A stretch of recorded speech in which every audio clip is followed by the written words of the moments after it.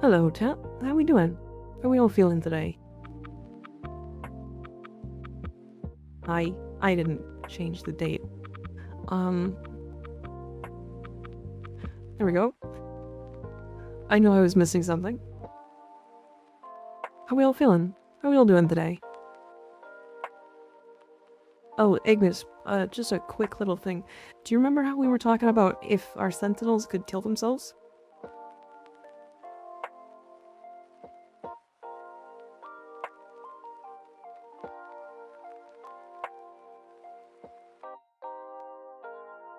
Anyway. So that exists. We cook at some point. That would be fun. It's probably a nothing burger, but it is a thing. So I'm working on... There's gonna be a couple things I'm gonna do this year. Number one, I want to level every single mod in the entire game. I'm like a couple hundred off at this point, and they're not really that expensive left, so I probably have enough to do it now. Might not have enough credits, though. The other thing is I want to farm the rest of the arcanes and have them all capped out. That's what I want to get done.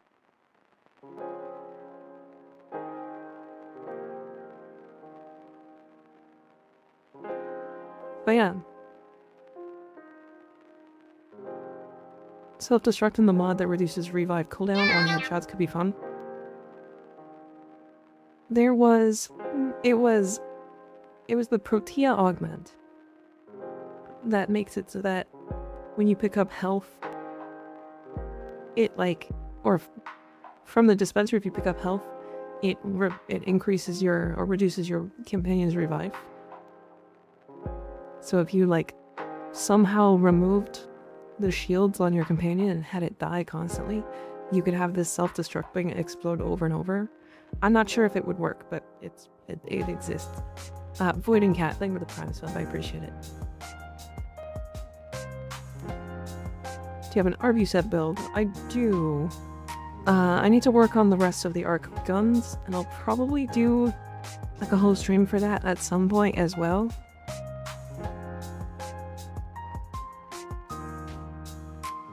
The thought was that you use dispensary plus wand stuff plus some sentinel thing to do something weird. There's an idea there. There is, yeah.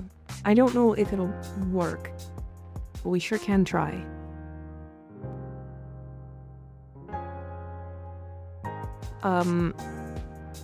Also, fun thing, Zentrea is playing Warframe today, which is entirely new to me. Or, I know of Zentrea, but, I think she's new to the game, and I think that's super cool.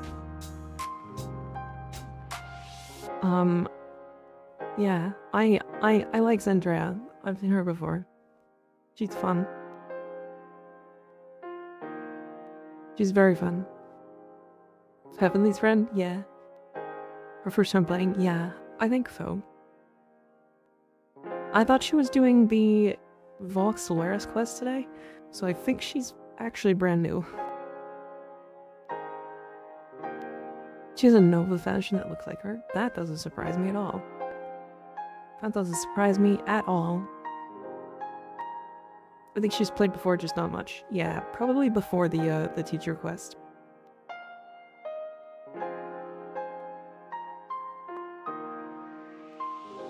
OMG, hi! Hi, Mainovu, how you doing?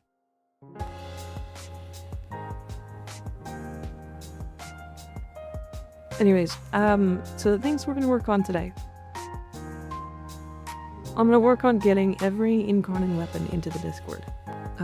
Minus the Atomos, because I'm stupid. Is there Twitch drops for Warframe right now? I don't think so. But not that I know of.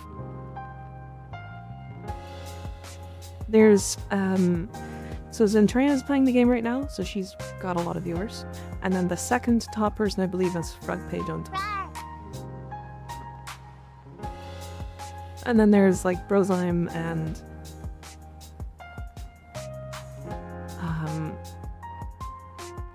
Hildren, and then Stay Alive.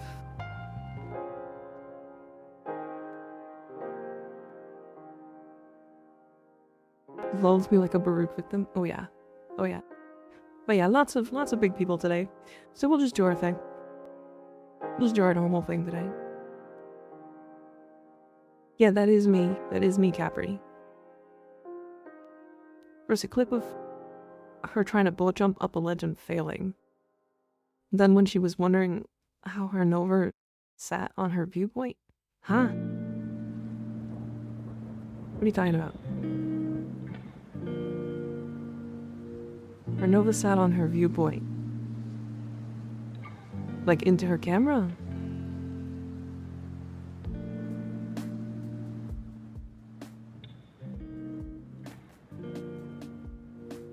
The Zen clip? Probably, yeah. Nova animation has a squat. I gotcha.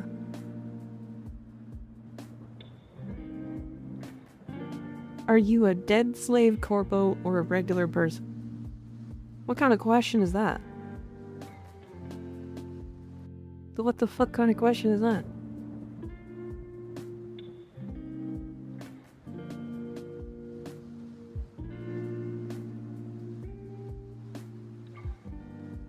If you're asking if I'm a corpo VTuber, no.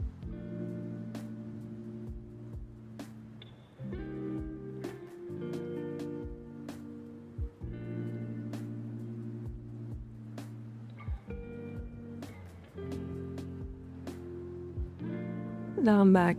Hi, Hockey. How you doing? We all work for someone. I work for Big Daddy Twitch.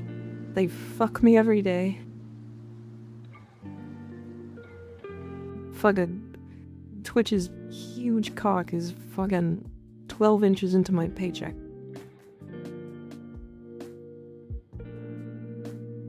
Is that good for you? Is that...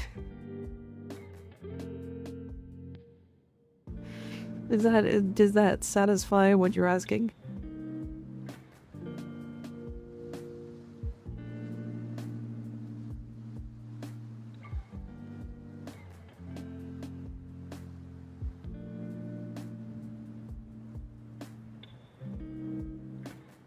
I'm on mobile and can't clip. Well, somebody clip it then. Come on. You truly do have a way with words. I know. I know. Is it not Twitch Mommy? I don't believe so. True Warframe, someone who plays it daily. Should I make his life easier and let him figure it out himself? So long as it doesn't make him quit the game, let him figure it out himself. Feel free to play with him, obviously, but don't play a frame or don't, like, do things for him. Let him kill a bunch of stuff. Best way to play is to, like, be there to help them ask questions and stuff.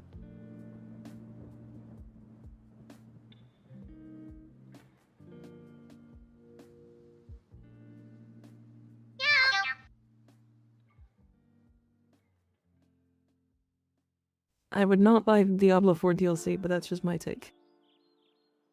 Hi Blueberry, how you doing? In with a tier 1 resub, I appreciate it. For 6 months. Damn. Damn. Mikathy, hell yeah.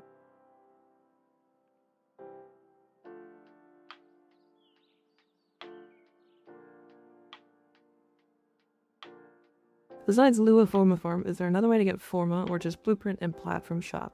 There is, yes. Let me show it. Let me show it. Anyways, I didn't realize before I show it, there's this little section right here, this little search thing. If you click that, it shows you all of the things that you don't have maxed. And I didn't know that I had so many not maxed. And then also a bunch of mods that I don't own. And I might have to go out of my way to buy the, like, these ones from Conclave.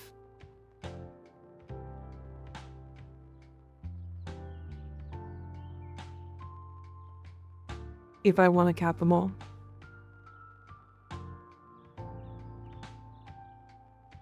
I'm gonna just, like, I wouldn't play the game. I would literally buy these from other players.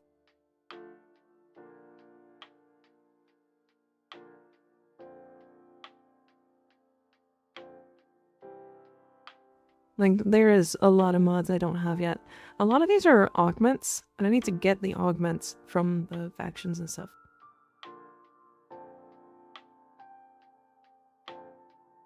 Yeah, mostly Conclave stuff. Sorry, let me show you the repeat or the Forma farm. I think the best suggestion is Lavos, because Lavos can reduce the cooldown on let me find it. I think I have it on this guy. I swapped off of it on Zaku. But let me just do this.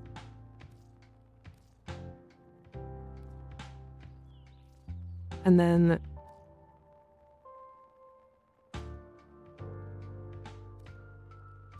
so it is a Golden Instinct farm. It is a Golden Instinct farm, I will tell you that. So you will need this. Which does unlock at level 15 in your helmet. So, good luck. Good luck. That's all I got. But with that said, what you're gonna do, if the animations would play slightly faster,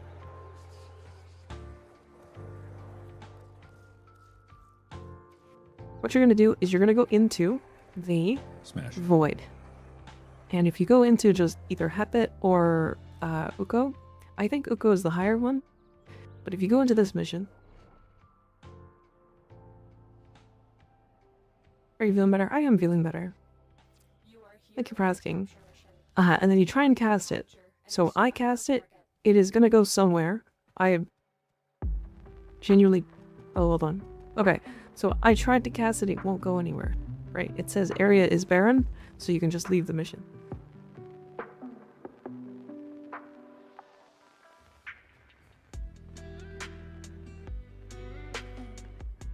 And then whenever...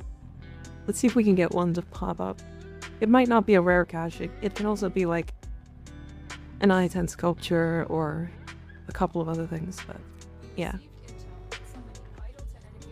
Area is barren. You can also run a little bit ahead if you want to check a little bit farther, but if it continues to say area is barren, then you'll know that there's nothing there. It also will say area is barren if you're done with all of the scans. So there's 3 scans that you can get. It's the Ordis one, the song one, and then the little icons, the like frame fighters. You have to get all 3. Once they're all done, it will say that the area is barren, even if they're within range.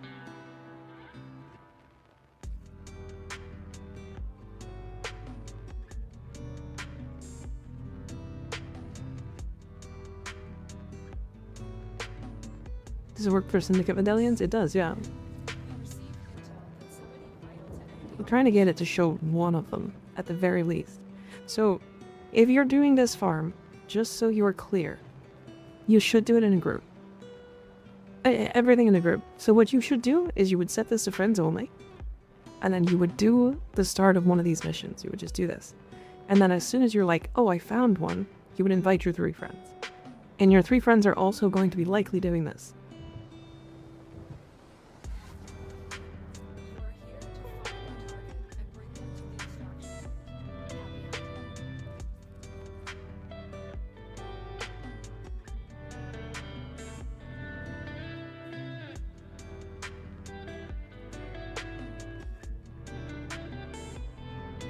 How can I convince my girlfriend to play Warframe? I think typically, especially what got me into it, was the fashions. I thought there was too many cool fashions. Just show them like 5 or 6 really cool looking fashions, and then just show like some variety that you can do.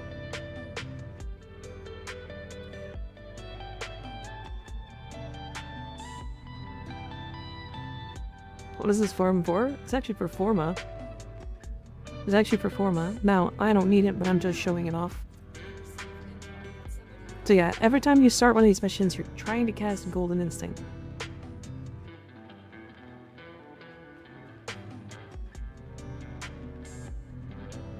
Do it with friends, peak. Yep. Make sure to fuck your friends. They'll appreciate you.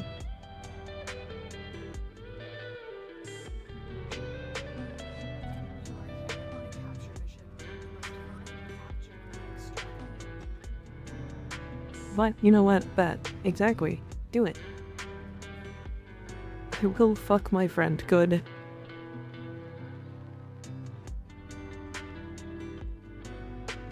Quoting that to the lads. Do it. Why not? A little fun never ruined a friendship. Yeah, exactly. Does it get you format if you don't get rewards if you fail the mission? So, say Mary, what you're doing in this mission is you load in and then you try casting this ability right here. Golden Instinct. This is a 530 meter range. When you try casting it, if it says area is barren, then you know that there's nothing within 500 meters radius of you, so you just leave the mission. It means that there's most likely not one on the map. If it does show one, then you'll follow it.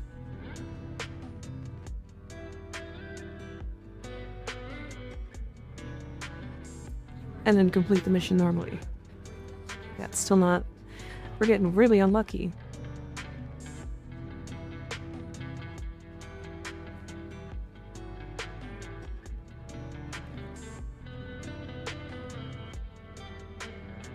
Yeah, we're basically looking for rare caches, though. The Octavia Forma farm is usually more successful, yes.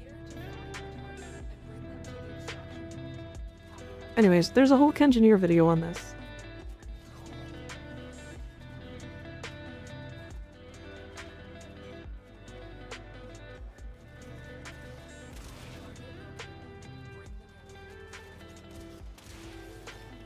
But yeah, you see how there's a...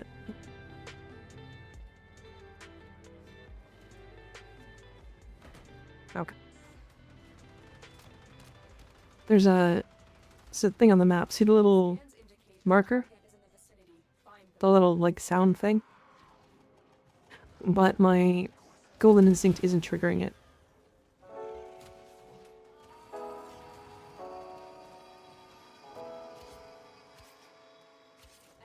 Two full forma from those spy missions? Yeah. It depends. The other thing is, like, you can just do this farm while completing the mission over and over. To farm for relics anyway. So if you just, like... Because it's only going to take you another, what, 30 seconds if you're doing it right. You can also just play, like, Titania normally. You know, get a relic, chance at Aya, all that stuff.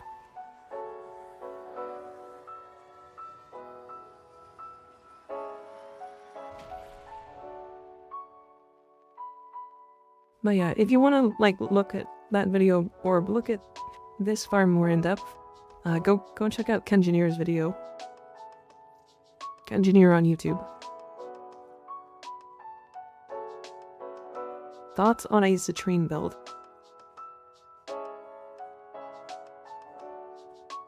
Eclipse over 4 with every Archon mod?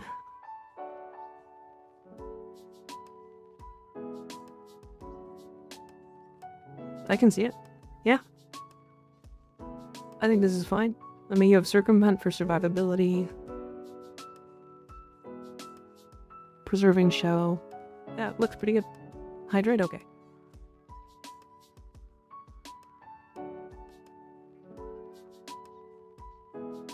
It either is the R stack, yeah, there's Eclipse here. Oh yeah, what's the Eclipse for? Are you gonna use it on DR or damage increase? And you pair it with Ceto. I can see it. Hell yeah. Yes, both? Okay. Yeah, cool. I like it. Looks like it'll work. Okay. I want to get started because there are a lot of Incarnons to go through. Most of them I have built, if not literally all of them except for the Atomos.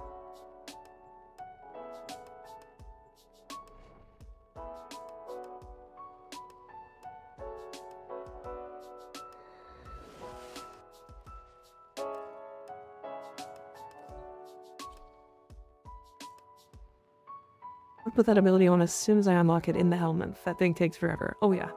Yeah, good luck. You'll have fun. Okay. So. Motherfucker, there's so many. Alright, let's just go down the list.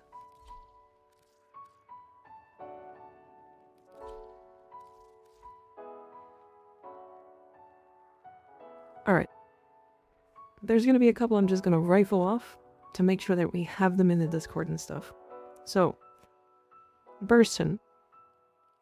My Riven can just easily be replaced with Malignant rounds or Infected Clit. Either or, doesn't really matter. My Riven is literally crit damage, crit chance, toxin minus zoom. It is like as good as a Riven as you can get, especially for Acuity, but you can replace it with Malignant Force. This is the highest DPS build I've found that is not Acuity. This build kind of just works. Surprise, it kills things, it's the Burson. So you'll get a couple of headshots to get your Incarnon charged, and then once you're charged and you have your triple deadheads, you just kind of melt these enemies. The Burson's really easy to use. Surprise, there's like 0 recoil. You'll see the little thing in the middle of my screen is not moving at all. And that makes it one of the reasons why people like this weapon so much.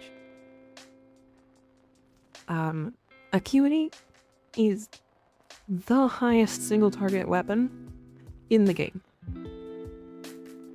That's not doing specifically damage cap things. The reason why there's Crux on this is because then you have a faster chance or faster time building up your viral to 10 stacks because it kills so fast that it doesn't matter. The other option is Deadhead, but it genuinely doesn't matter. This is almost a 0 build-up weapon. So yeah. I believe these are both in the Discord.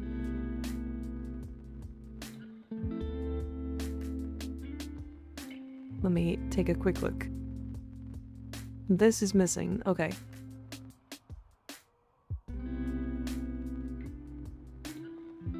The other is MS with Blast. Okay. We'll post both of those because I did swap this build. So let me just do this really quick.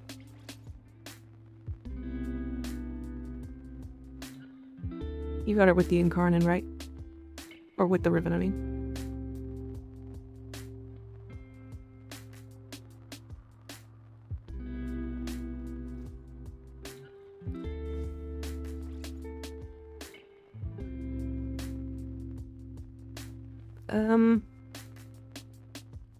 I don't have crit chance in this build. I'm literally using my burst and my Riven for crit chance.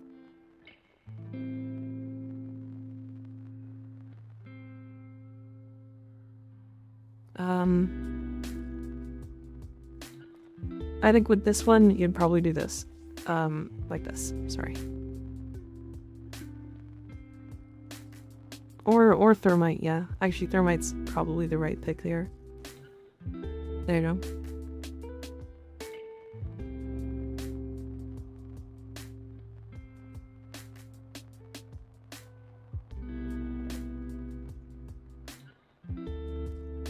Got all of those. Perfect. Okay. I had Elementalist there. Good. Okay. For evolutions, it is a 2, 3, 2. 2, 3, 2.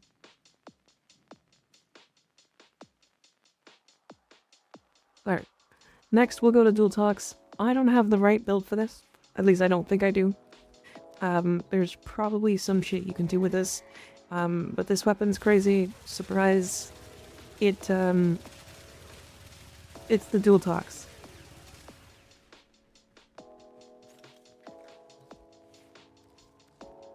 I don't have a different build for this. This is my only build. I think Citruk put his build in the Discord, and it might be better than mine.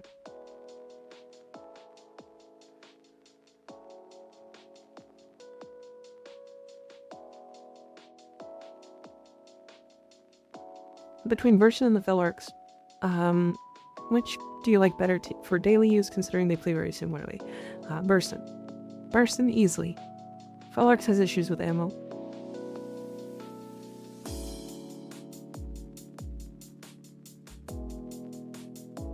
Yeah, this weapon is super well known, so people just have builds. Parados.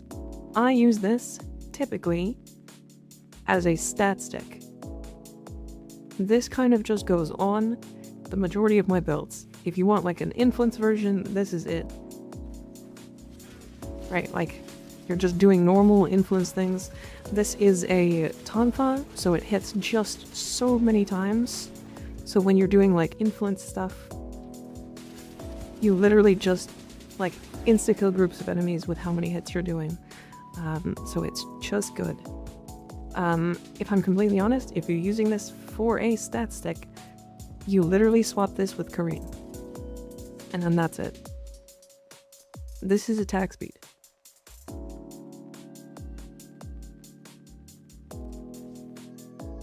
There you go.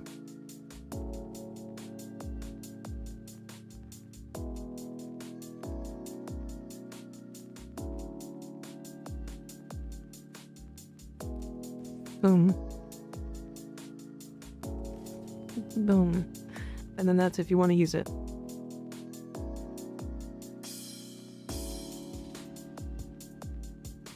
Alright, I'm actually going to do this. We're going to move the chat box down just a little bit today, and then whenever we need to take a picture, I'm just going to do this. I'm going to get small. Get small or get gone.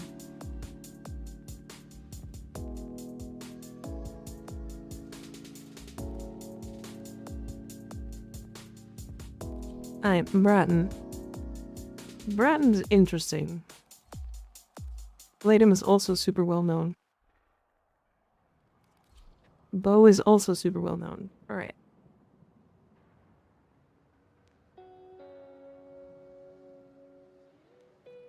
Alright, so Bratton, I have some interesting stuff with this one. This weapon has issues. Specifically because of this trait right here. Increased base damage by +2. Multi-shot consumes ammo directly from capacity and does plus 54% damage. And then you gain 20% multi-shot.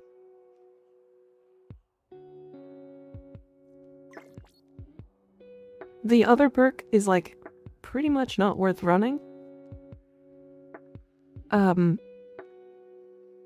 Like I guess you can get ammo efficiency here, but it's just annoying.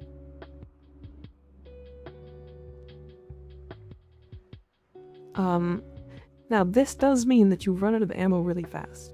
Even with the whopping 1,125 ammo in its like magazine, or in its like supply, every time you multi-shot, you consume an additional round of ammo. It can be a huge pain in the ass to use. Just for that alone. And it's kind of an alright weapon. I say alright, but it's like, it shreds these enemies. It's basically a worse Bursten. That's it.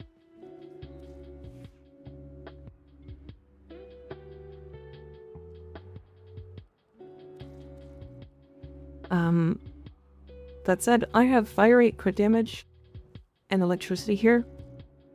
So electricity is like the thing you can't really lose, so you're just going to slot electricity over it.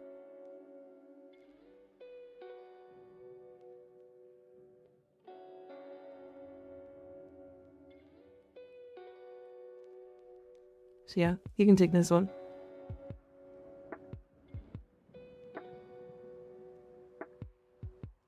Have Tread been talked about yet? Not yet, no.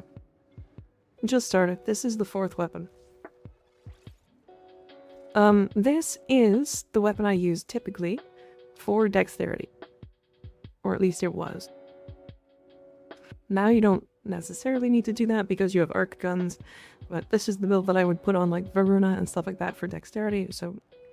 But you can put this on any weapon, so it doesn't really matter. Light him. Alright. I don't really care for this weapon. And I know a lot of people do like it. But personally, I just don't care. It doesn't, it's like, it's a gun. It works really good. It's great. I find that it has a ton of recoil. And is just genuinely super annoying to use. But it is super good. I think I have Deadhead and I haven't triggered a single one. Maybe I need to change my build. Hold on. No, I have Fortifier. Okay. Yeah, so that was with Fortifier.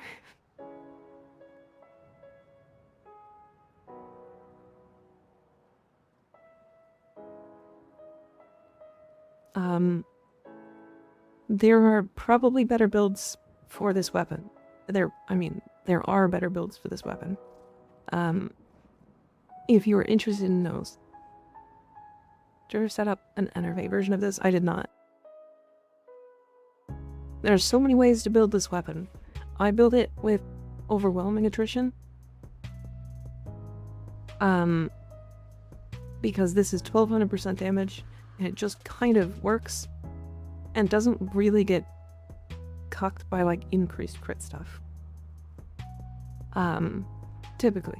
I mean, these weapons just generally do, so it happens, but... Then we've got, like, fire rate. Obviously, this one's just really good. Headshot for reload speed is super nice for going into Incarnon. Headshot building more charge is super nice. If you are doing the Devouring Attrition build, you will run Elemental Excess. This will give you way more status chance base with minus crit chance. So yeah, you've got access to that if you want.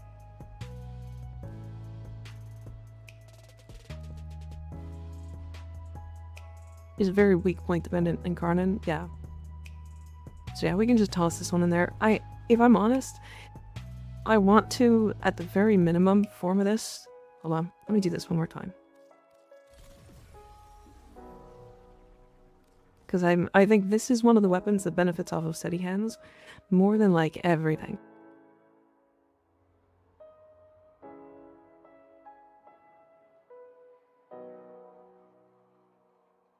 Got perfect. Okay. Alright, the bow. This is a fun weapon. I have a lot of builds for this. I also have a ribbon that is status chance, duration, crit chance, and then finisher damage. It's not like an amazing ribbon, but it is really good and it has 69 rolls. This weapon has the most status chance of any melee weapon in the game. By, like, not a small amount.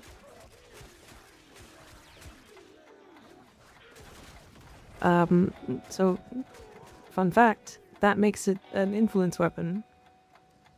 Usually.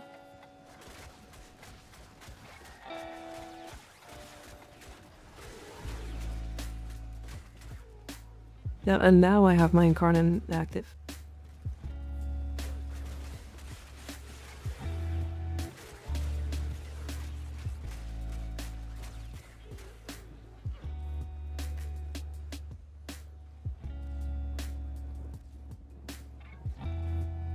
Yeah, this weapon is very silly.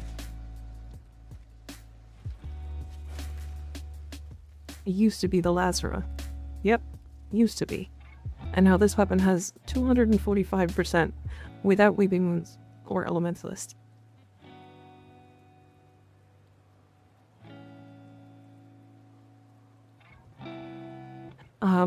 So there is that. I usually don't build it for crit. I kind of offload that to my ribbon entirely. So if you do not have this ribbon, you are literally, like, probably just going to use galvanized steel here. Like that.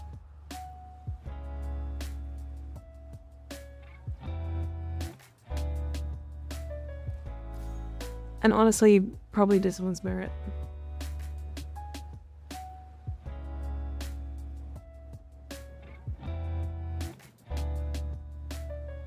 What's the chase ribbon roll? I believe it's like range attack speed crit damage, probably.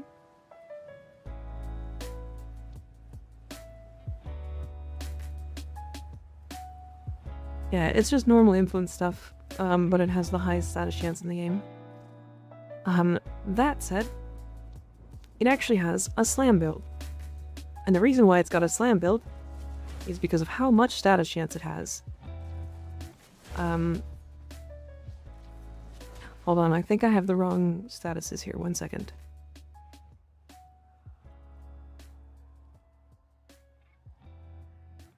I don't have any statuses here. What the fuck am I doing? What? This was the Zephyr setup? Oh, that makes sense.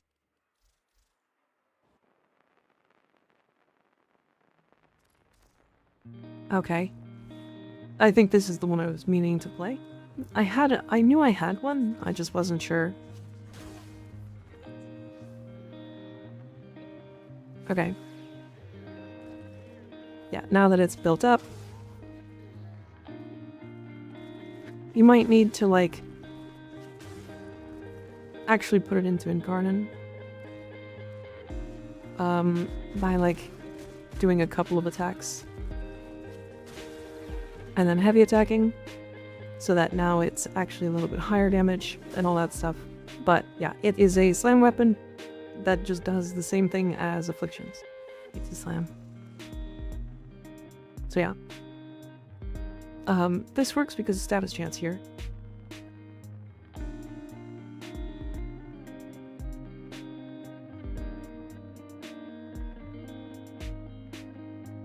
The neutral attack is better for Afflictions. I don't know if you saw, but that did 7.1 million damage.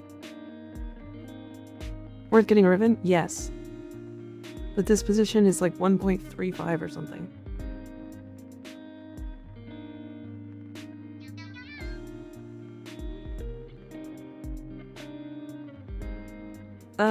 If no Riven...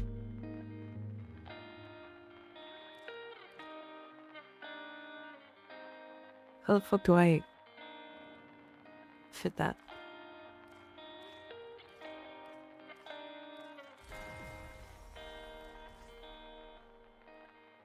Like that. Yeah, no Riven.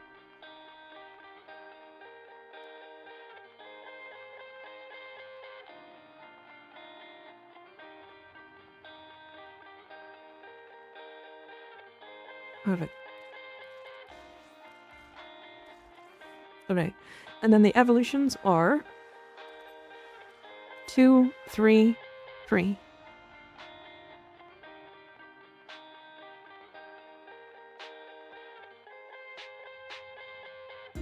Oh, true, yeah. I didn't have...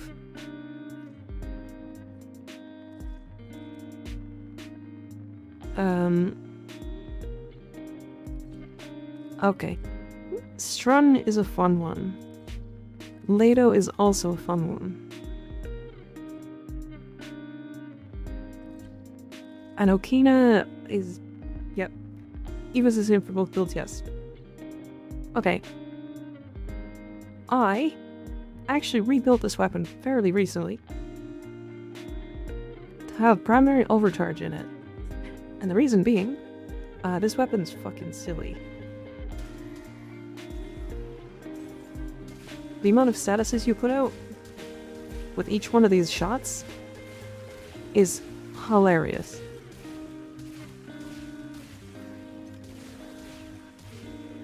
And I don't have raw damage. I literally am just using aptitude. Right. So that is... I'm kind of happy with that build anyway, so I'm just going to leave it like that. Airy, welcome in. How you doing? You can also do Galvanized Acceleration, I guess, if you want. I do have 2 Strun Revens, but I built it without it.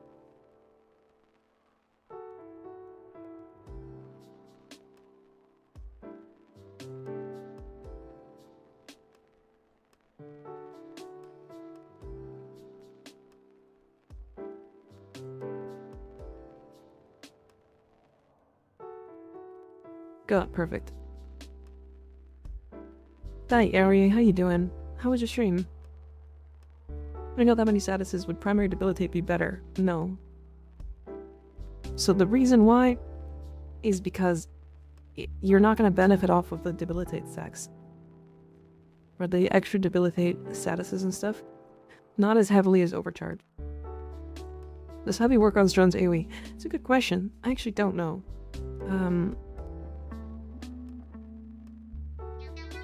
Let me look.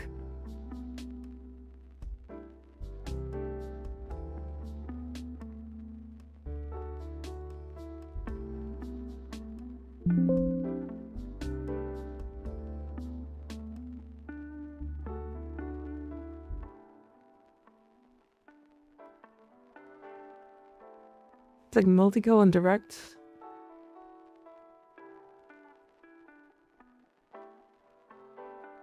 Hi, Ari. How you doing?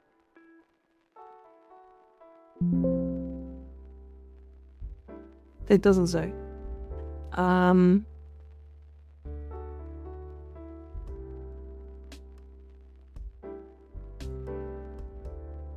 Like multi-kill and direct. Don't remember. I don't remember. I'm okay. Lizard is still sick. Oh no. Why is everybody sick? Crazy. Everybody's just constantly getting sick. Let me find the old edit. Okay. All I know is the skills really well, so... That it's additive? Not necessarily. Some weapons that are not listed on the wiki are multi.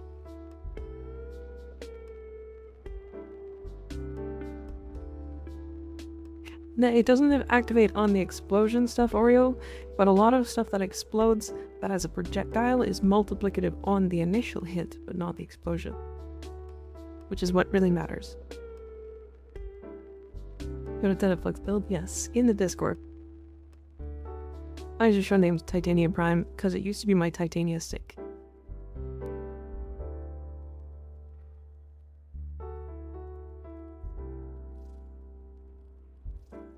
Mostly because Primary Blight used to work on Titania's Pixias from Primary. Funny enough. Ari, if you do have to raid and run, you are more than welcome to. We're gonna just be talking about nerd stuff for like an hour. I say an hour. It's probably gonna be like 4 hours, actually. Anyways, moving on. For Incarnon evolutions, it is 2, 1, 1.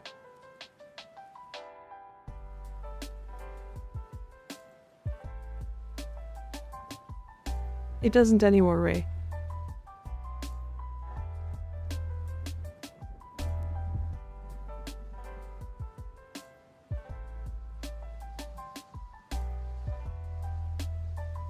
Shred has Gunko. We are currently in the midst of trying to figure out if that is true or not. Ignis said he saw it once, and it might be a thing because I trust Ignis. But, I mean, we're just gonna test instead. Anyways, we'll go to the Lato before we do anything next. Might not be a thing, it might not, we'll see. I do have a ribbon, again, for this. So, in this case, I would just swap this with primed heated charge. I'm literally going to replace this because I don't like depolarities. Like this. This is an acuity weapon. Because the Incarnon specifically bounces between heads.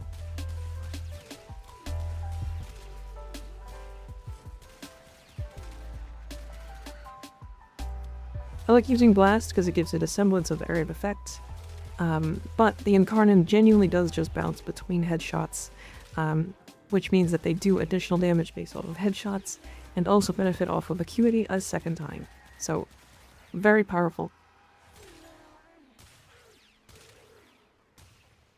Yeah, you'll see like the main hit is doing 100k, and then secondary hits are doing like 84. so.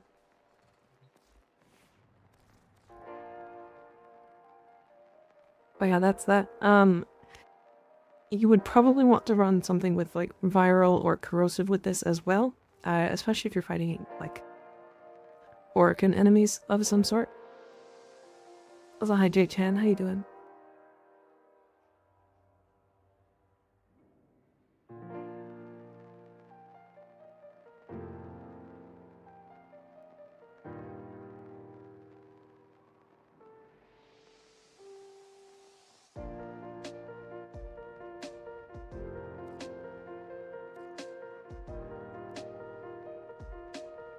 No dead trap trigger.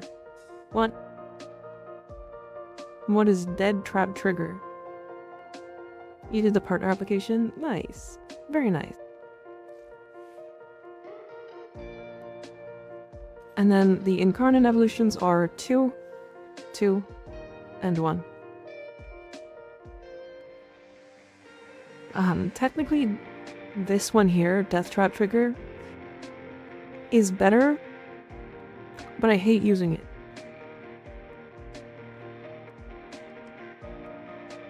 I hated using this.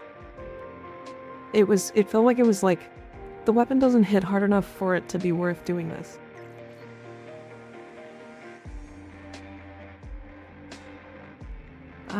You can also do Carnage Rain. This isn't multiplicative though, so it's like kind of whatever. So I just went with this one.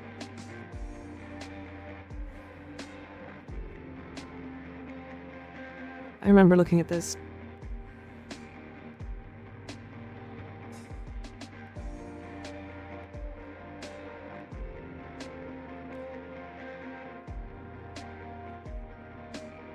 And then Okina. Okay. We're gonna go over this one really fast because there's some like very autistic people with this weapon. And I've probably built it wrong. So I'm just gonna quickly go over it. So this is a normal influence build. I don't have whipping wounds on here because it doesn't need it.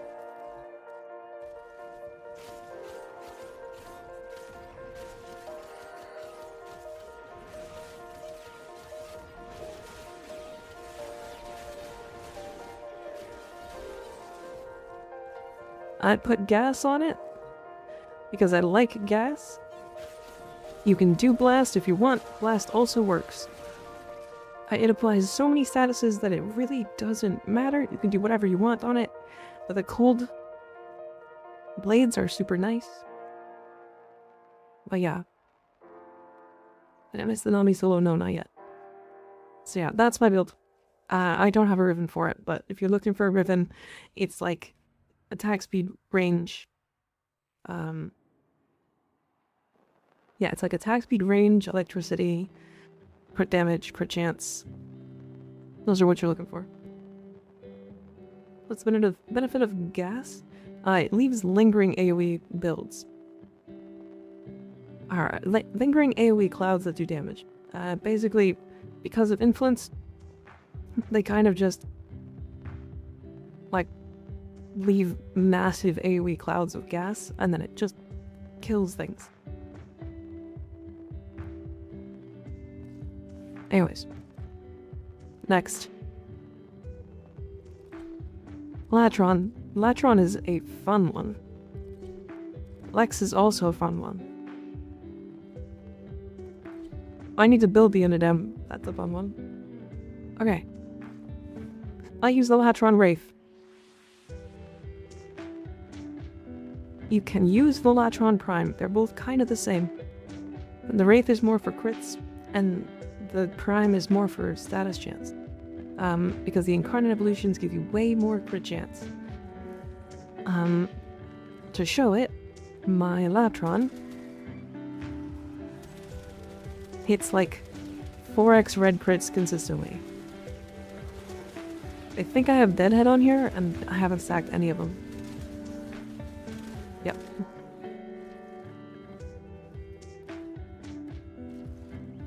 So now that it actually has stacked Incarnon, or its damages,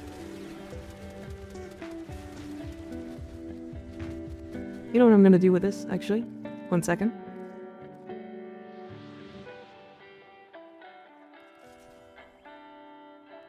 Merciless.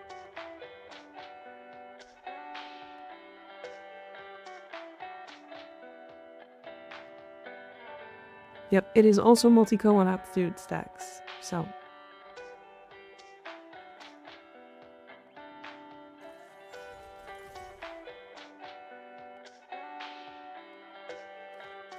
No, double tap is not worth it. I wouldn't use double tap on this.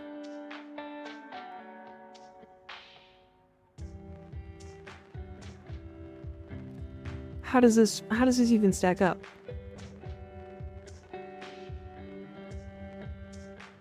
This is just for like one shot, right? And then resets.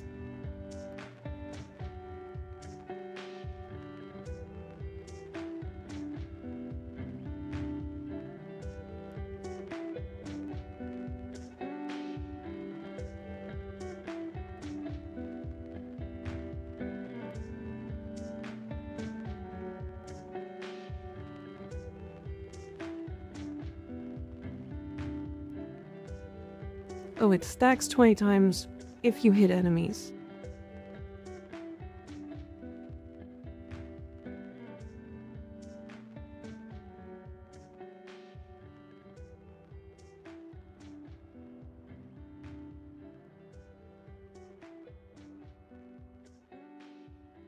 I kind of don't like the idea of this one, but we'll try it. I can't even fit it. Hold on.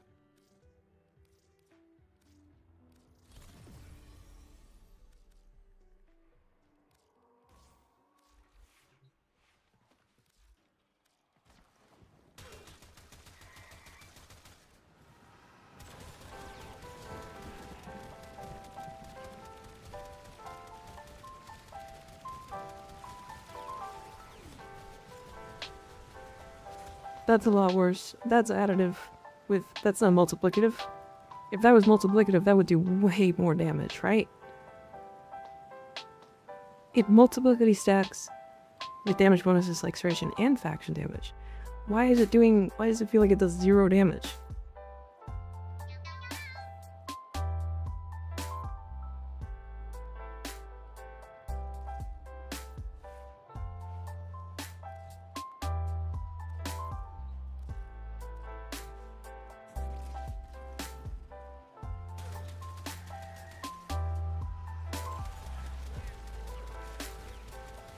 The direct hitting Incarnon one has 0 benefit off of...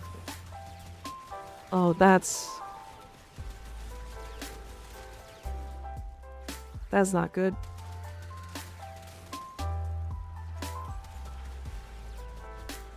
Oh, okay, and then it resets if you... Wait a second.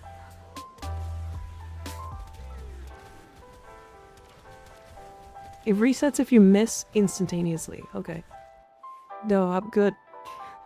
That's... Unfortunately, I don't like it. That's weird. Okay. So, when they bounce off of walls, it resets it. So, as good as it sounds...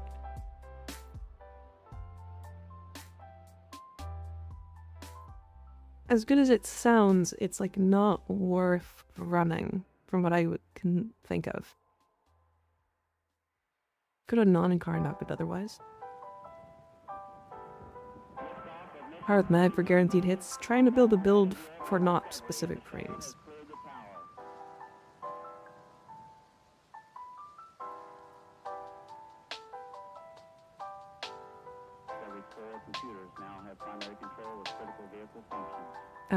And then I think I have...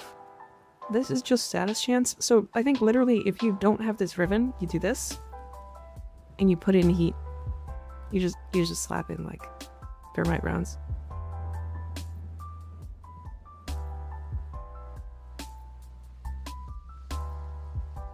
I use mag, that's the difference, yeah.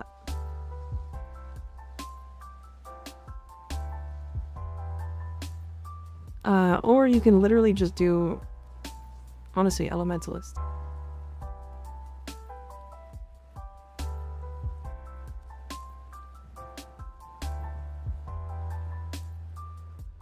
I think that's the right pick, Elementalist. Yeah, what's really funny is I have two, like, crazy Latron ribbons. Like, the one I use is crit damage, crit chance, status chance, minus zoom. And the other is fucking damage, crit chance, crit damage, minus max ammo. Like, they're both fucking crazy.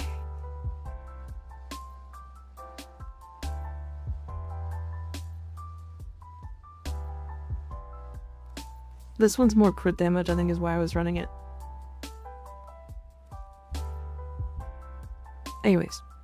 As for Incarnon evolutions, it is 2, 1, 3.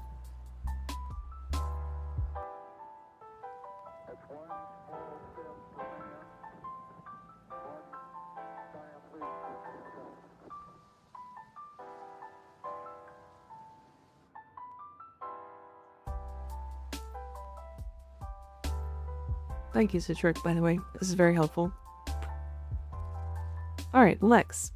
I recently retook a look at this weapon and found that the build that I had was already good. So, essentially, this is a cannon. It kind of just kills things once you have any stacks at all.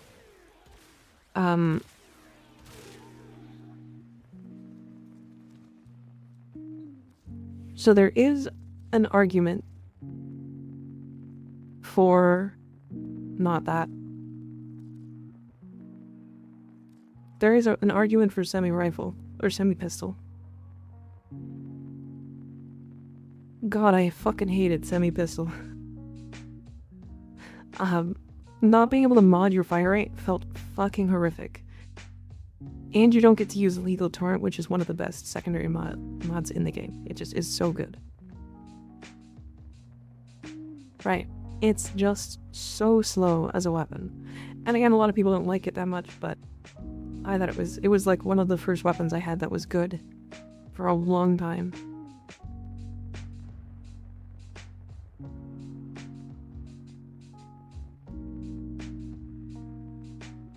Yes, there is actually a use for the armor strip on Latron, for sure.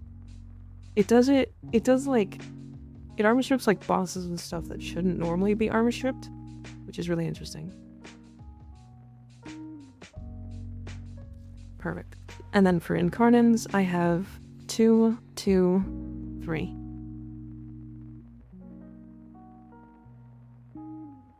Two, 2, 3.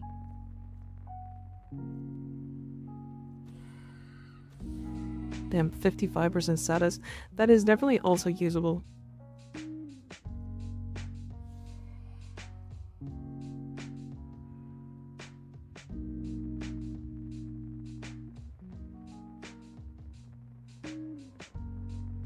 Honestly, the first two, like these two, you can swap to like the Ready Retaliation one or Hoplite Virtue, and you really won't see much of a difference either way. Alright, Inadem, this is a weapon I haven't put a lot of time into, so I might actually genuinely have to take a look at this. So this is the one that has the aim gliding radiation projectiles, right? And they're multico.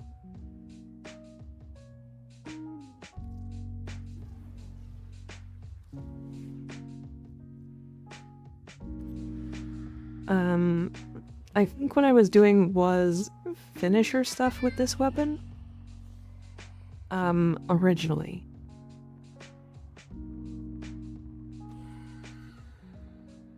So let's change this.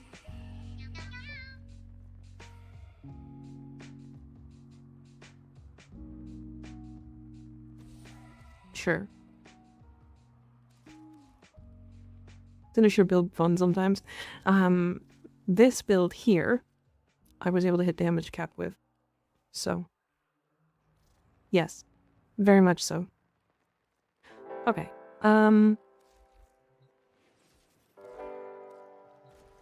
so this weapon is, I know exactly what this weapon does. You do need to, like, get it into its Incarnon first.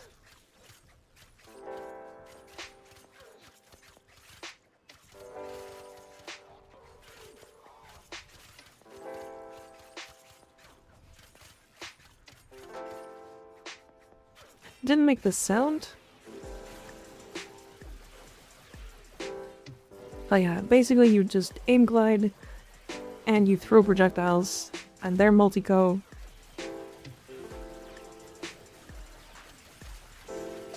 And they do a lot of damage. And they also benefit off of combos, so you want to like have enough combo count or combo duration. I think they benefit off of combo, right? Am I crazy?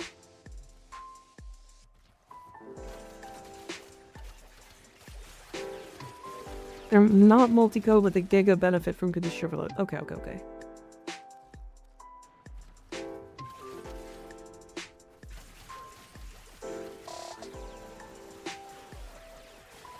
But yeah. So that's kind of the deal. Is you do like aerial attacks with it.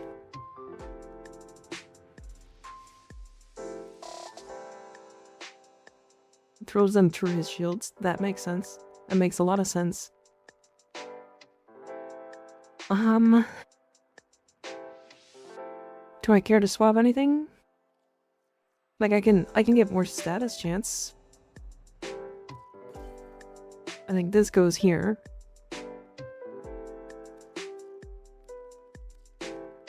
Do I add in more status chance? I really don't like where this polarity is.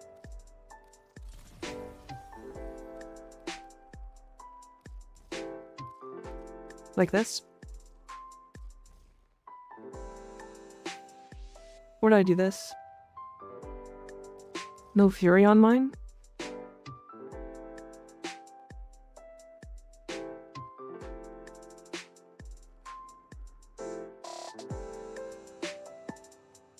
Honestly, I guess you could like swap this for Weeping Wounds. If you want. But I think the attack speed's really nice.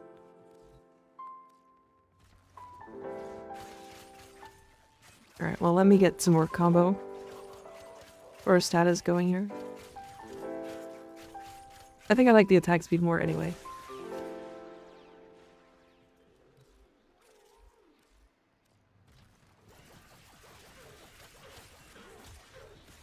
Oh yeah, the status chance is way better.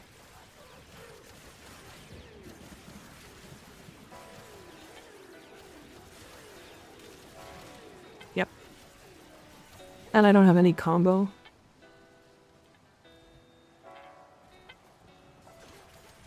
Honestly, you probably would use Rhoda with this to build combo because it is like a ranged melee and the projectiles don't trigger combo.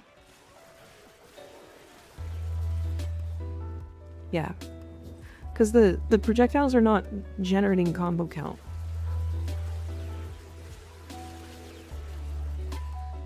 Yeah. So you would just use Rhoda.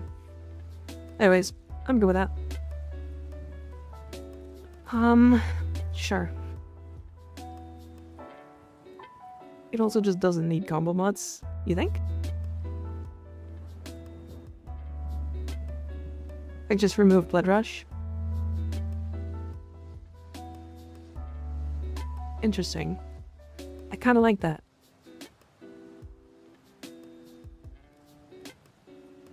Okay, we're gonna do this. And then I need a V polarity, and I think I want damage. I don't need damage. I don't want damage. I have condition overload. The fuck do I put in then?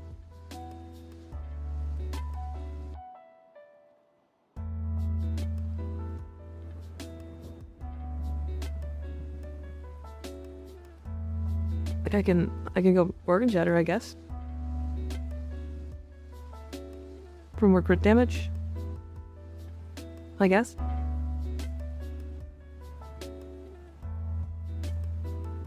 Oh, you know what I can do? Is way better. Full Tape Strike. There you go.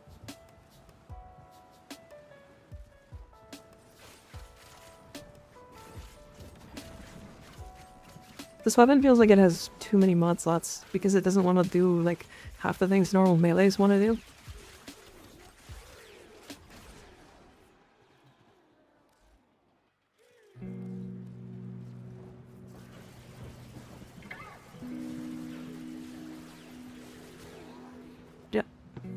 Yep. Alright, I like that.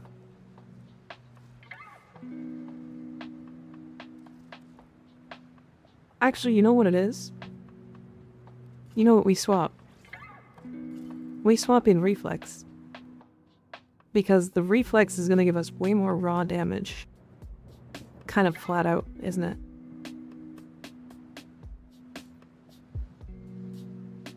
And then you don't have to worry about building combo.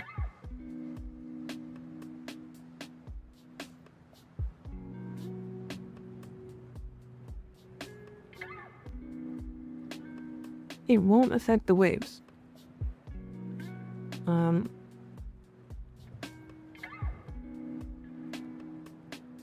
Does it not affect...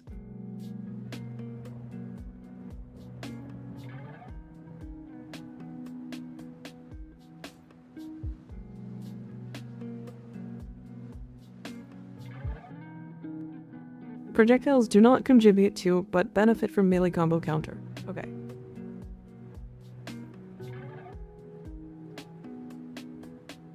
So they do affect from the combo, but they do not... It's considered a light attack, so you would get like...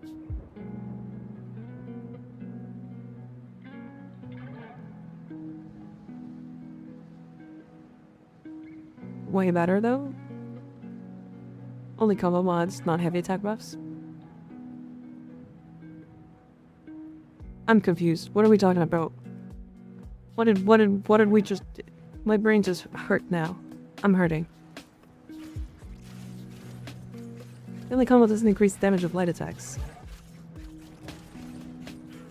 Well, yeah, but like... It multiplies the waves, right?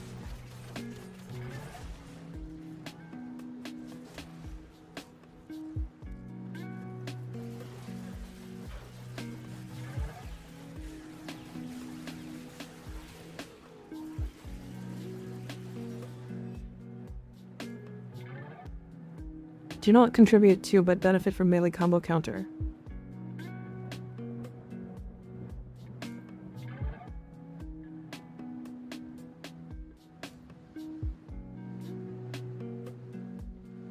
I'm confused. This literally says that it works on them, right?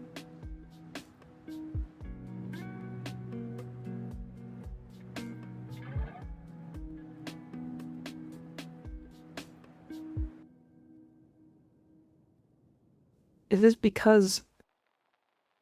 Is this just written wrong?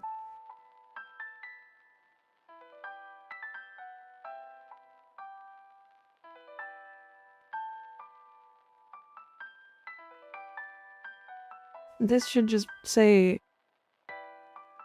This says that melee combo counter should increase the waves. But it should be like... Projectiles do not contribute to, but benefit from melee combo counter mods, like Blood Rush or Weeping Wounds. Is that correct? This is just written very poorly?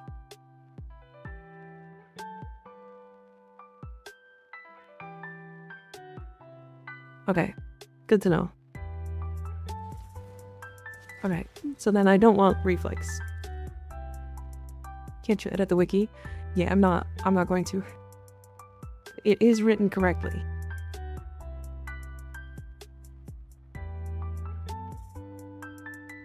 So wait, so you're saying that melee combo counter makes the light attack waves do more damage?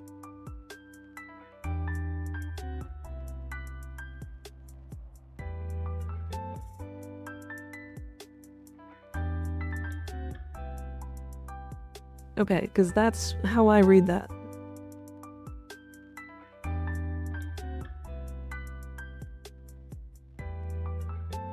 That's how I read that.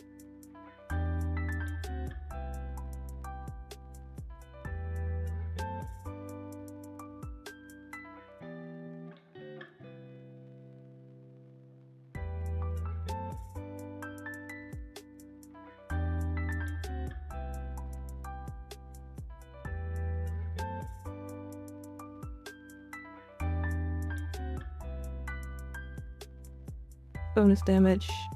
Multiplier will cap.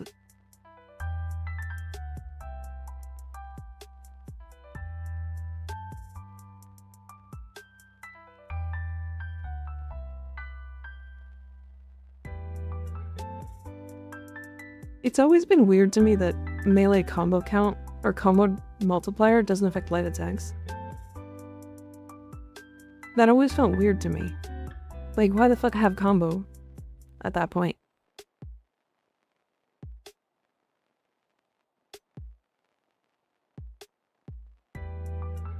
It's very weird.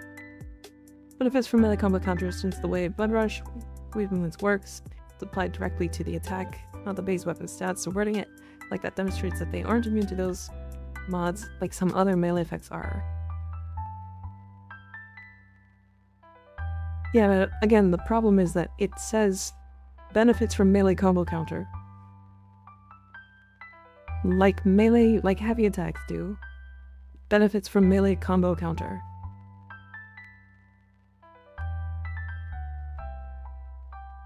Right, this is my problem with the wording of that. Is because it says they do not contribute to, but they benefit from melee combo counter. Which, in my eyes, means that they should get this multiplier. But they don't. They are just light attacks. So this should say, projectiles do not contribute to, but benefit from melee combo counter mods, like Blood Rush, Weeping Wounds, and Gladiator mods. That's how that should read. If that's how that works. What we can do is this.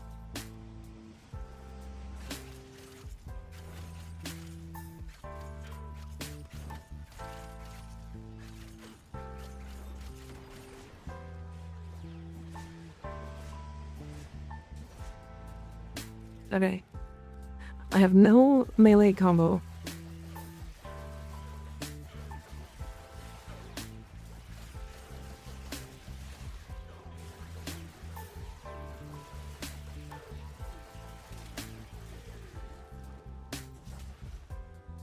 That's pretty slow. So, I don't have anything that builds off of combo, right? There's no extra combo, so Galvanized Reflex should do nothing. Nothing to this. At all. Zero.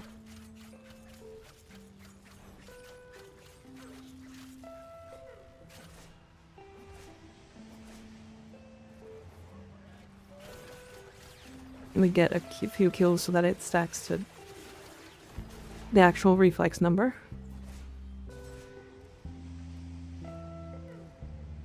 Okay.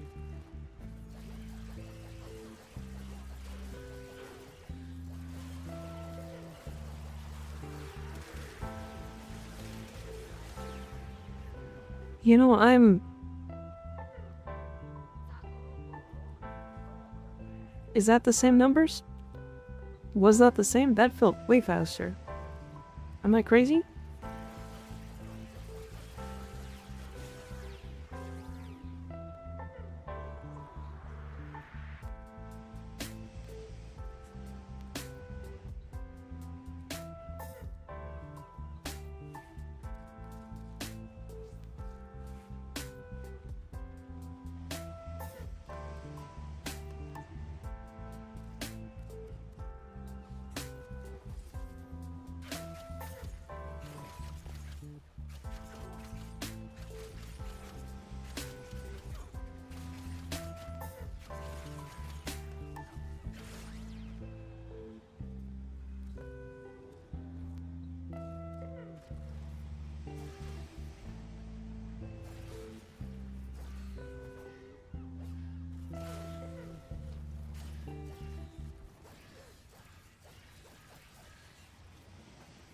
Okay.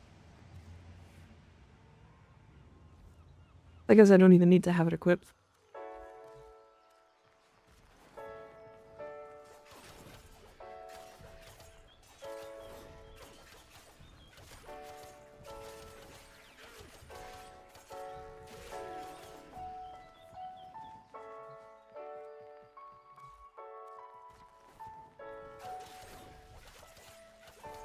I need combo.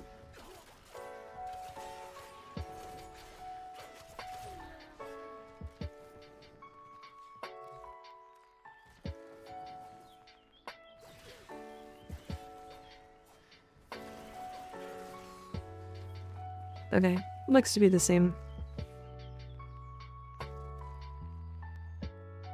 Okay, so then reflex is useless. Reflex does literally nothing, so then we just put in full take strike. Alright, there we go. I'm good with that.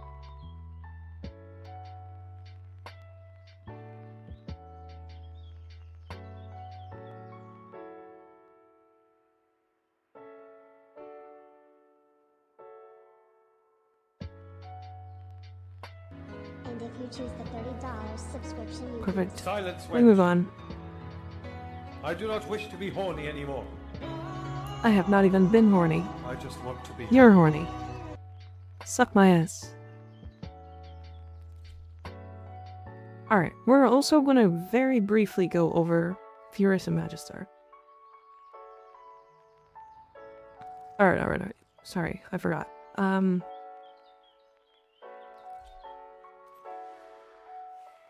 2, 2, 2, 3.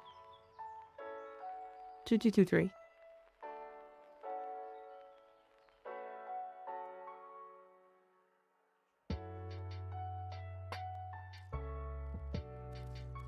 Okay.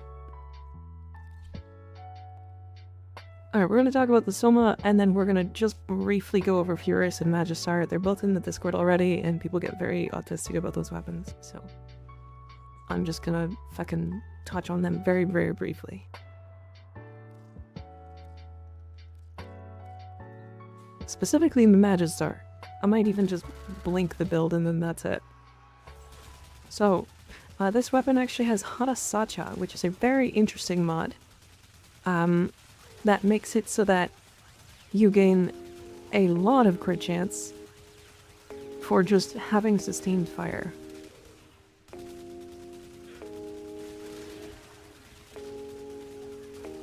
It is a 500% crit chance mod.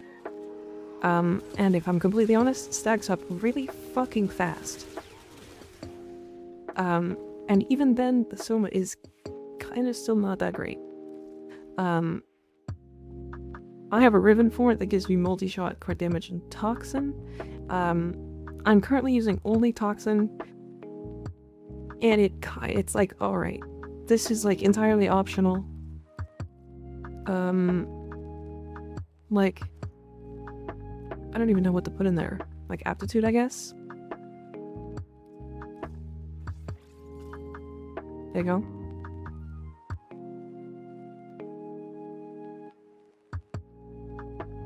I just realized...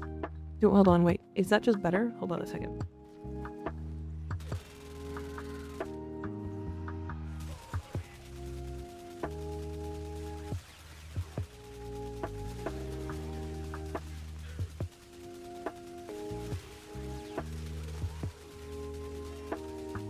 No. It's only slightly worse, though.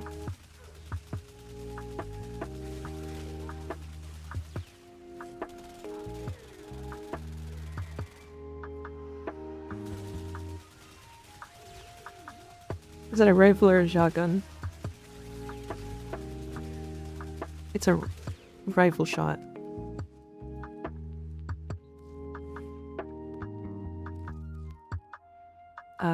But yeah, that'll be non-Incarnon, or no Riven. Could be better with a primer, sure. So can every weapon. That's all of them. Base damage almost doubles with 4th Incarnon upgrade that gives base damage on empty reload. This one here?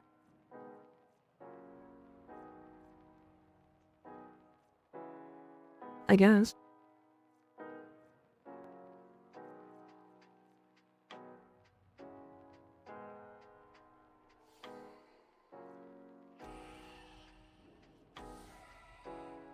I mean, base damage is already more than doubles, right? Rush Havoc is the strongest of the 3. I mean, sure, we can try it.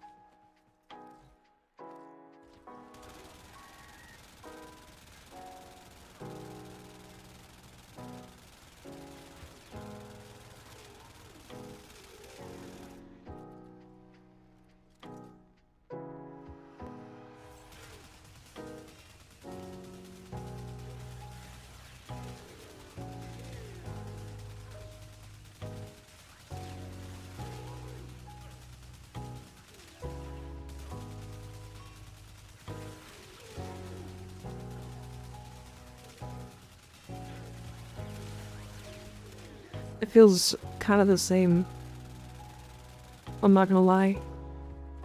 And the other thing about it is that you have to remember to fully empty your magazine.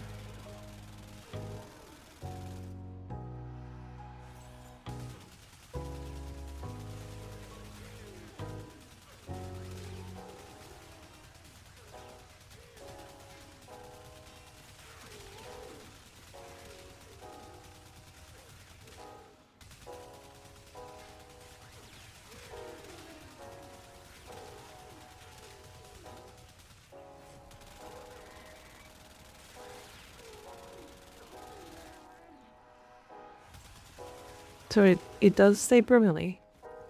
Okay. Just so, okay, here's the downside. Here's the downside. That takes a long fucking time to build up. That takes so fucking long to build up. That took over a full minute. Because it doesn't work on emptying your Incarnon. You have to empty the full magazine of 200 twice. The problem, Oreo, is I'm gonna forget that that exists.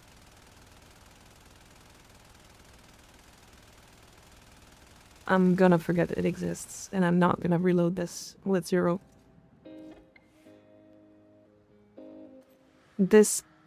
This is like, as cool as it is, and as great as it is, I'm just gonna forget it exists. And so will like 99% of people, unless you actively only use the Soma. Right. So, as much as it's better,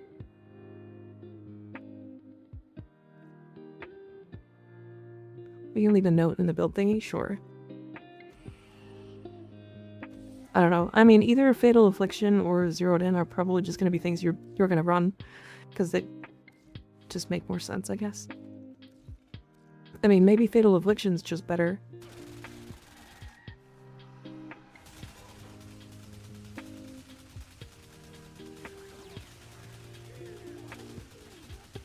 Because then we just get double benefit off of Galvanized, or Condition Overload.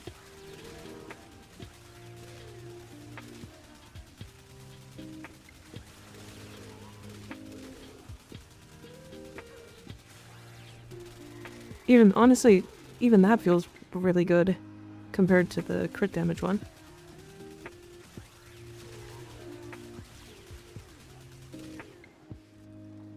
Yeah.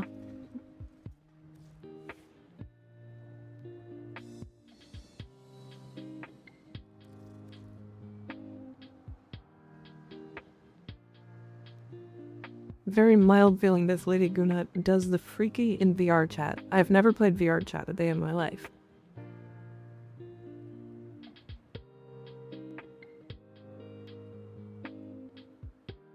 Glad you're looking at those. I never really knew which of the last Evos were good. Yeah.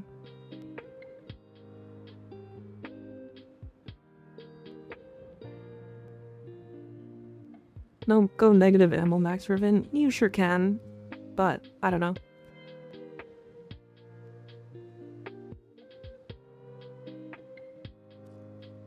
It also might just go better without Primary Blight. I'm gonna rock this build. I'm happy with that. I actually might not even run this Riven. Like, it's better than Vital Sense, I guess, so yeah.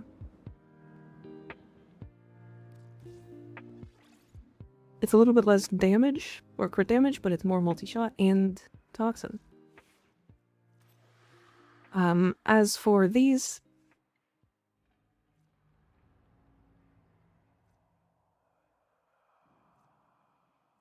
we're 1, 1, 2.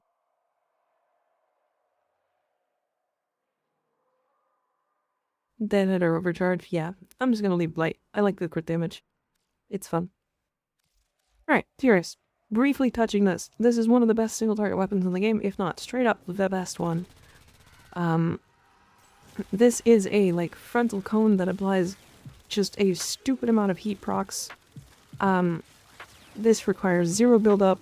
Any enemies that have overguard, this is a fortifier build doing this, by the way. This is like the Cascade player's dream second weapon, or secondary, that is literally built for killing Thrax. It's crazy. This build is already in the Discord, though. It literally uses Amalgam Barrel Diffusion for dodge because it doesn't need anything else.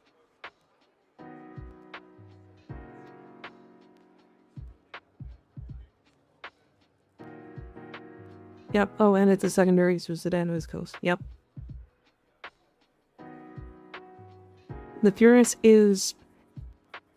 I can safely say this is the best gun in the game, right? It, like, doesn't struggle against literally anything.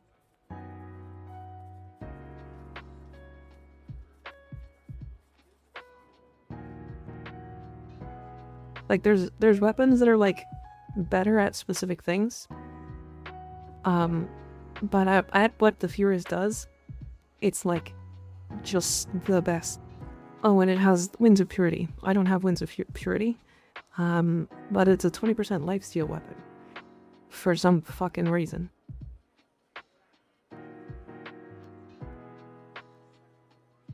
It can do all of this while I'm simultaneously running a melee influence glaive for AoE.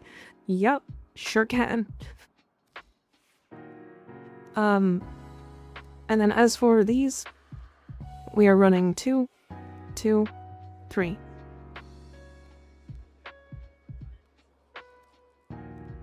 2, 2, 3. I think you can put that in the Discord. Isn't Pistol Gambit pointless? No. So the Incarnon charge, the Incarnon form has way more crit chance. So we only have 14, so if I drop this, it goes to 5. But the Incarnon form has 26% crit.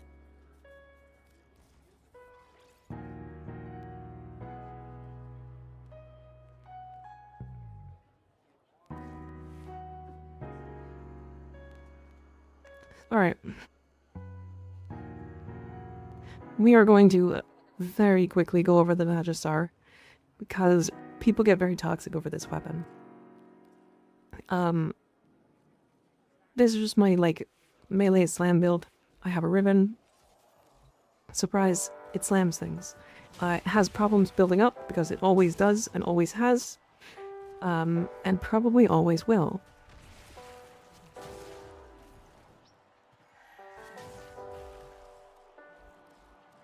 This weapon force procs damage.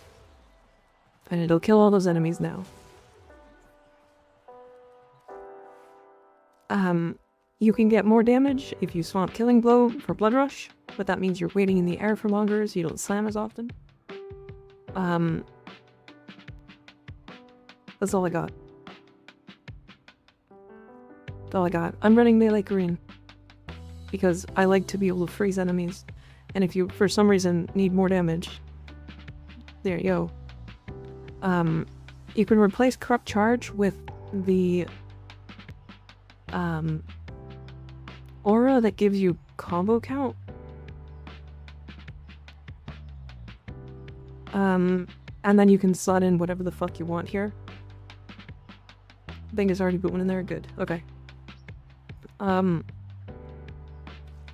Just missing evos. So you get this one. Neither of these really matter because you're not actually doing this. But yeah, Edge of Justice. So we're doing 2, 1, and 4. 2, 1, 4. Yep, this weapon has the bad slam. It's 100% blast, 10% status. It's a... You can do Sancti if you want. Sancti is only slightly better and has the same slam percent chance.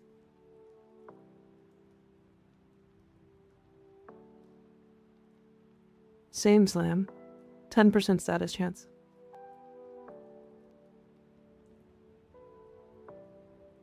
Yeah, they're both 10%.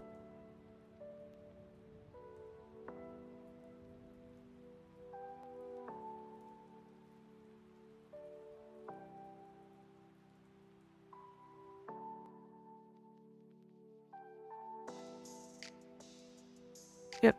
Sanctum Magistar does have a slam heal, although I've heard things about it being inconsistent. I don't really know. I've never used it. I don't really care to. Alright. Oh boy, the Torrid.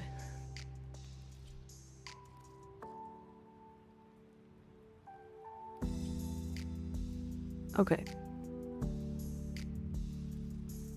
Alright, the Torrid. I have a Riven, crit damage, toxin, multi-shot. Literally swap this for toxin. There you go. Ta-da! I use Blight. You can use kind of whatever. It's the Torrid. Surprise. You put it in Incarnon, and then it fucking kills everything. And you barely have to think about it. If you want it to get to higher levels, instead of modding it for Blast, you mod it for Viral. And then you don't go Blight, you go like Overcharge or like Bulwark or, you know, whatever. Hell, let's fucking put that build together, why not? Do I do Overcharge? I'm gonna put Bulwark in. Fuck it, why not? I don't need Serration. I have crit chance, crit damage. This is Corrosive Blast.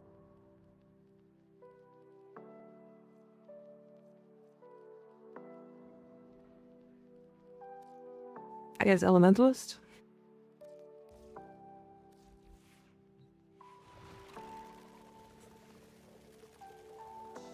Corrosive Blast with Debilitate. Why Debilitate?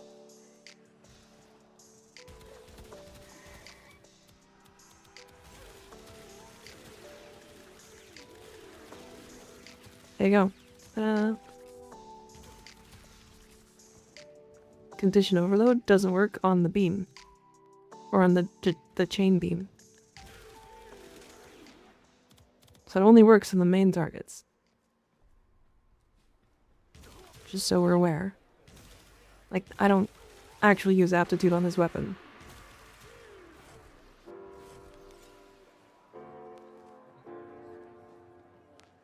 I didn't get the armor for Bulwark. I'm playing on Aros, so I actually just have the armor from my 3.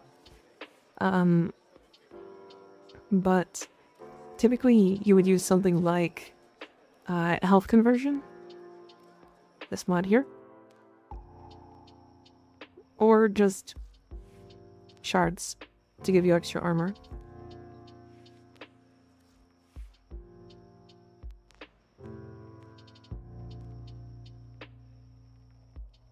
Anyways, yeah, we'll put this build in the Discord, because why not? If you don't have enough armor, just use Marcellus instead. It'll do fine.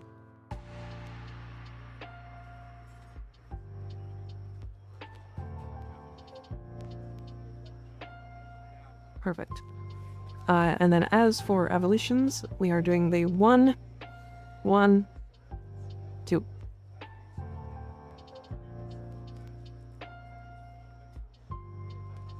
Never knew the beam didn't get Galv. Yeah, it's a weird weapon when it comes to that stuff. Alright, Sikris. So I actually have only really been using this weapon specifically for this trait here.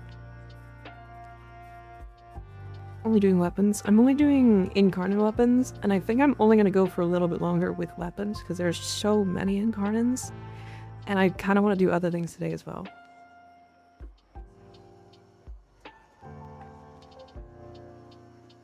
Okay, so the reason why I was using this, King's Gambit, is because it does funny things with Enervate. If you have this active, you can literally body shot a bunch, like a ridiculous amount, and then hit a headshot.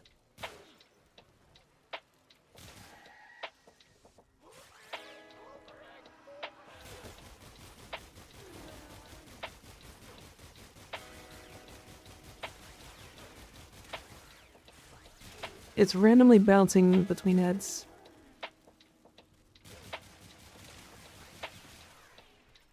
But yeah, so that's what I was using it for.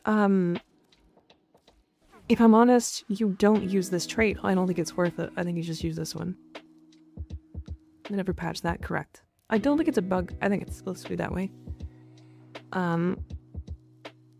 Honestly, either base magazine capacity or reload speed, this is like kind of doesn't matter.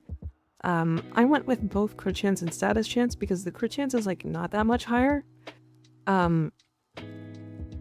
You could do this one, Wise Man's Regard, but I think, don't you need like a lot of crit for this? Am I thinking about that weird? 124? 87. But we lose like 40% crit chance. Yeah, I'm just gonna leave it like that.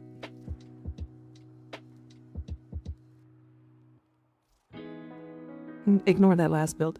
Anyways. Think you need a ribbon for it to be good? Yeah, probably. I mean, this weapon's like not bad. I have corrosive heat on it. Oh, the status. Okay, yeah, I see what you mean. But honest to God, like, the Sikris is really good. This weapon's, like, genuinely very solid. And I think people kind of put it off on the wayside, but yeah, good weapon. This is the first weapon I put energizing shot on. If you want to do aiming stuff, because I was aiming during this, literally swap this. Just swap that. You'll get way more crit. This is like the most basic ass build. Oh my god. Perfect. And did you get the shard or the Incarnon traits? 1, 2, 2? I think it's worth mentioning that this thing is like the same DPS out of Incarnon 2. Yes? Is it? Okay, the Incarnon does have AoE perks though. Right? I guess that's the difference. But yeah, single target, it does like kind of the same damage. Okay, yeah. So yeah, you can use it, like this is one of the very few Incarnon weapons that's kind of just good either way. It's cool. It's cool. I like it. Good weapon. Now we're gonna talk about a weapon. I'm gonna be right back before I talk about this one. Give me a second.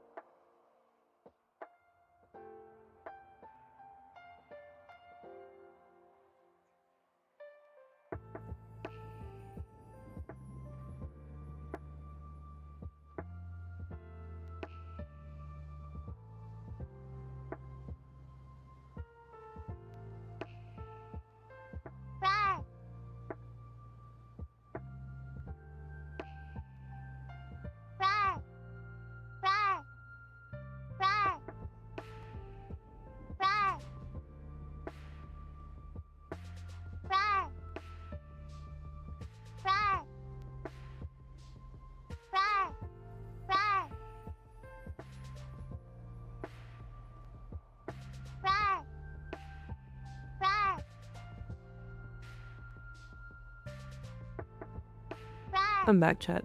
How we doing? How we feeling? How we all doing?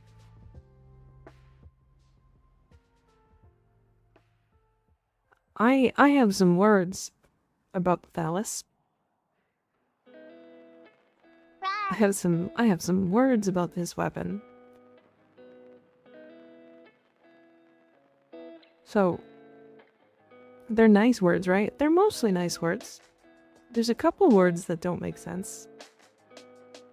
Or make... anyways. So this is the best heavy scythe. Oh, I'm fucking coming. Stop coming. Don't come to this. So this is the best heavy scythe. And it's not bad. It's not a bad weapon. Like, it is a weapon that has influence. It's a weapon that has perks. And, like, it is a cool weapon.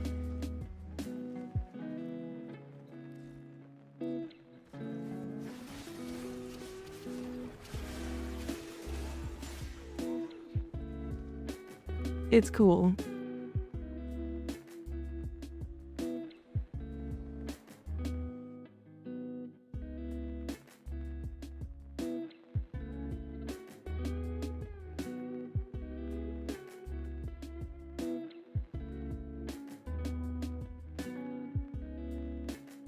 I guess the meme doesn't show here. Yeah, so there's like videos on this on the torrent talking about it. I don't have the videos active right now. Different beam that doesn't, but torrent beam does. It doesn't.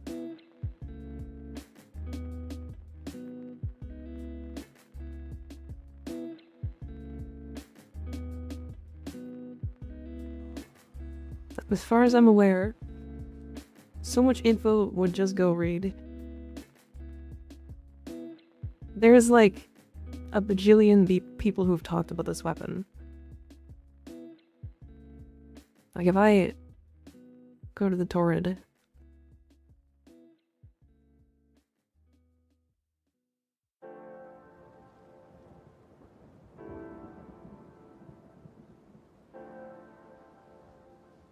Doesn't torrent beam chaining not work with multi-shot as well? Yes.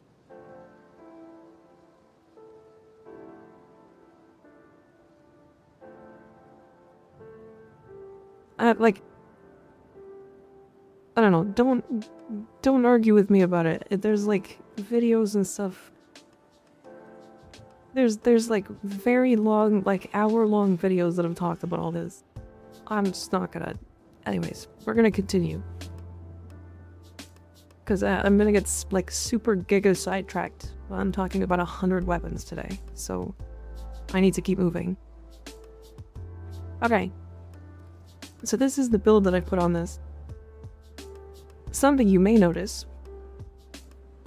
This is the most basic melee influence build you've ever seen in your entire life. Like, the only thing it's missing is, like, if you didn't want to go viral, you would go, like, Elementalist and then Voltaic Strike. Or, like, Shocking Touch, I mean. Like, that's the thing with this weapon. I tried a heavy slam or a heavy attack build with this. It's good. It's afflictions.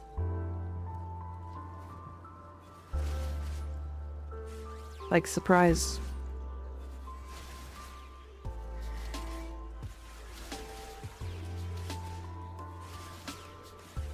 It, like, is afflictions, but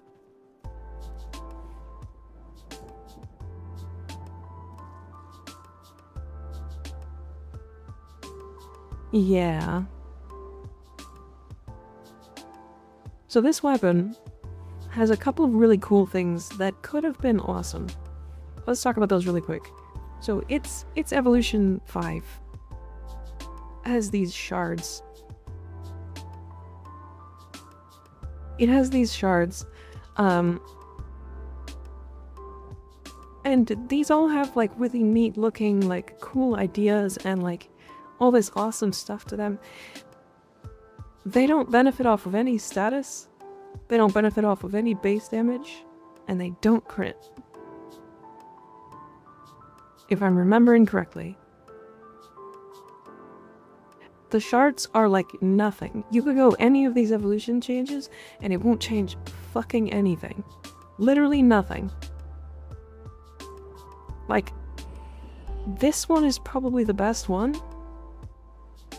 because it gives you crit chance. And even then, I think this is modded crit chance, so it's only 100%. Which I guess is 30%, but still. They do with Kalervo Subsume. We're not talking about Kalervo Subsume. Also, if you're adding Kalervo Subsume, hold on a second. If we're adding Kalervo Subsume to a build, and it's just Kalervo Subsume,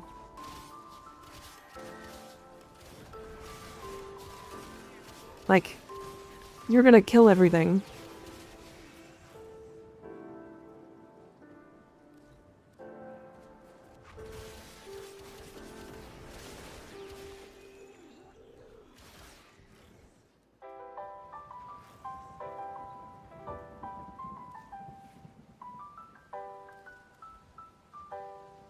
If you build Blast and use the second one, it's pretty funny.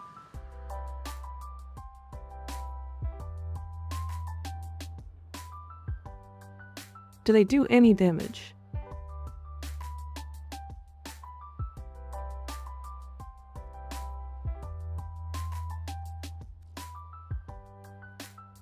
Because the thing is, like... Let's look. Because the embedded... If I remember doing, like, testing this, I genuinely didn't even notice the embedded, like, shards.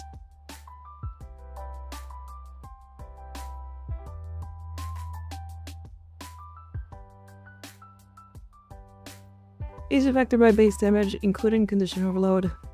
Has 24% status chance, 0% crit, 1x crit multi.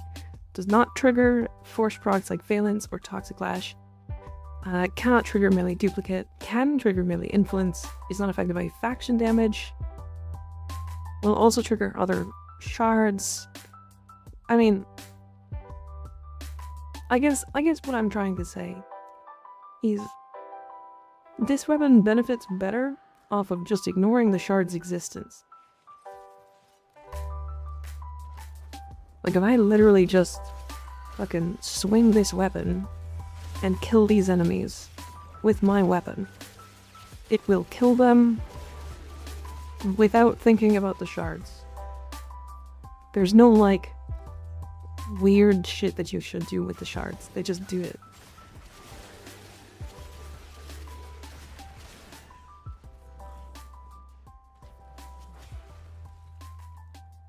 Always blast influence if you want to use the shards. Sure. But even then, it's like you're better off just building it normally. And you look cool reaping them. Yeah. You're using a big scythe.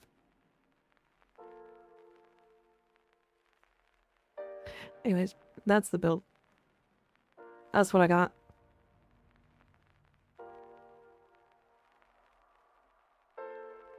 Both are already there. Oh, okay. Do you have the Incarnon Evos? So 2, 1, 1, and then fucking 3, I guess.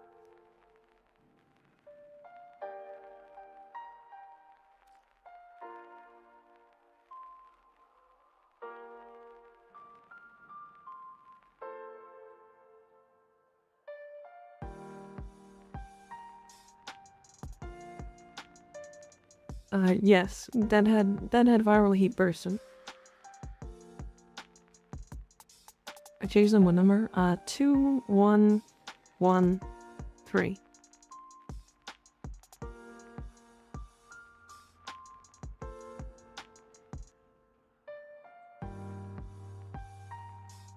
Yeah, it's at least like a good weapon, but it has like the lowest fucking follow through of all time. I don't get why it's got such low follow-through. It does have this interesting thing where you just gain double jump height. So you can jump twice as high, I guess.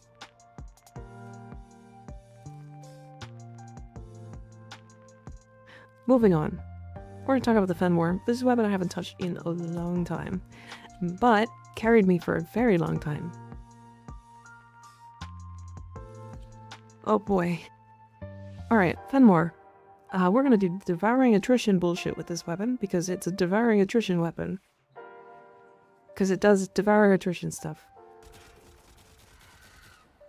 So sometimes you're just gonna do 2,000 times damage, and it's gonna kill everything you shoot at.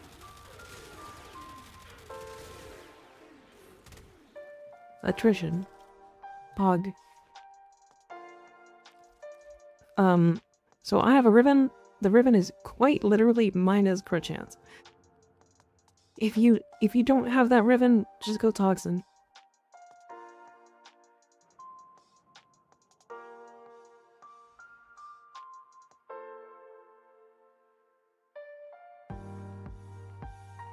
Yep. That's... I don't have a lot to say about this weapon. I used it for Profit Taker for a while, just by putting statuses on it, because Devour Attrition worked. I'm sure you could do some other shit with this weapon, like, you could probably find a way to use Overcharge. Deadhead's worse than Bulwark, so you can use Bulwark if you can cap it. If you want, you can use Merciless instead, it'll kill those guys. Debilitate will work fine if you want to use Aptitude. Like, it's like a fucking gun. It's so good. This weapon is crazy.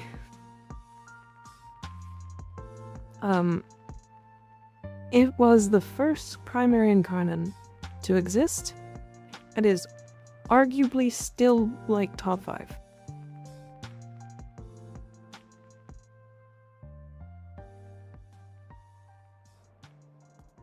It is still top 5. This is the weapon that is pronounced. Right? Yeah, it is. Yeah. Alright. Prismagstrom. This is a gun too. This one is a gun. Now, cool thing about this one, you don't have to actually, like, headshot with this weapon to get its Incarnon to charge. That's good enough for me. Holy fuck, the recoil on this thing. Fucking, I haven't used this since the update.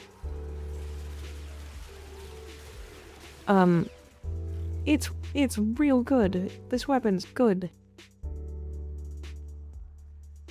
Yeah, it's also multi-go. Does it have... Holy fucking... It has double multi-go? That's so funny. Alright, hold on. Let me just put another forma in this. And then put steady hands in.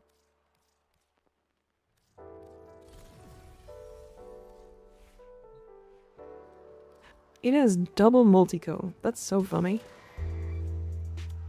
Ah.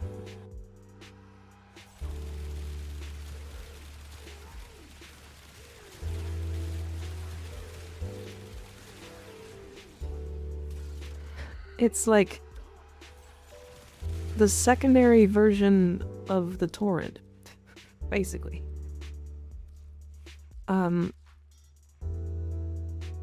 Except, like, you kind of have to aim.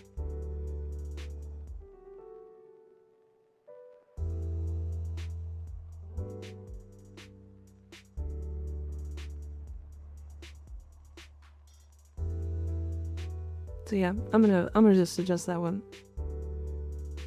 Secondary Torrid with secondary arcanes is a good sell. Yeah, the only difference between this and the Torrid is that this isn't a chain beam. It's multi-co. It also has a good Riven disposition, so if you want to use a Riven, actually super worth it. As for the Incarnon updates, if you have over 700 max energy, you go this one. But if not, go this one. because you're more likely to have overshield.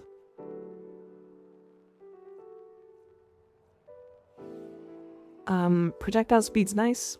The others don't really matter, but projectile speed's nice on this weapon, so. And then you can honestly go critical parallel or fatal affliction. Don't go survivor's edge. Fatal affliction is like fucking, it's multi-coat. So this is multiplicative with base damage. So if you have as much base damage as you can fit. Flare, like you would actually put in raw damage here too if you can. So 1, 1, 3. Hydrate, okay.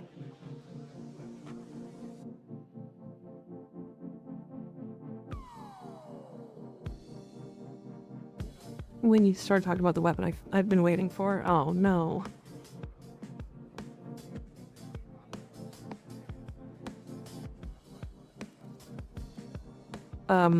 But yeah, this weapon also is just good with the Zadas. Right? Like this is another abuser of the Zada's like projectile mechanic, where the projectiles kind of get stuck and then do AoE. It's cool. So yeah. It does slow down your KPM a little bit if you're good at aiming. But yeah, I don't really have a lot to talk about with this weapon. It's fucking really good. Build it. It's one of the easiest weapons in the game to use. It's just insane. Alright, we're gonna talk about my least favorite melee weapon in the entire game, the Akenbrand. I'm sorry if there's any Akenbrand fanboys, I'm gonna shit on this weapon so fucking hard. Alright, so first things first.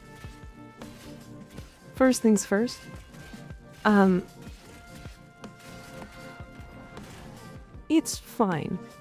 It works. The downside... Okay, now that I've got kills, like, or now that I've got, like, all my build-ups and stuff.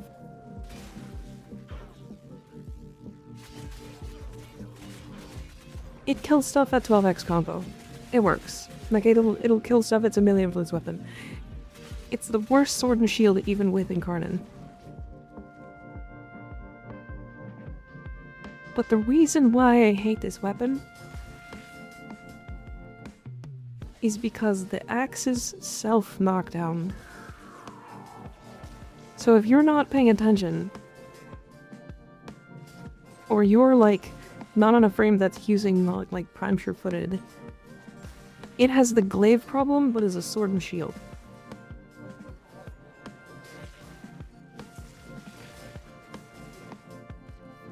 And its gimmick of throwing the axes is only good on like 2 frames.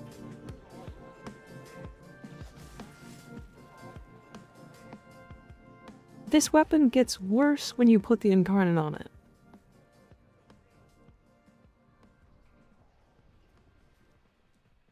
Fucking hate this weapon. No, I hate this weapon. It's fucking awful. I put a normal influence weapon or influence build on it. I just... Me when Prime Truefoot is required to use a weapon. Yeah. But the stance multiplier is only applied to the base weapon, not the Incarnon perks. Hell yeah. So yeah, this is the build for it. I don't know if this is in Discord, but you can have it. I guess. The best way to use this weapon is to ignore the trait. Why do you hate it?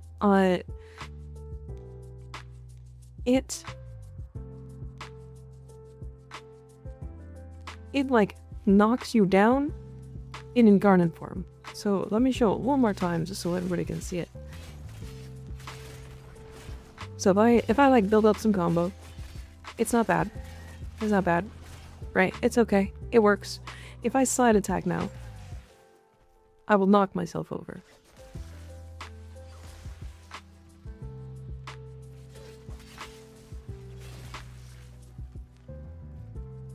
Why does it... What is it? Like, I need prime sure-footed to make this weapon good? What? Like, what are you talking about?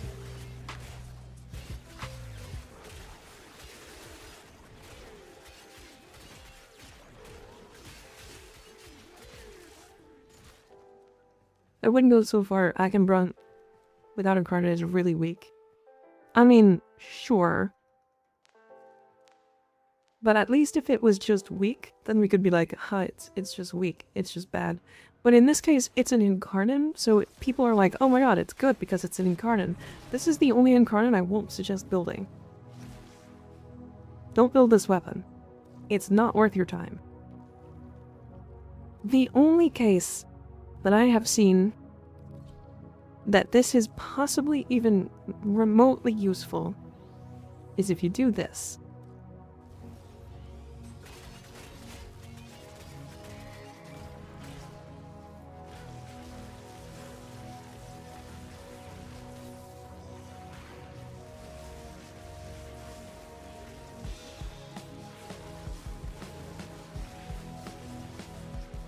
If you put it on the frame that's gonna make every melee weapon good, you could put it on Volt, and then it'll do okay.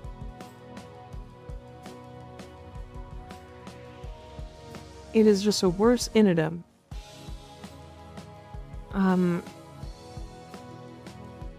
It has some stuff.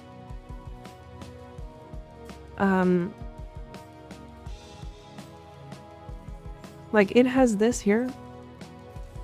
I've never even leveled up this mod, so... while blocking, redirect 50% of damage taken by allies within 12 meters to yourself. You can pseudo-tank. You can pseudo-tank. There might be some fucking tech in the future where you want to be taking as much damage as possible. And this will just allow you to do that. But I don't know why you would. Right now, there's no reason to use this.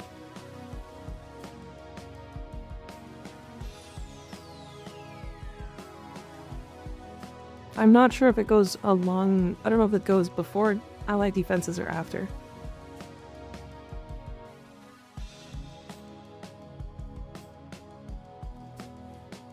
Used to pair it with Treader Chroma, yeah. Anyways, it's like fine.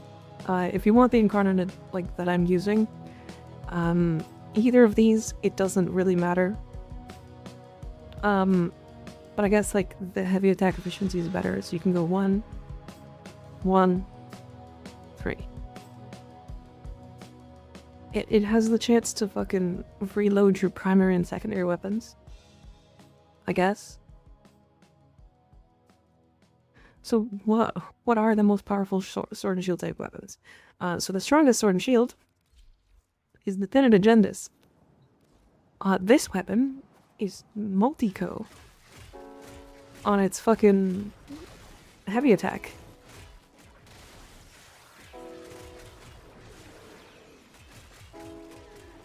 This weapon's multi-co. Thinid Agendis is fucking crazy. So here's what it does. So with a heavy attack, fires a little like projectile. And again, if it hits a target that has a bunch of statuses on them, it's multi-code and then does all of that damage in an AoE that is influenced.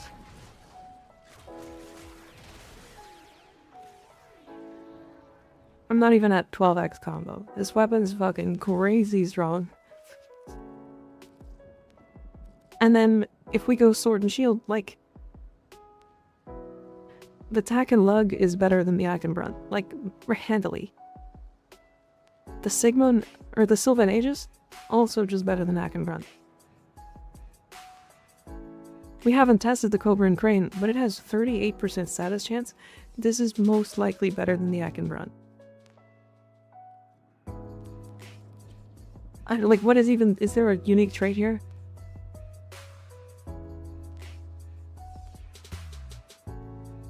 I guess you can throw your shield, I guess, but like, I don't know why you would.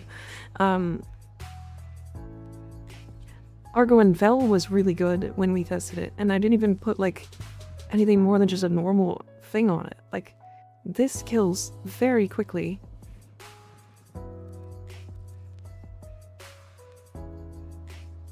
Like, the only one that might be worse is the Signal Antennas. And even then, this thing has like at least a unique trait.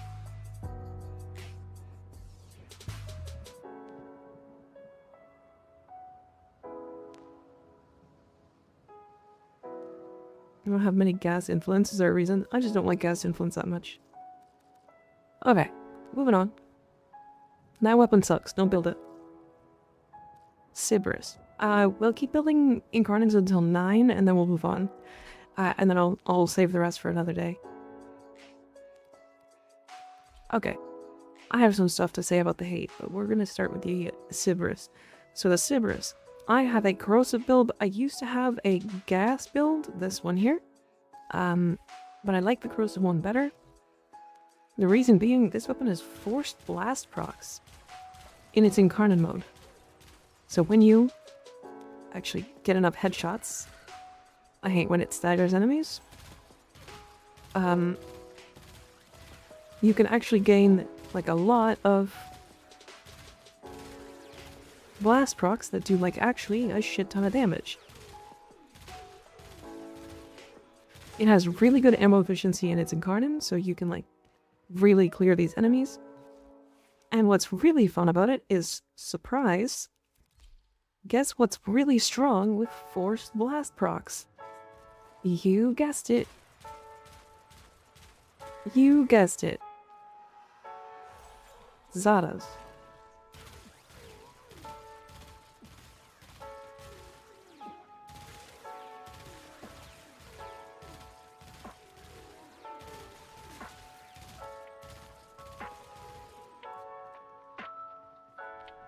This weapon's great. I fucking love this weapon. It's great. I don't use it enough because it's like a rifle. I don't use rifles that much. But Forced Blast will always be cool in my books.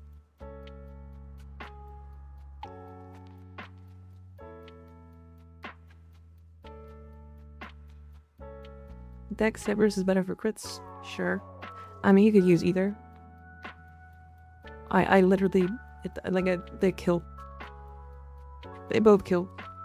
But yeah, that's the build I've got. If you want a ribbon, they are worth it. I just haven't equipped mine.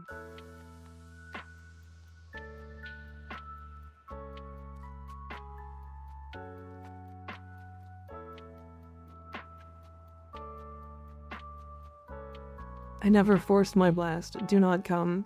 Fucking, this weapon's gonna make you come. Alright, so you get a multi-shot buff as well from Blazing Barrel. So we're going 2, we're going 3, and then we're going 3. Yeah. So this is 16% status chance in Incarnon, but this is just 10%. So you get 6% more status chance from this one, but also 5% right on this. It's like just, yeah. So 2, 3, 3. I don't have a lot to say about this weapon. It's just a good weapon. As always, do you have any Zaku builds or any vid recommendations for a non-AFK Zaku? The way I play Zaku is a gun frame. I subsume Thermal Sunder, and then he's just got Blast Zadas. Or they've just got Blast Zadas. Alright, Vasto. This weapon has fallen off. And the reason why is because this weapon's original use, when it came out, was Acolytes. It was to just fucking absolutely blast Acolytes in like a single burst. All the way to level cap. Acolytes aren't tanky anymore. And so most weapons can just clear them. And so this is kind of not really that useful anymore, but it is still an excellent secondary.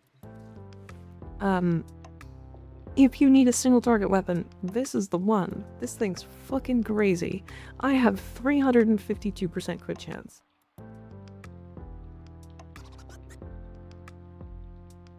Yep. Yep. If you can fit Prime Steady Hands into the X-List, do that, because it kicks. This fucking weapon kicks. I have a ribbon that's just crit chance, crit damage. I think, hold on.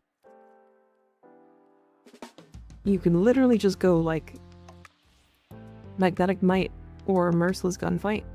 Probably Merciless Gunfight, because I think Punster is going to actually give it like the AoE that it wants. Hell, let's do this. I'm just going to do this, because I don't want to have to reforma. There you go.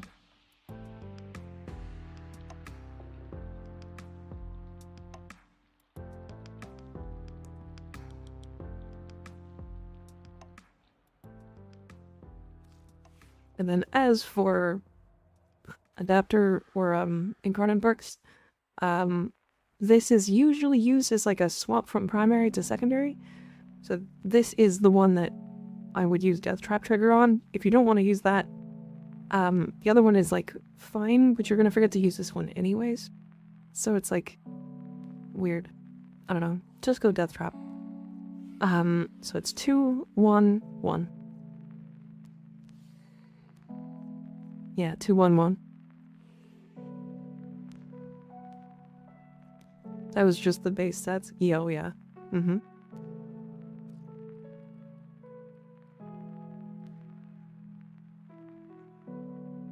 What's your opinion on the Leto Incarnon? It's not great. It's an Incarnon, so it kills, but yeah. Alright, I have a lot to say about the hate. Or maybe not. I don't know. Fucking... Anyways, I have this built as an Afflictions weapon. Because the base combo, the base standing combo, lifts enemies.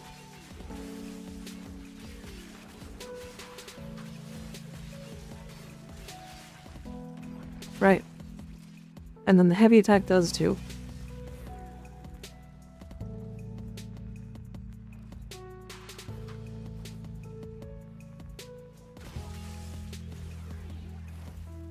Yeah, so 1.9 in a single hit.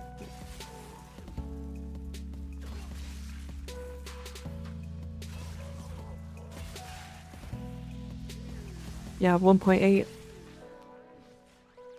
I would love to use influence on this weapon all the time.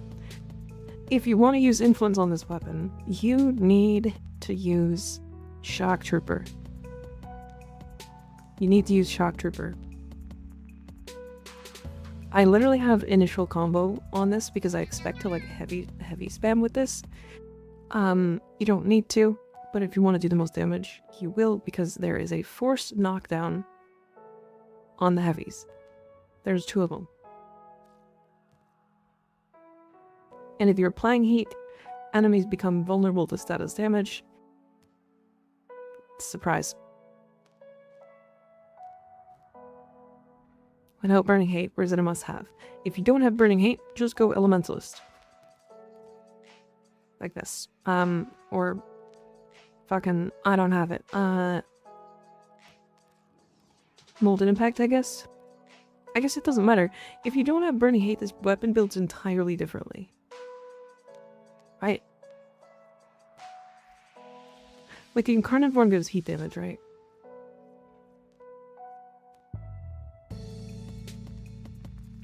Does it not?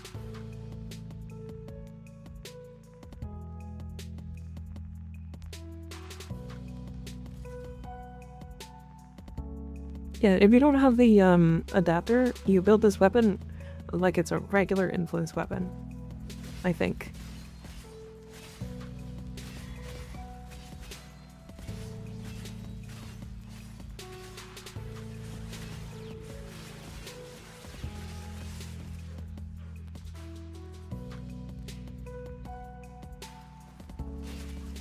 Yeah, just a regular ass melee influence weapon if it's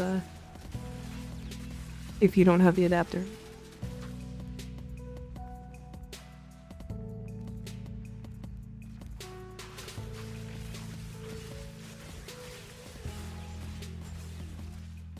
Surprise. It's a good weapon.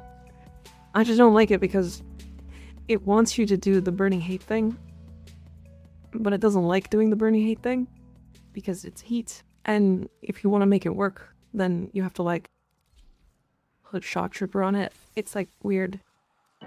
So if you like want to do a lot of damage and you have the adapter or the thing, then you just go shock trooper,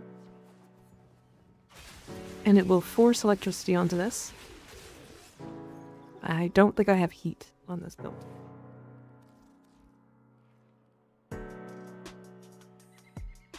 I'm missing heat.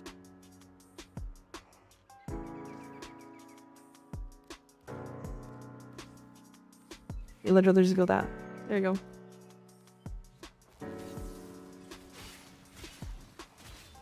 Right? Because if you have the adapter, or the augment, you're gonna make your influence to 120% more damage, essentially. And then also you're gonna melee influence heat on top of electricity.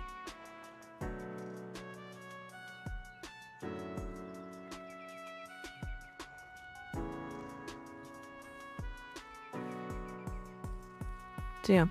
If you want to use the burning hate thing with influence, you do this and then shock trooper. If you want to use burning hate just in general, it's afflictions. This is attack speed, so you just put in Prime Fury or Berserker Fury.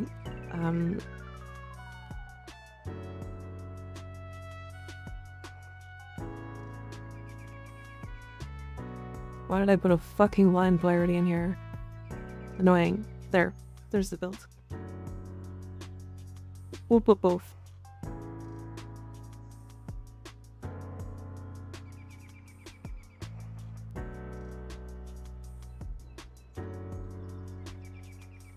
And then this build, which is the no augment build. Wait, what the fuck? What am I doing? I'm confused. What did I do? Why am I doing this? There we go.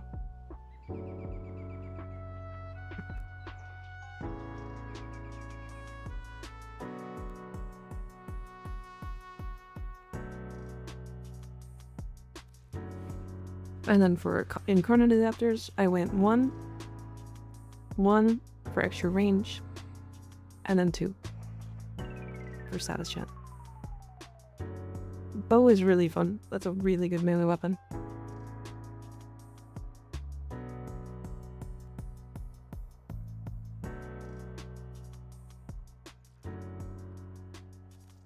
Okay, couple more, and then we'll take a break for today and then do some more later.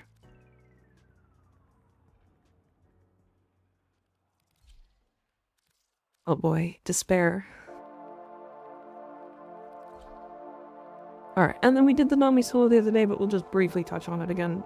Okay, so Warframe. This weapon's a shotgun. This is a shotgun. It sure is a shotgun. And then it's a beam weapon.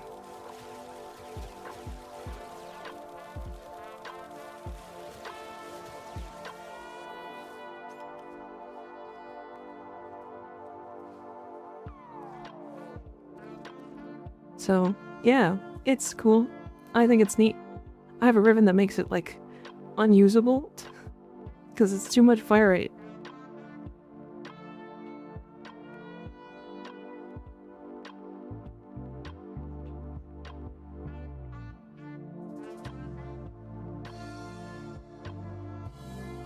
Yeah, it's like a pseudo auto-targeting beam weapon. Plague Star Riven, yeah.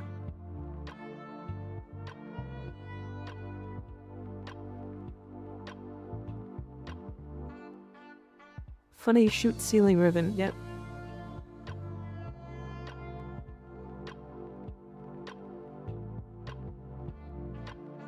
Anyways, yeah, I have chilling reload because I like the reload speed. Magnetic Strafe is our fire rate mod of choice because the other options are kind of like shotgun barrage, I guess. But it's like too much fire rate. I don't know.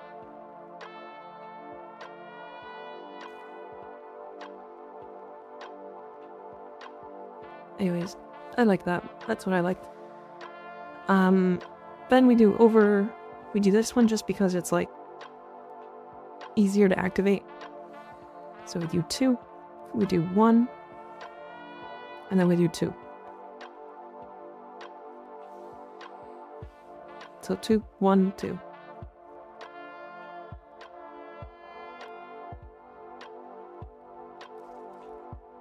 Despair. So this is a weapon I was building and then forgot about, I think. I think that's what this is.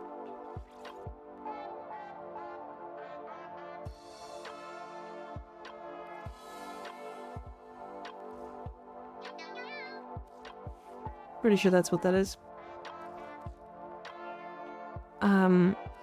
So this is an explosive weapon.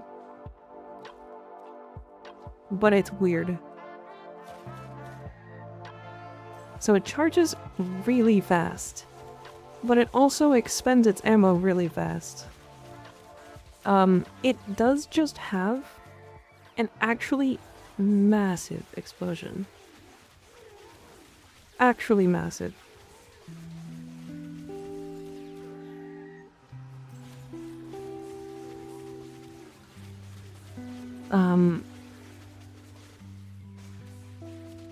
Like, it is not a bad weapon at all.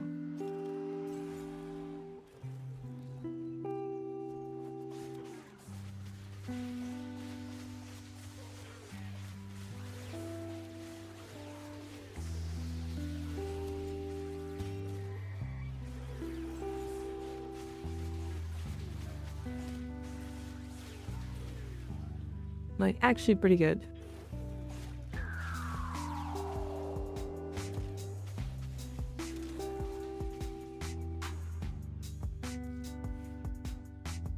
But yeah, it's an explosive weapon.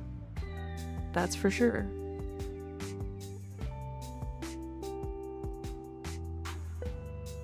It's a weapon of all time. It exists.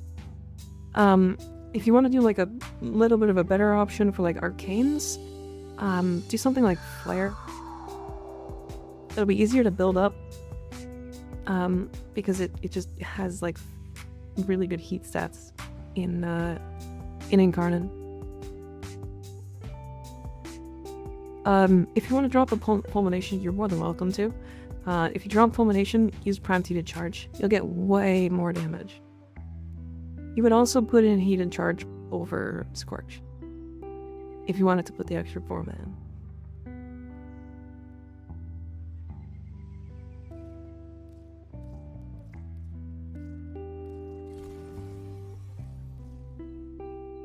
There you go.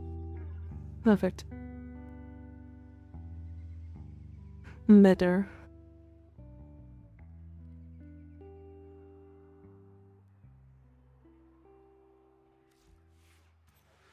For adapter, we do Fatal Affliction, which is weird because I don't... Does the explosion count for this? Shouldn't, right?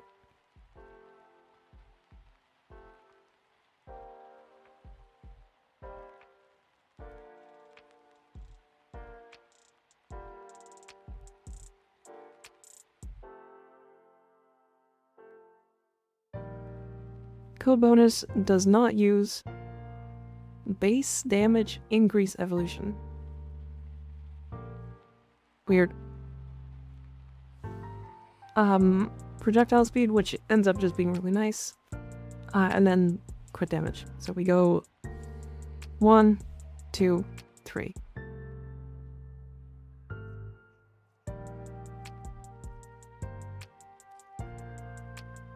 Alright, and then the last weapon before we stop, and this build is already in the Discord, the Nami Solo. So, there's a couple of builds for this. This one is just a raw heavy attack spam build. Because it just has like 40 hits on heavy attack.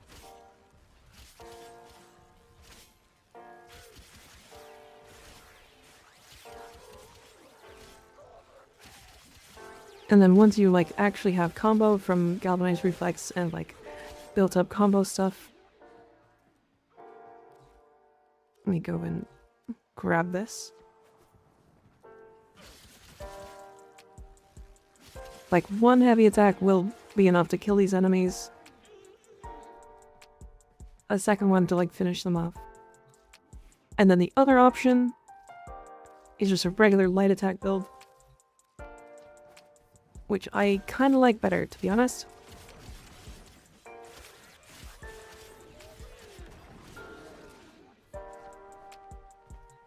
Just does more damage.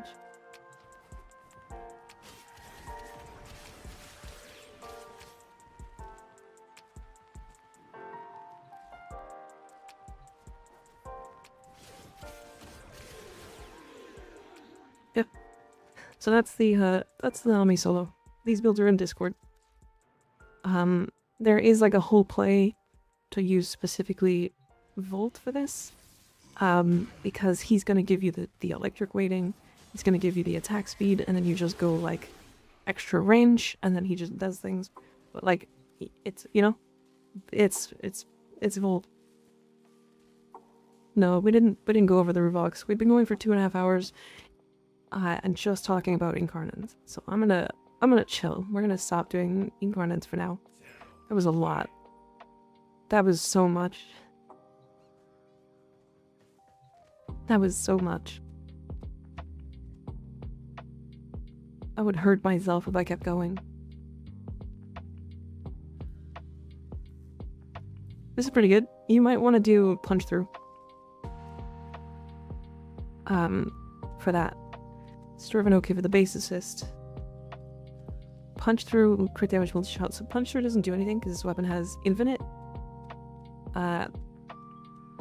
body punch through at least.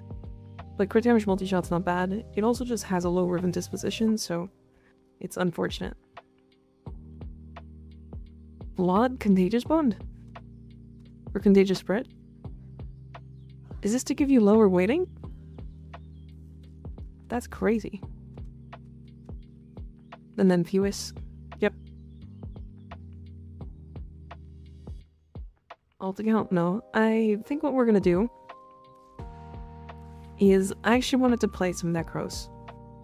I want to put together a Nekros build that utilizes his first ability to do the, like, summon thing.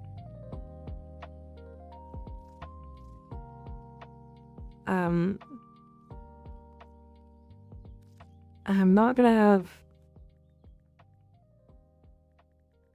damage summon build, mostly because every time people ask, or Nekros is a frame that I get asked a lot about, like more than I thought I would get asked about. So we're gonna build him.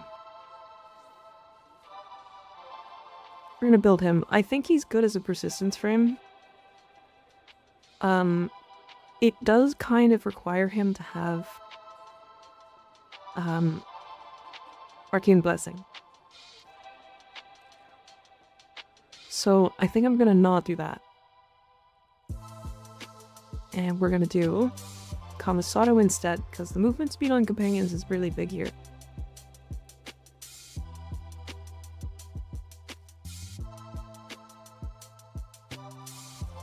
I'm gonna do Circumvent for survivability. What's the best prime to get as a solo player? Herald, Revenant, Saren, or Titania? I mean, Revenant's gonna be the easiest.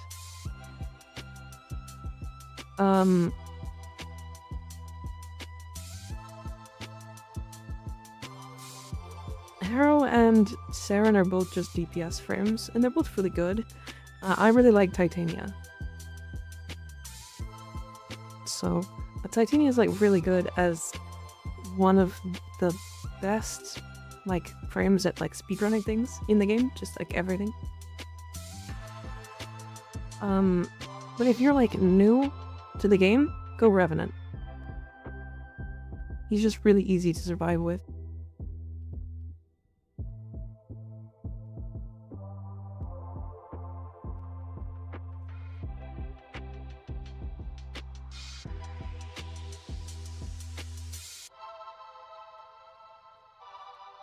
Okay.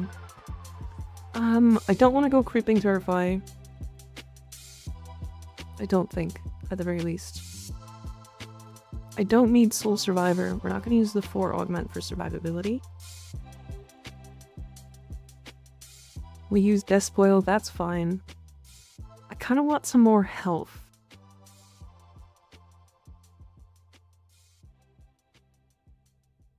Vitality survivability is not far from Revenant's. It is. She's just harder to control, in general. Just, like, way up there.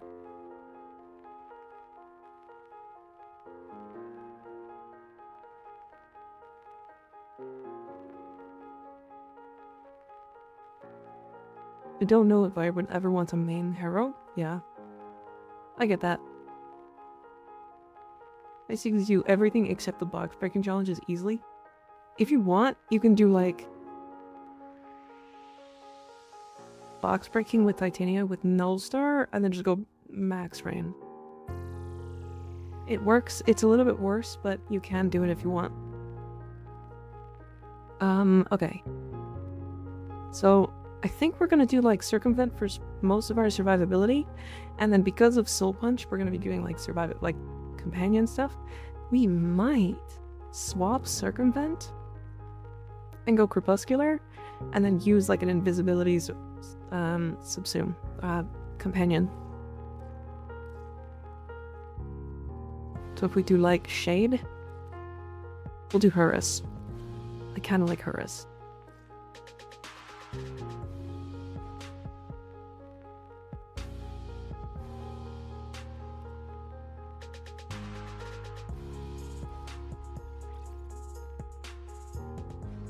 We can do duration, why not? We don't need like a ton of range. What else affects companions? How does companions even scale?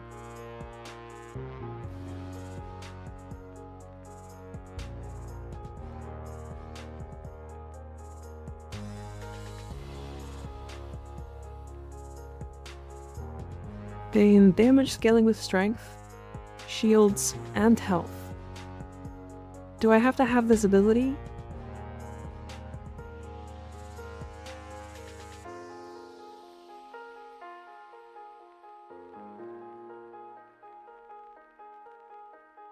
If Shadows of the Dead was subsumed over, the shadows do not receive the bonus stats. Okay.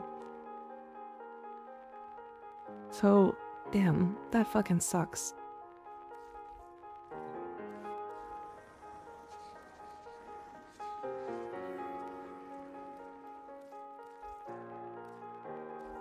So we can't subsume over something if we're gonna do this, like, companion build.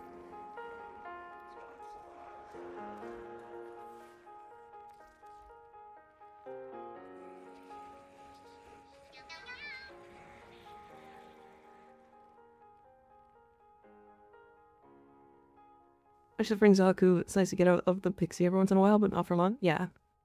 What's your go-to survivability on Saren? I think the subsume that I want to do on Saren now, or not subsume, but the survivability option, is actually going to be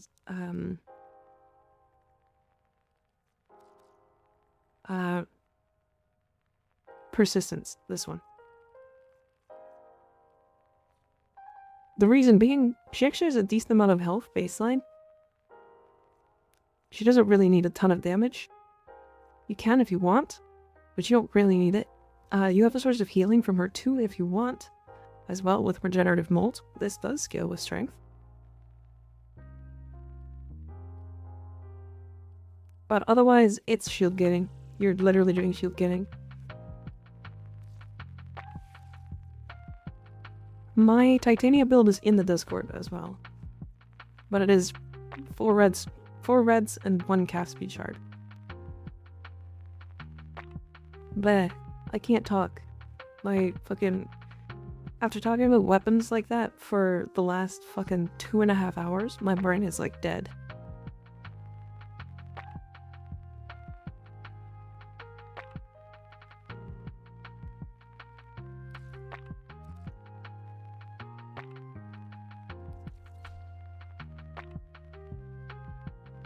Bleh.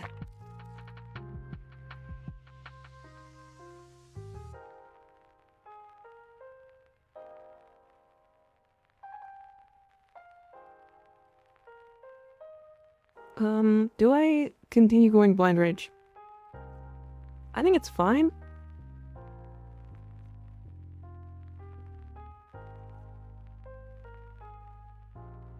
You guys are crazy. Stop that. Halt.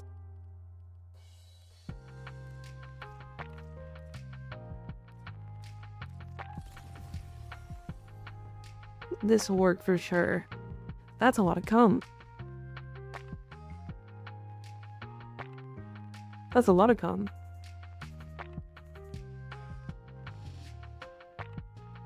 Okay, I wonder if vigorous swap works for these.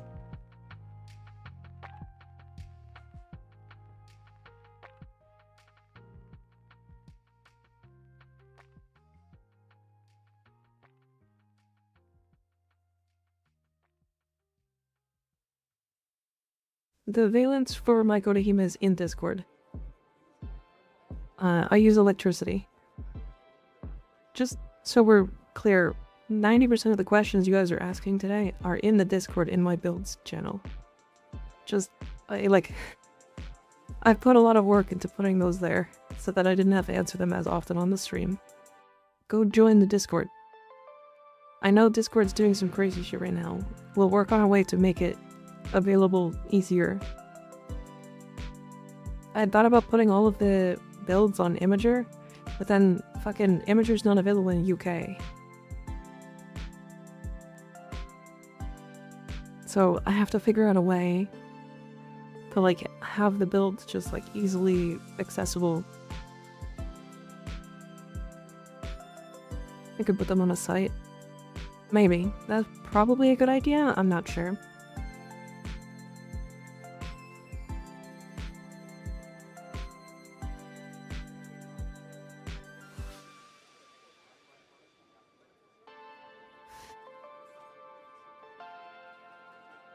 Interesting. I want to know how much damage my shadows do. Like, do I want more strength here? Do I care about more strength? Like, maybe I'll just go rolling guard for now and then see how much damage I do? I don't like any range, so we can just go parkour mod.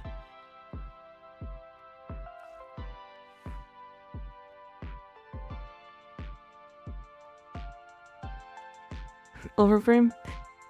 I guess I could put them on overframe. I just don't like using overframe, as it ends up just being really toxic. Super fast.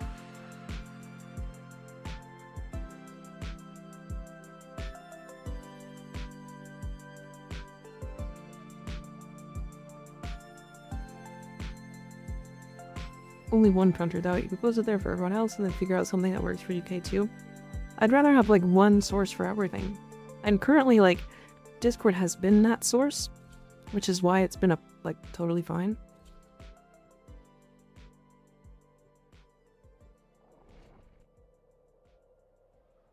If you want, Ian, you're more than welcome to. It is a lot of an undertaking though. Each enemy is more powerful than before. Only with true mastery of the Tenno arsenal will you succeed. Okay, let's see how good this works. I am curious.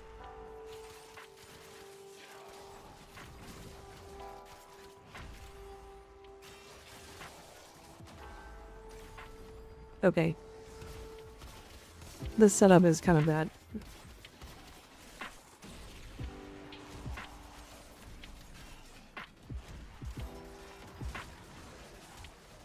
I also didn't bring a good enough weapon for this.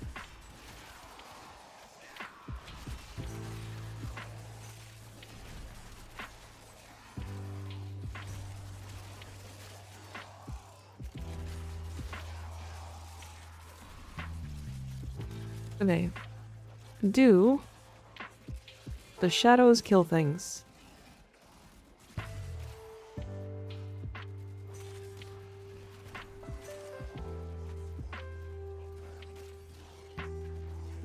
Life support incoming.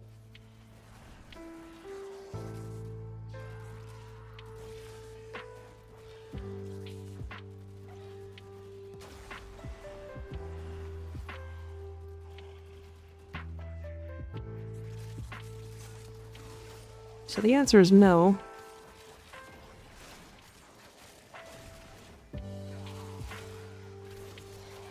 God, why do I always get baited? What's happening? Life support capsule to the area. Activating it will buy you more time. I always get baited by, like,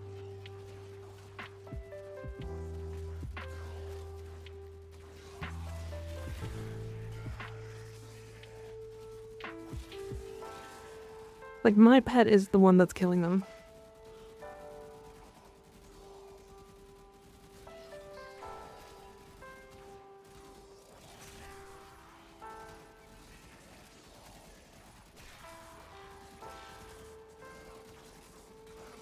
They are doing like 1,000 damage a shot to fully armor stripped enemies.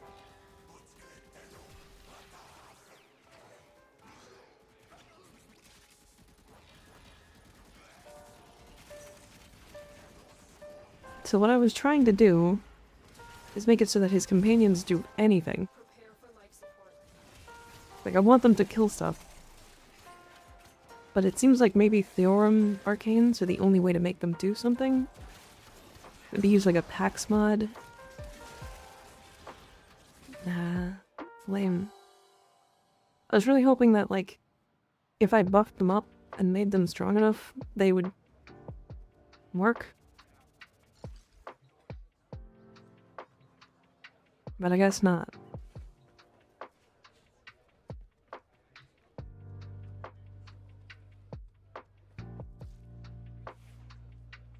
The shadows do damage, but you need to babysit them. Try adding an Haro subsume to it. Like, the thing is that, like, at that point, am I just gonna play? Should I just play Inaros? Because, like, if I'm just using those, they're not buffing the shadows. They're not doing anything to the shadows. They're just running, they're just extra shadows. Or there's extra summons, right? And I don't even think they get any scaling.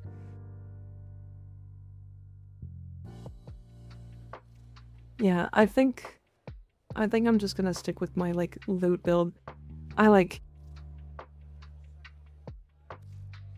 Man, every time. Nourish buffs them. What do you subsume over?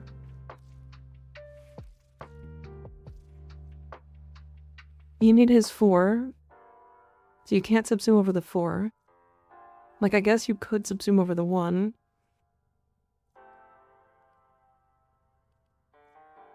So the whole point was, like, you press Soul Punch and then you kill that target and then they revive. So you never actually have to cast the 4. But you have to have the 4 to get the scaling. I was really hoping it would, like, be able to actually subsume over the 4. But I can't.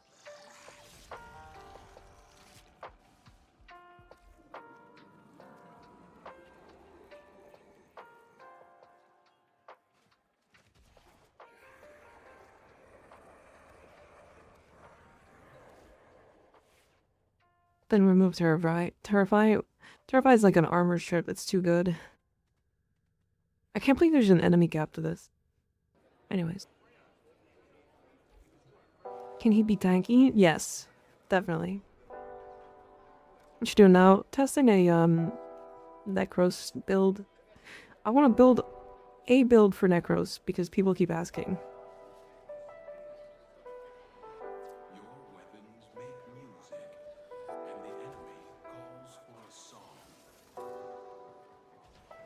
Life support has been cut off. They're trying to choke you out. Hold on.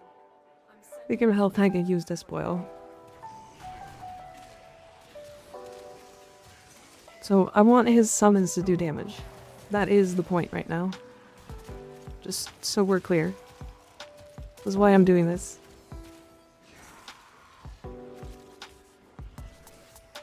Okay. Summons, invis, and then I can buff them, and now they...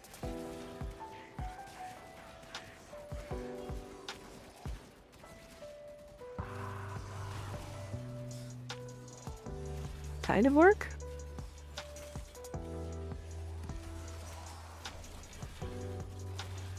I mean, it seems like they're more so priming enemies for my pet to kill them.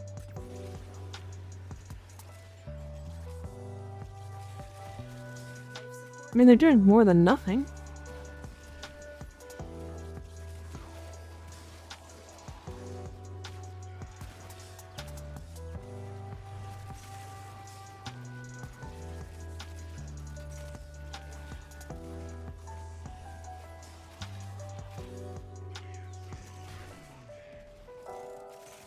If I had a Volt, maybe? I don't know. Like, I would need a buff that buffs their fire rate. delivered a life support capsule to the area. Okay. Well, that guy's doing damage. Will buy you more time.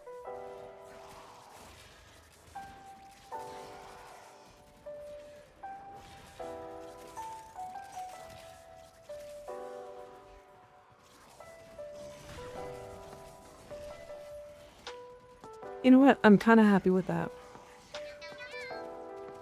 Yeah, Volt would buff speed, though. That's why I would use it. This is... I'm happier with this than I thought. I do have 3 cast speed shards in, though.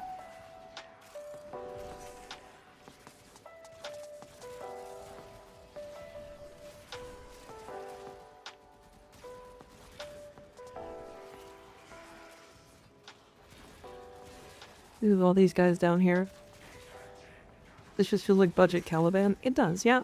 This is like the original Caliban. And Caliban's like an actually good frame right now, so...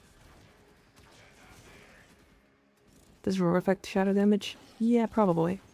They get affected by Nourish, and then they apply Viral themselves. So that's probably the thing that's like doing things here.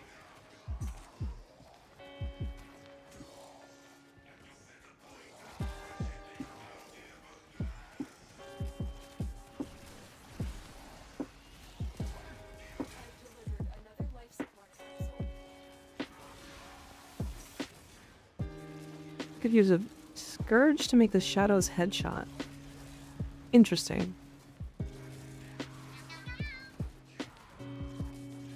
If their shots don't apply Nourish, that's fine. They're just taking damage and then having Nourish explode and do and apply the viral to an AoE, I think, is what's happening.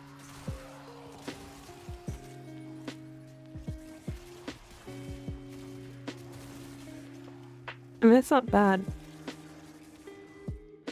It's something.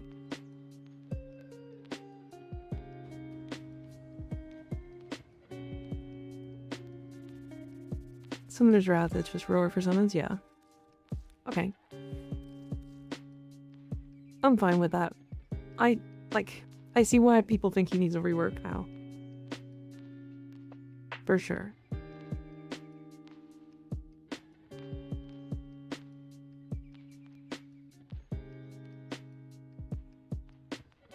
So they technically have roar already, yeah.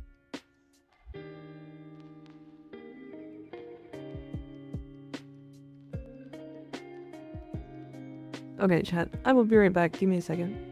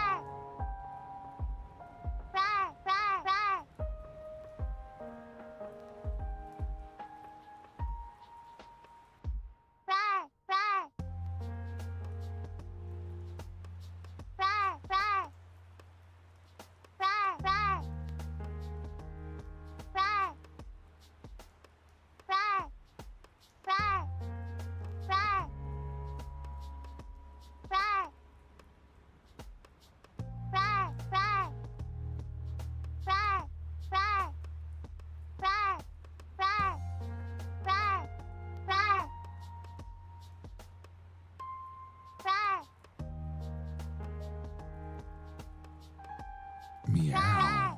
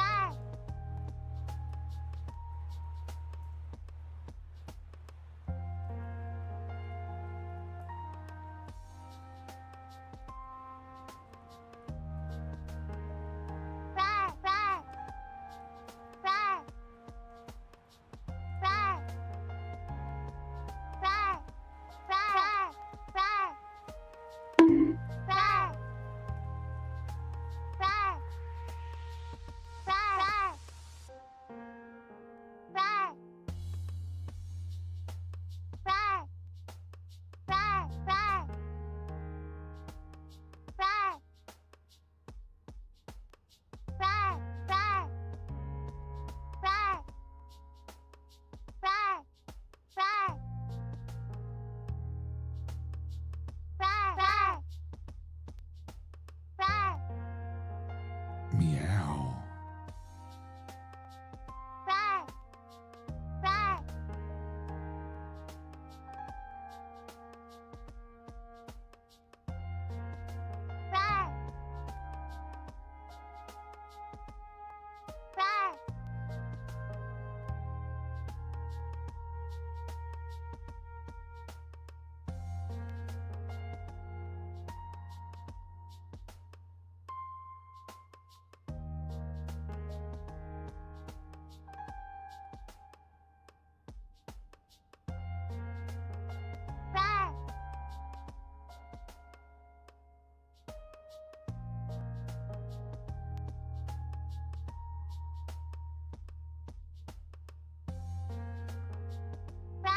Alright, chat. I'm back.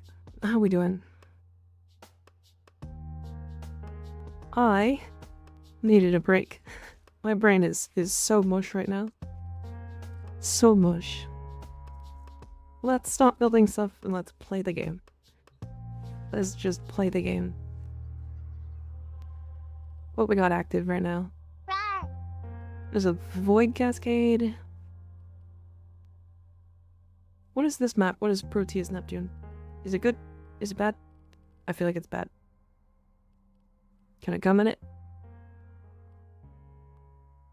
Proteus Neptune. Proteus Neptune, hold on.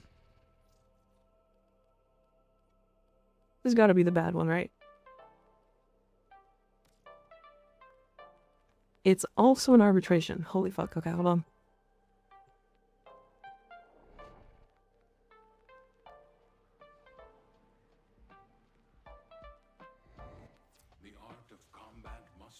Bad one. Alright, not that one. We aren't doing that one.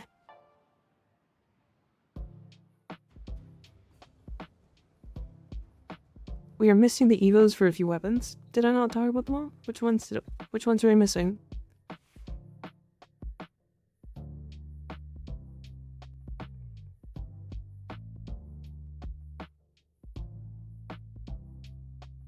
Kratos, Bratton, Okina, and Fenmore.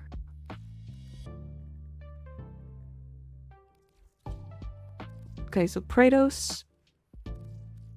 Sorry, let's go Fenmore first.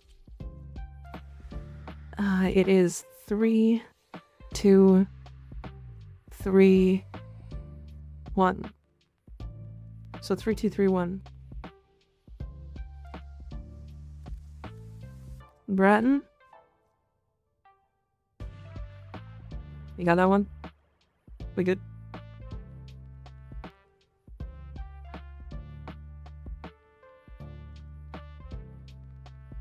Yeah? Okay. This one is 1, 2, 3.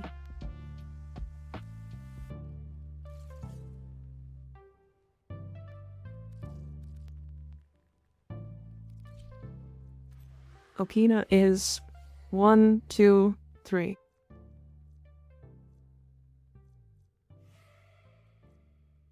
Fuck. That's despair. Wait a second. I was like, what are we talking about? It is 2, 3, 1. Yeah, 2, 3, 1.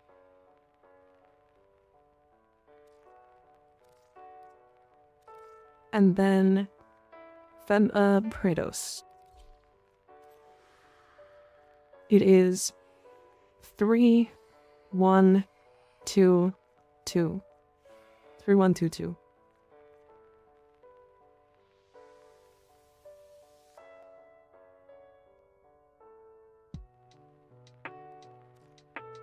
Okay. Perfect. You've been studying the entire stream? Hell yeah. Very nice.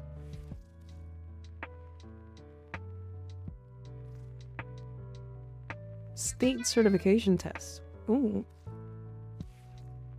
1/2 on last Okina. I haven't done any min-maxing on that weapon. I just know that that weapon goes all the way to level cap with the build that I have. So, I don't know.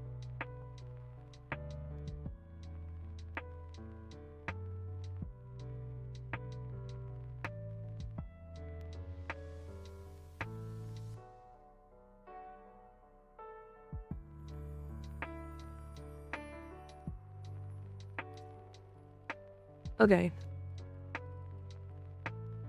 Do we want to do a Void Cascade?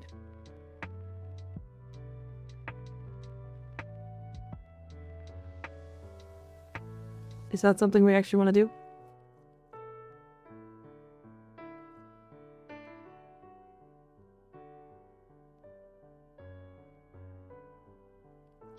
We could do one. I don't mind.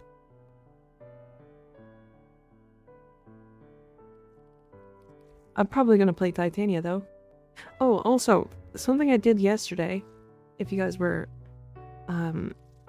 curious, I put an Omniform in every single slot in my Titania, except for the one that has an Umbral Forma.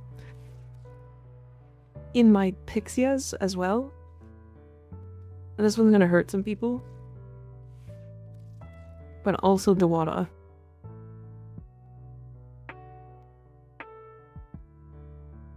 So, yep. This sure is a weapon.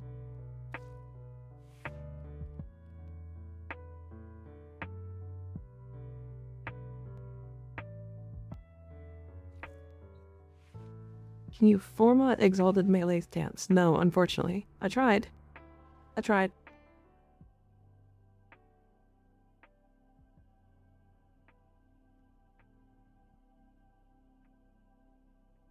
Smart moves make a ton of builds based off your own playstyle. Yeah. It's fun. It's been a good time. Is for getting extra impetus stacks. That's sure what it is. Yep. That sure is what it is. This is not where I meant to go. I want to go do 3 titanias? No, 4. I have 4. Okay, but why? Because I'm omniformatting every frame in the game. All the way to 10. So why not?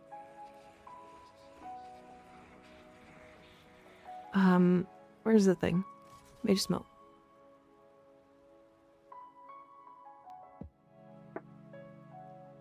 I did it with my Rhino, might do it with Revenant or Dante.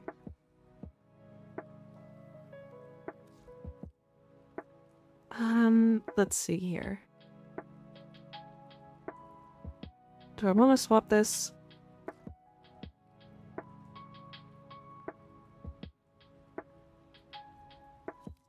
There's one that's just damage.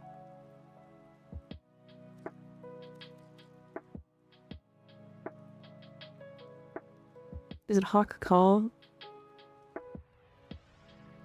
Oh no, it's Ubri. I already have that in. Fucking... Cock? Okay, we're fine. It's fine. Images can work on arc coil with manifold on client. Specifically on client? Well, that's unfortunate.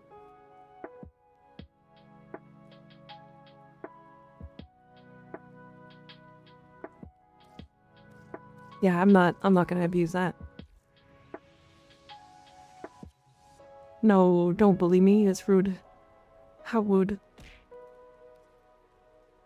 Alright. Do this Void Cascade. I'm gonna send some, Vanguard relics, I think. I have so many.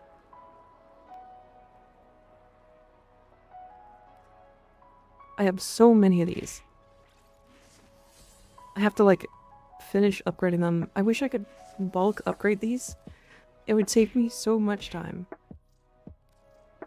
One hose is only 1 electrostack, or cold on coolant. So likely that's a bug. And if I abuse it, or talk about it, then I could get banned. And I don't want to do that. So, I'm not going to talk about it.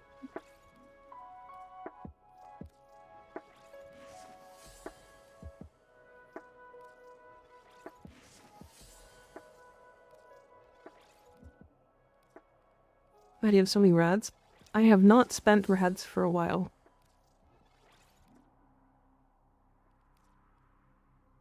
You still think you can get banned for bugs? I was banned for bugs.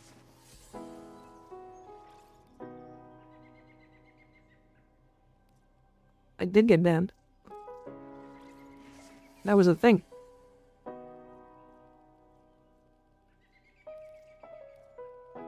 Okay, we'll start with Radiance. We are full. Always stop playing a game before they start mass banning players for having fun. I can see why they would ban for bugs. At least specific ones. Because they can break the economy in this game. And that is, like, their income.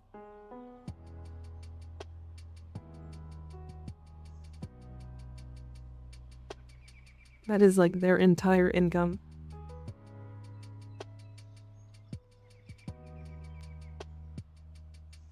Titania is currently vaulted. She's not in prime rotation. I need to pick up some relics from her. Or for her. Might be Resurgence next, but I'm not sure. Yeah.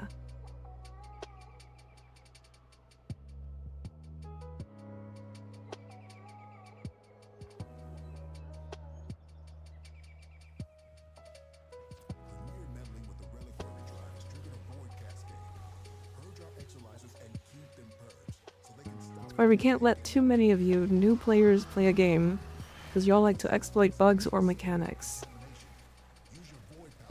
It's easier just to let you sit in your orbiter and then go through a game without knowing. You think I'm a new player? Is that who you're talking to?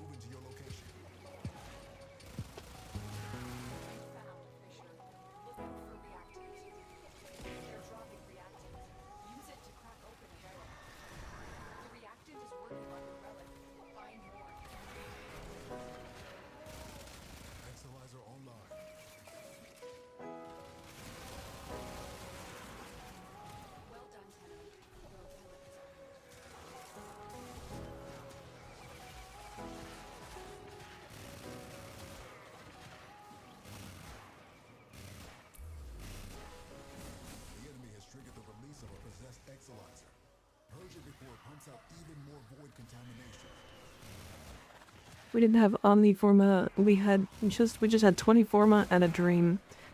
Fair. I get that. I am too fast. It has been a while since I snapshot strength on Titania, and I am not in control.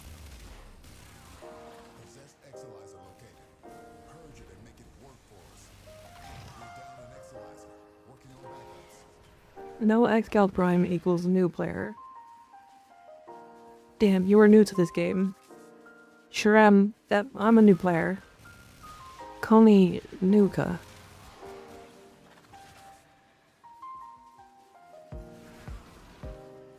$900% buff. Yeah. $992. It's almost 1,000.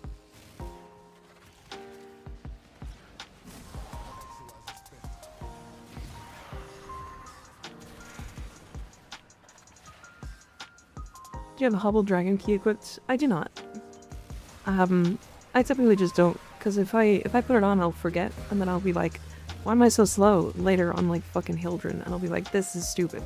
Why did I have this equipped?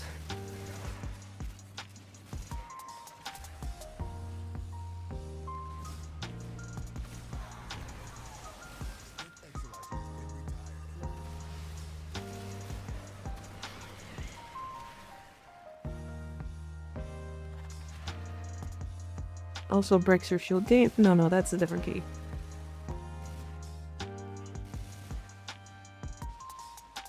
Kind of have our own language in Warframe because we have so many different people playing the game. So it's understandable if it's hard to understand some things. What are you talking about? Are you okay? Are you having a stroke? Do you really think I'm new to this game? Wait, what is happening? Am I being trolled?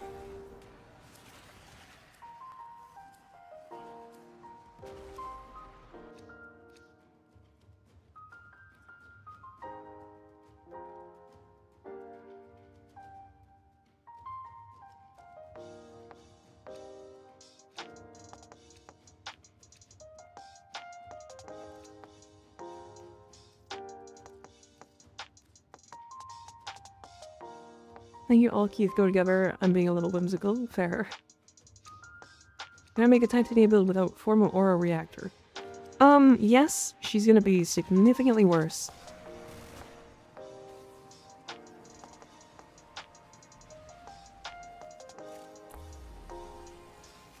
I would at least put a reactor on her. If you have just a reactor, you'll be fine.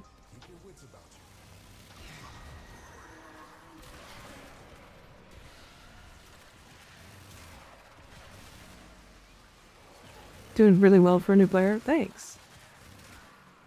I think so too.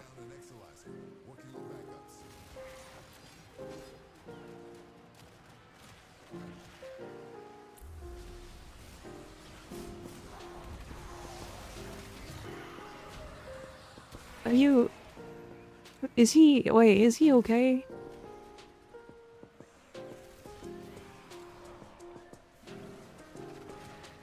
I'm very confused. Is that guy good? Does he need some help? The relic has been cracked open. Finish your mission to find out what's inside.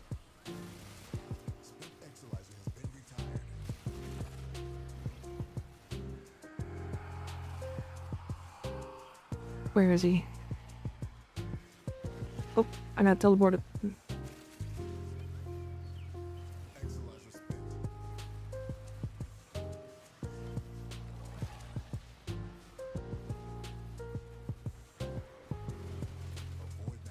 I have no idea. That guy is saying things that don't make sense.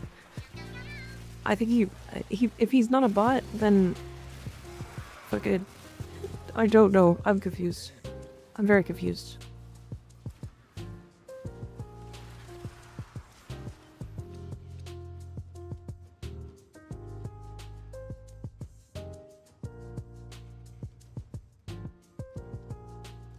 Funny thing about that, I kind of used the builds you have in Discord, modified them specifically for efficiency, ability, strength, and equilibrium. Now the only thing stopping me from doing it in Steel Path is I don't deal enough damage. I'm working on that though. Yeah, that's usually how builds go.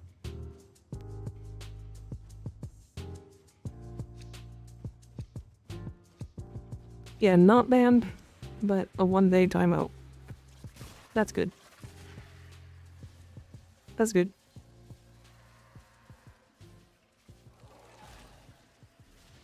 I don't have a reactor or any forma.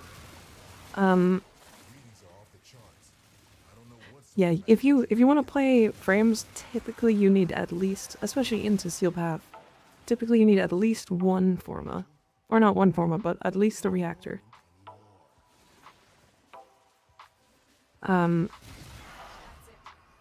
Like, a frame that doesn't need any forma to do a full build is like Zephyr.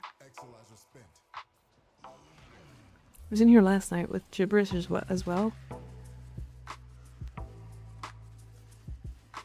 Do you want to check his logs really quick, Ian?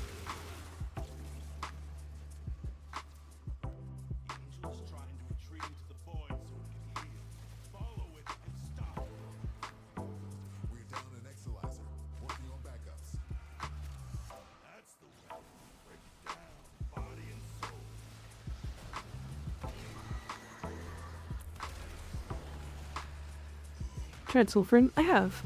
I like Soulframe. It's weird. I think it's like close to being ready. But it's hard for me to like want to play a game that's not fully out yet. If that makes sense.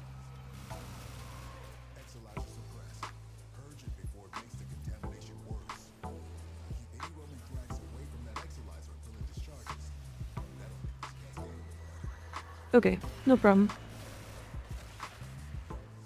Leveling system is very strange, but it's decent. To be honest, for me, there needs to be more forms of leveling. Or maybe just like general leveling needs to be faster. Because right now it feels like I play one weapon for 200 hours and it's like level 27. And I'm like, okay, that's a lot of time for one weapon. When there's fucking already like 70.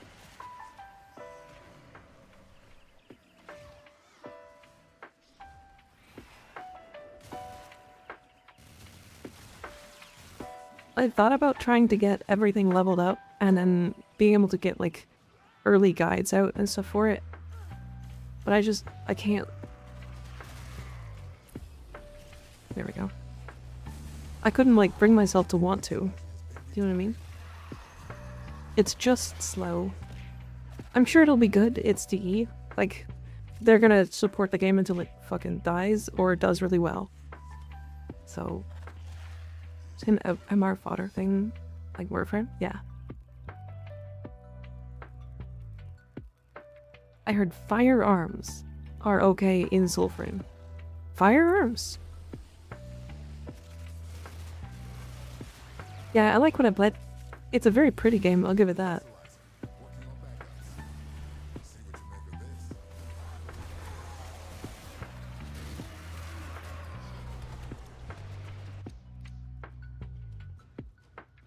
Someone told me? I don't think there are firearms in the game. I think there's bows.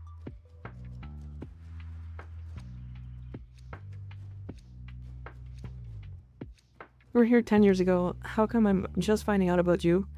I've only been streaming for a year. I've only been a content creator for a year. I've been playing the game for 9.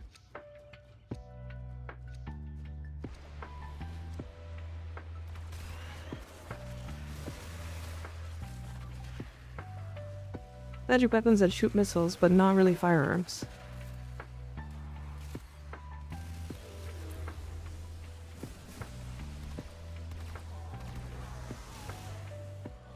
Oh, goodbye. That guy just got teleported. There's no firearms, no. It's like magic and stuff like that.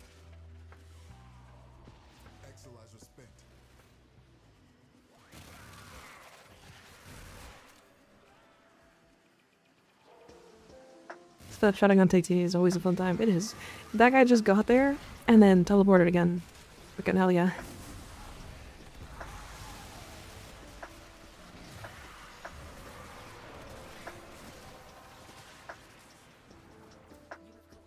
see them adding an old historical firearms into Soulframe. Don't know if they plan to. They could, yeah, like flintlocks and like stuff like that. Yeah, I can see that. That'd be kind of neat. I would actually be more interested. And like, firearms wouldn't be my thing. Like, I probably wouldn't use them. But I would be interested in elemental firearms. Basically like magic and bullet compared. Or combined. You know what I mean? You fire, like, fire bullets and stuff like that. I think that would be fun. I would probably actually fuck with it very heavy at that point.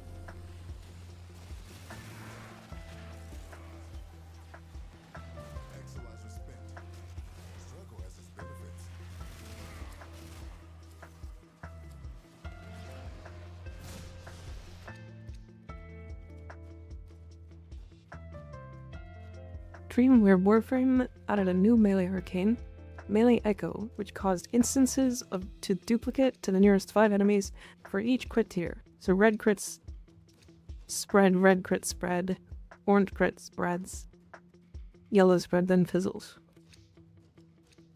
Oh, that's kind of neat.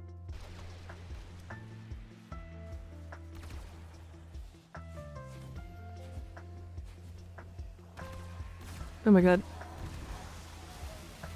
I was drinking tea. How did you live that?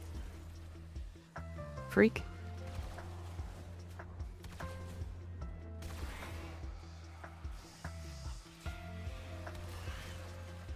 Got room for one more? Not at the moment. We are also currently in a mission. Got him. Fucking blasted.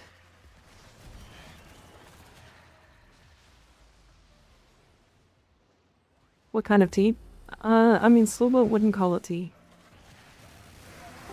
I don't think.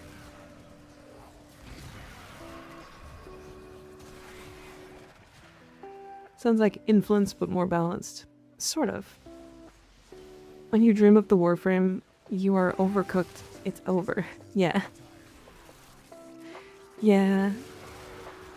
I've definitely had less Warframe dreams recently. Which is good to know. Ginger tea, it's chamomile.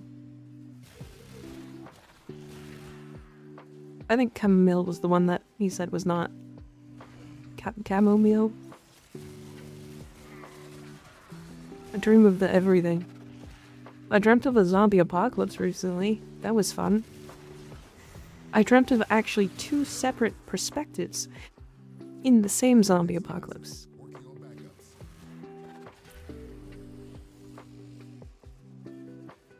So I dreamt one perspective first, and then the second perspective, and as I was in the second perspective, I was like, wait, I've seen this before.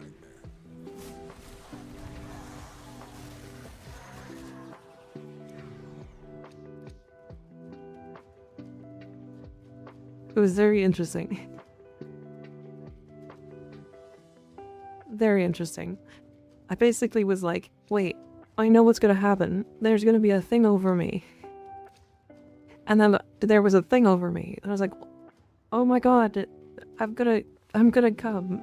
It was a zombie.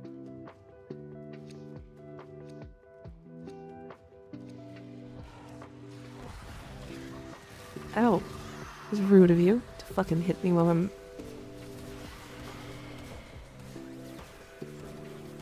More stacks, more stacks, more stacks.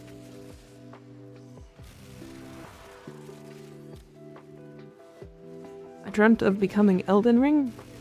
Like the Elden Lord?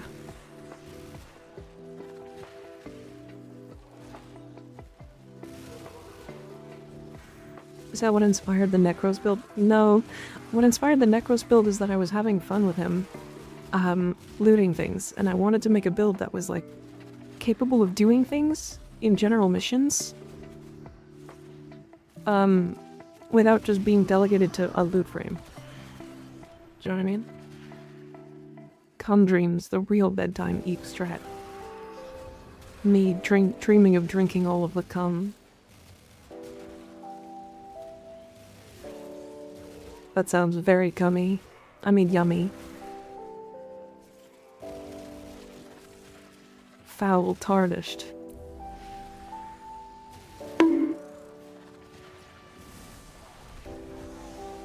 Owie.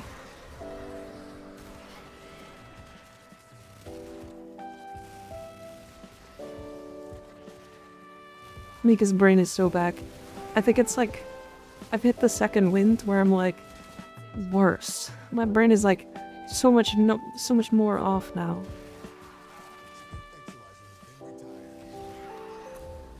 But holy, when I do like fucking 30 weapons in a stream, my brain literally stops working.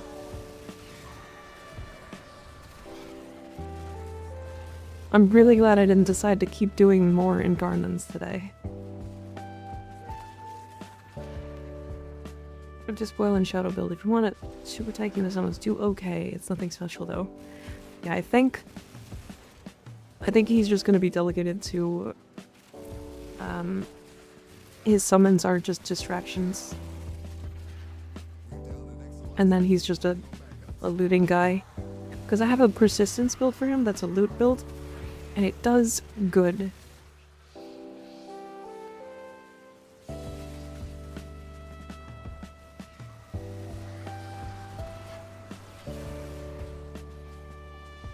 It does good.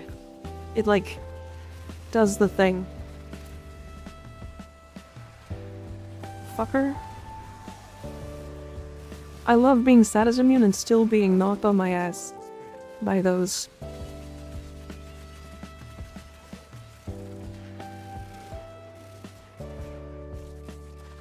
I have 12 stacks of impetus.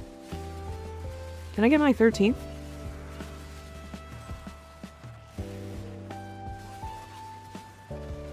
I have 13 stacks of impetus.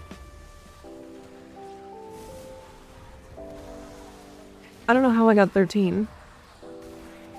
I should only get 12. But I have an Enervate on. I don't have Encumber. That's really funny, actually.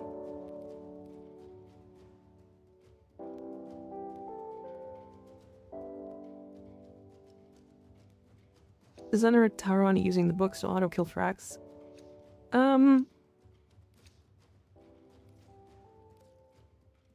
The problem is the inconsistency with that rank. Breach Surge to okay for Nekros. Yes. So Breach Surge... Here's the thing about Breach Surge. It works everywhere. Every frame that wants to put it on can. If they just decide they want to, yep, that works. That is an ability that kills by itself.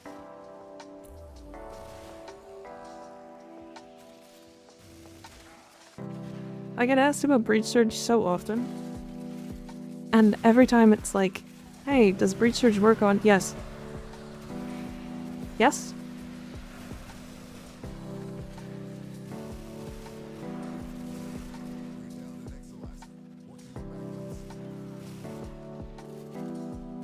There's like a couple of like universal subsumes that just go everywhere. It's like Roar, Zadas, Breach Surge, Omamori if you need survivability. Like, I don't know, it's one of those things. I still don't have my Taron strike, which is kind of crazy.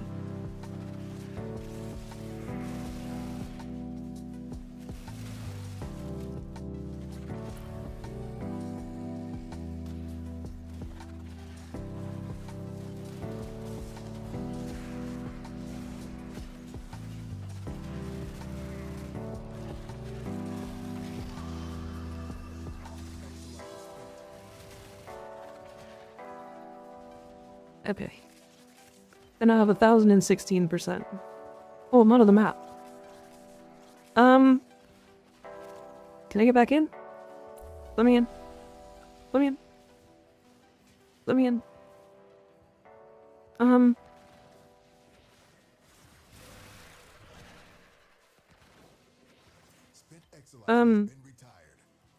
Help.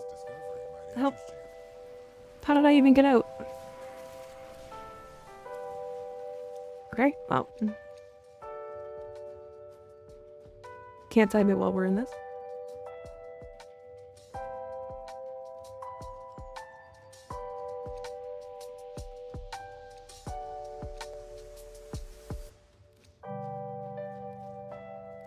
Isn't it true that you only get one slash unstuck per mission?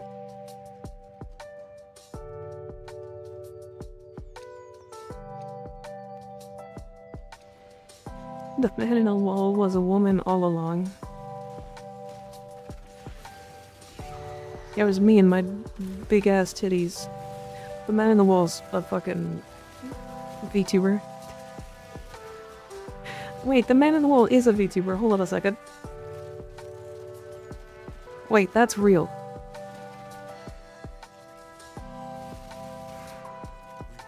The man in the wall is a VTuber, and he just constantly randomly puppets people. Has been cracked open. Finish your mission to find out what's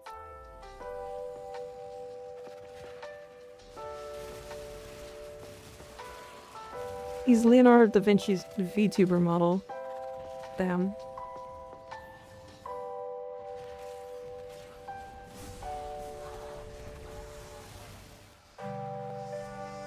Crazy.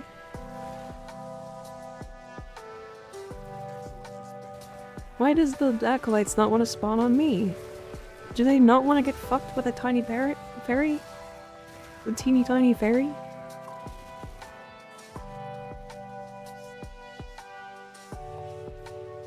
A creepy drifter clone smile must be a rigging issue then? Yeah. It sure is. Isn't he actually a flesh tuber? He's a flesh tuber then. Yeah. Rather icky without context. It sure is. It sure is icky.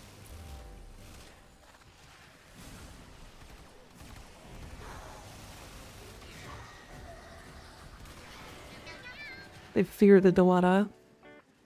They fear what they cannot become. Tiny fairy with tiny knife. And knife does tiny damage. Although guns with peanut butter bullets are doing a ton of damage.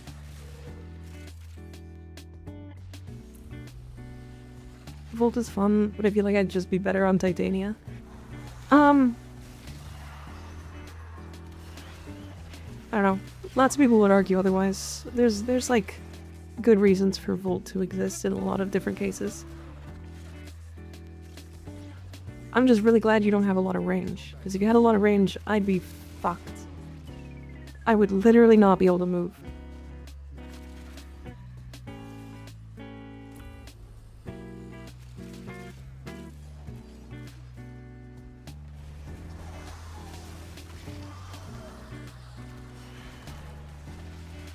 The curb with a knife. Is that Ian? That's Ian. Set up a Valmont heirloom tomorrow? Yeah, I'm gonna lick his abs raw. Sorry, did I say that out loud? What I meant to say is I'm gonna suck him really hard. Yep. That's about right.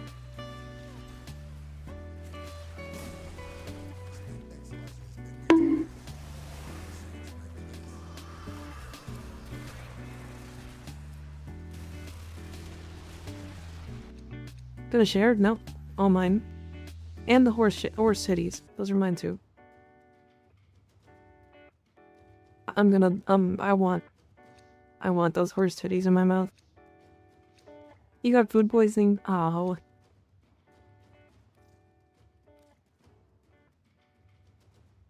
Biblical levels of greed, yeah.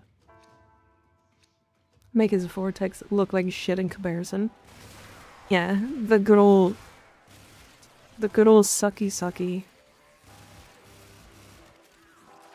I'm gonna turn him into the fucking... I'm gonna suck his soul out of his penis.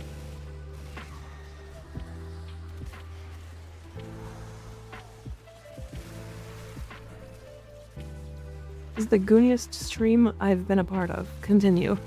Yep. That's me. That's us. Owie. I'm buying at the moment a plate drops. Yeah, I'm definitely going to. I'm excited. It'll be a good time. You choose the $30 subscription you get. I will not. I will not. You cannot make me silent. I do not wish to be horny anymore. You cannot. You cannot have titties. I just want to be happy. Get wrecked.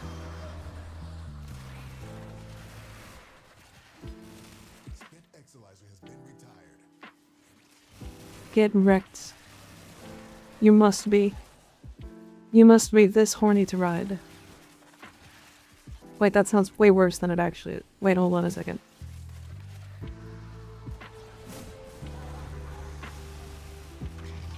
Do we know what time it drops? It should be on, like, update time, normal, so like 11 a.m? 10 a.m? Eastern Standard Time. Do not listen to Mika on speakers. Yeah, don't do that. You're kind of safe at, like, the beginning of the streams, typically, when I'm, like, doing builds and stuff. But if I'm not doing builds and I'm just, like, vibing, then yeah, you're getting the piss cum lady. Can also grief allies shieldgate now? Shit. Yeah, it sure can. It sure can. What's funny is me, the first video I found of yours was the Void Essence one. Now I just keep calling them Void Cummies. Hell yeah. Big fan of Void Cummies.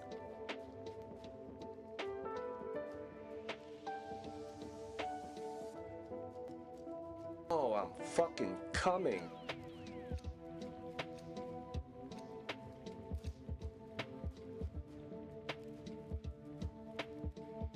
Damn crazy.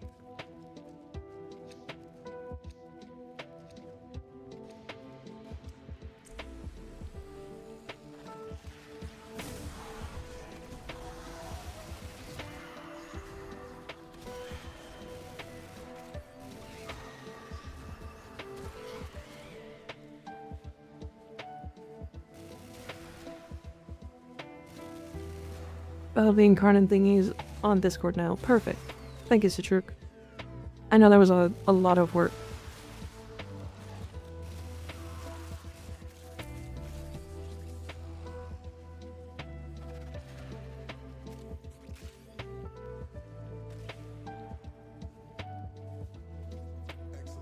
Can we hit a gold, by the way? What the heck? Yeah, I don't know why we haven't. We're getting kind of unlucky when it comes to that.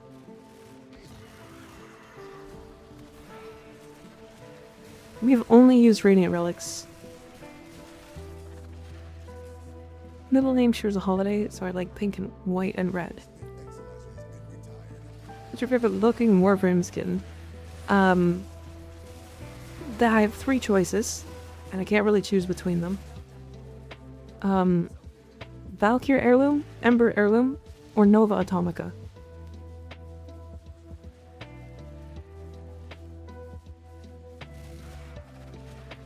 I like all 3. And honest to God, depending on how it comes out, both the Dagath one and the Valbon one are contending. Sultarek, thank you for the tier 1 sub, I appreciate it.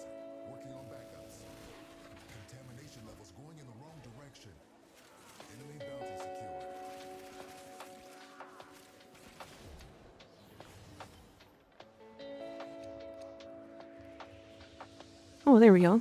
Herobrand systems. Is it because of the ass? For the first 3? Yeah.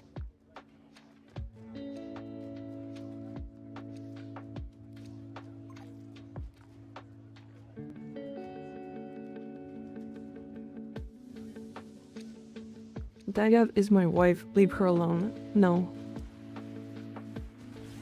She's getting fucked. By me. Or more likely she's gonna do the fucking. But, you know how it is. Watch this gameplay with his eyes. I am so far away from endgame. It's definitely a little rough to go from like early game to this. But if I'm completely honest, like, this isn't that far away. This is just like the end of the end game for builds when it comes to stuff like this.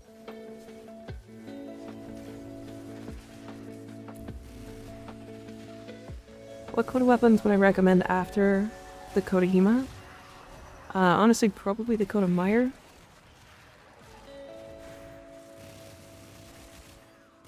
The code of Meyer is really, really good. And then for secondaries, if you want to get a secondary, I can't think of the ones. What are the secondaries? What are the code of secondaries?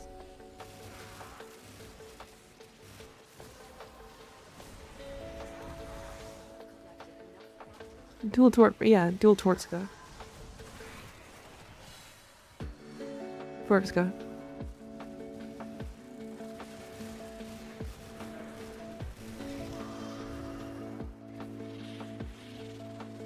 I found the pox to be really awkward. It's good, but it's good at weird things. Hype train, I guess? Weird. Thank you for the random sub. Kind person that decided not to tell anybody.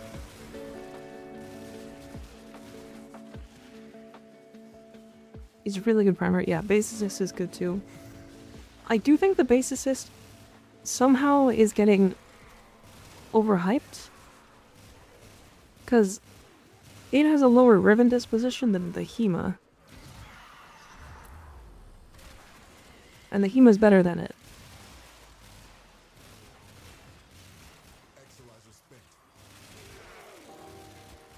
Not by much, they're both really good weapons, but the Hema is better than it. Do the Tortska look like a dildo? No? What? They have mouths. People love their shotguns. Maybe that's why.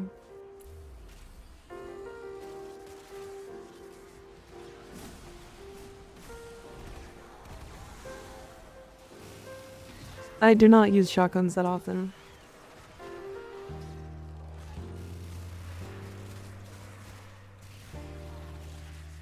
There's a good MikaRiverNya roll now, multi-shot CD. So crit chance, crit damage is like not really that great on it anymore because it's like it has an augment that gives you more crit chance and crit damage than a Riven can.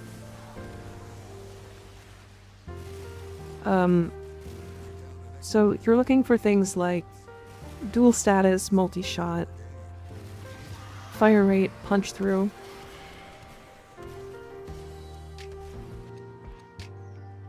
That kind of stuff.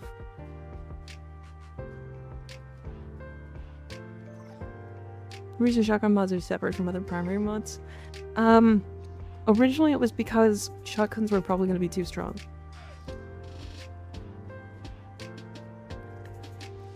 Like, they were very much afraid of putting shotgun mods in line with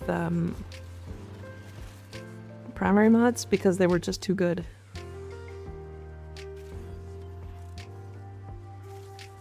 Like, I think a lot of shotgun mods originally had like 30 to 40% less stats than primaries.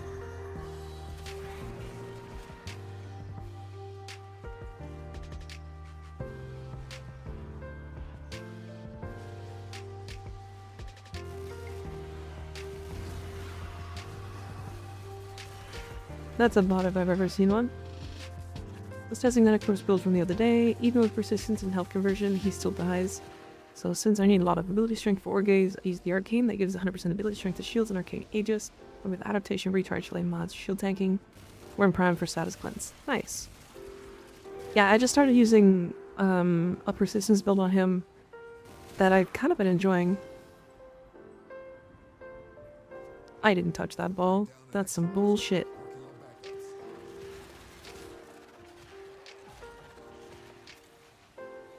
They need to make that ball not appear. That's so much worse that it exists than when it didn't.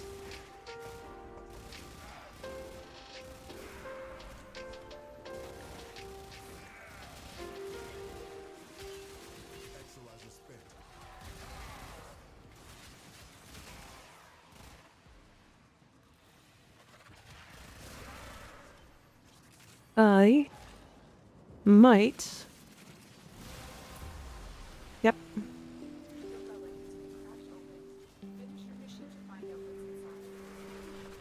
Yeah, I'm fine. Oh, I know why I can get 13 stacks now. I don't have heat on either my Dewata or my Pixius. And Uzkos allows me to just get an extra stat. I didn't realize that. So now Encumber's even worse on Pixios.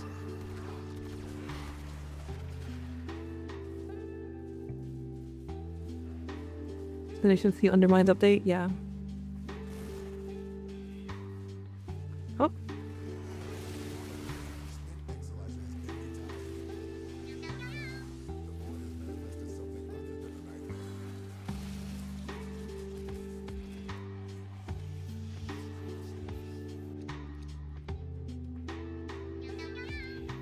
Harris, nice. Better the weapon in DE's eyes, lower the dispo. Yeah, sort of. So... it's interesting. They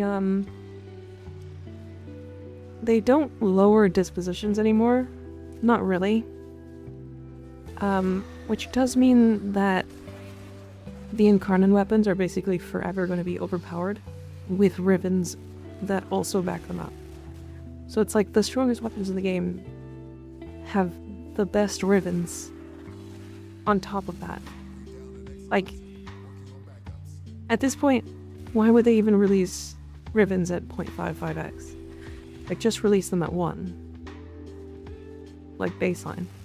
Bring up all ribbons to 1.0.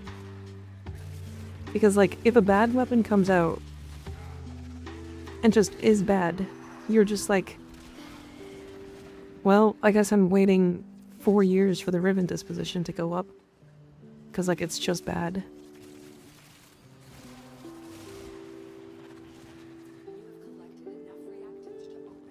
I don't know. It's like the Sagak Prime, for example. That weapon is entirely okay. And is probably never going to get used until the ribbon disposition is like 1.5.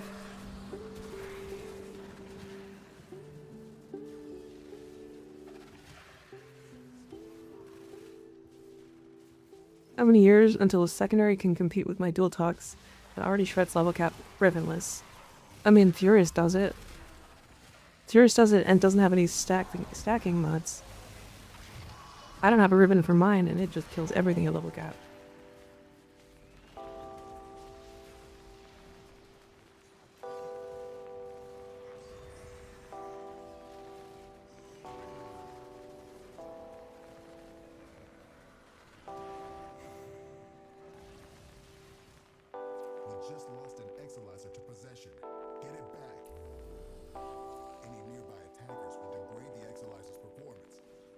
Goddamn.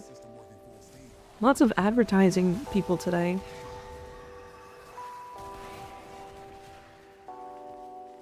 Is self-priming, I guess if you play that build. Sure. I mean, the thing about the dual talks versus the Furious is they're both, like, arguably the best weapons in the game. The Furious does more single target, and then the dual talks does more AoE. That's kind of the difference between them at this point. Because, like, the Furious, with, like, 2 seconds of sustained fire, will just do damage cap. And so, like, nothing lives that long.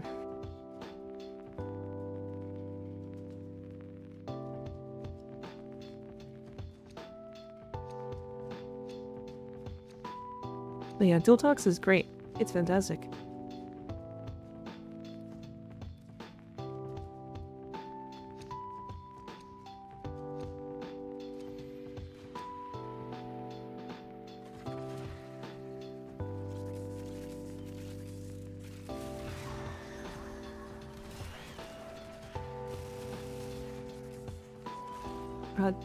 I need to play more Titania. I just like her. Maybe I like her because I'm good at her, I don't know.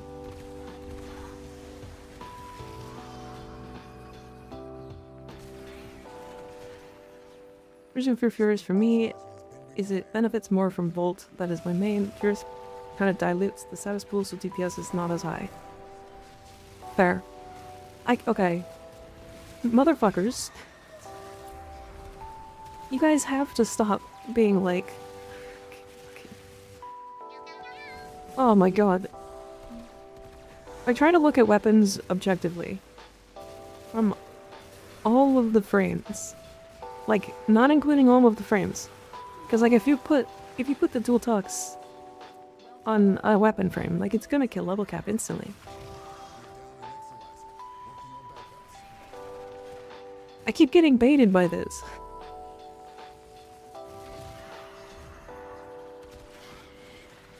I only rate weapons on volts, nothing else matters for me.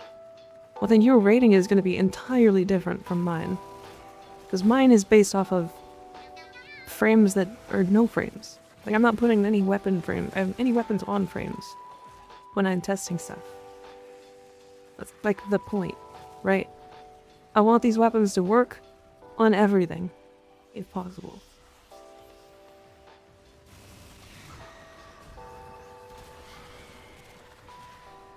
Forgot to finish my circuit last week. See you in 2 months. Dual talks, yeah.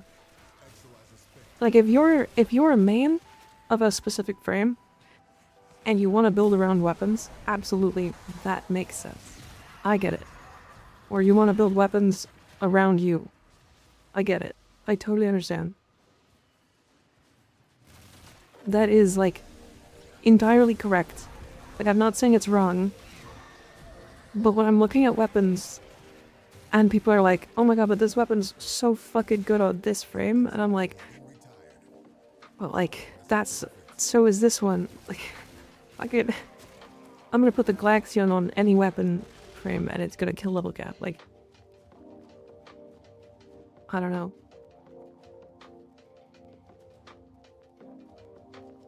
Like, it's also why I don't like the Sobek. Like, the Sobek is great on specific frames. By itself, the Sobek's actually entirely mid. It's like a very okay weapon. Like, one of the things that I keep seeing people suggest is for new players to build the Sobek. Don't do that. Don't do that. Don't suggest building the Sobek to new players. Don't do that.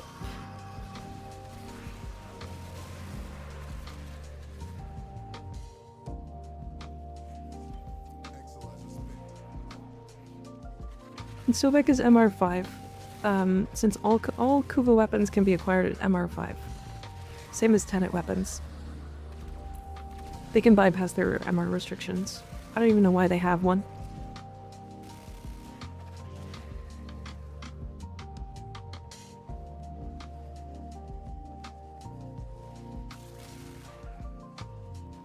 Like, there are just better weapons for new players to invest in early on.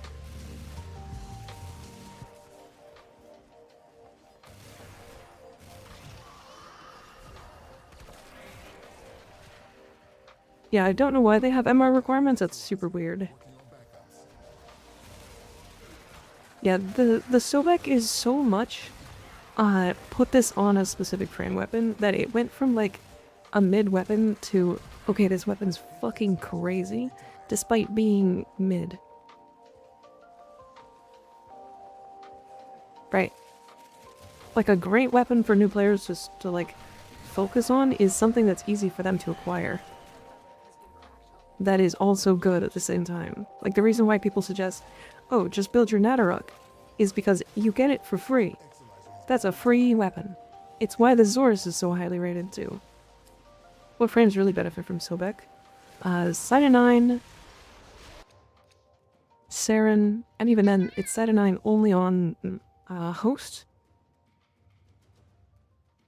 I think it works on Uriel, but it's weird. Frost it's good on, because he can just armor strip and make them all take a ton of crit. If you love Broken War then. Broken War is actually pretty good. Araxia, yeah, I forgot her. I always forget about Aurexia. I just don't like the way she moves, personally. It's interesting, but I don't know.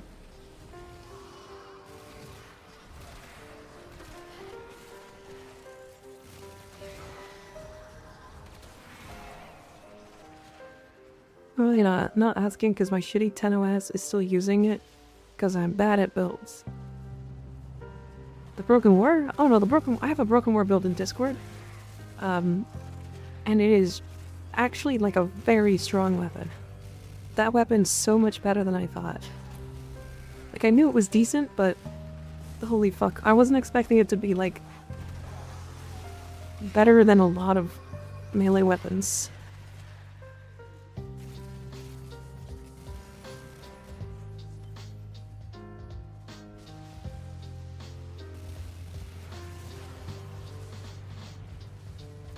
Is Golem Incarnon the strongest? No. Yeah, the Broken War was like, I don't know, when I had put a build for it, or build together for it a long time ago, I was like, this weapon's okay. And then I put like an actually finished build on it that's like 2 format at most, and it was like, oh, this is killing level 230 steel path heavy gunners in like 2 hits. It's like really good. That thing is way better than the Skijati. The Skijati's got some like unique stuff though.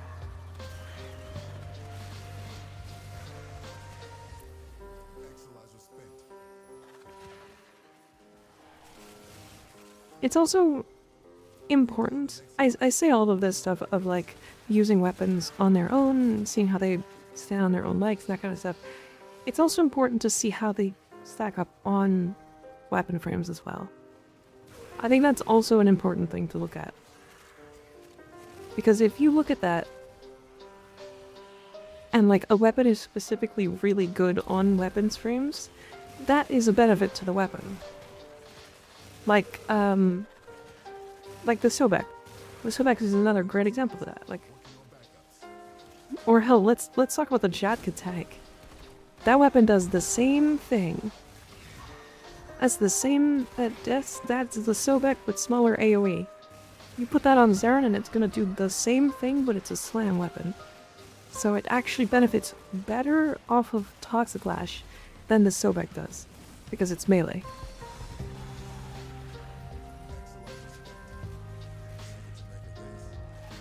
It's the cooler Sobek. Right. Oh my god. Hash Prime. God damn.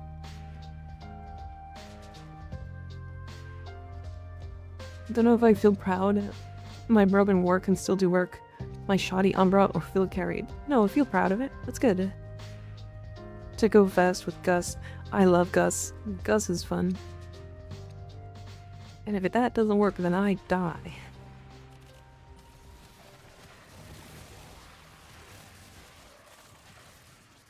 I mean, Gauss is gonna work in like every situation right now. He's so good. Shock attack, melee influence blasts, utilize Rosato's whisper buffs. Great question, no idea. It might. I don't think I ever tested it. There's too many things to test when it comes to those. It should be the same effect as Sobek as it shows.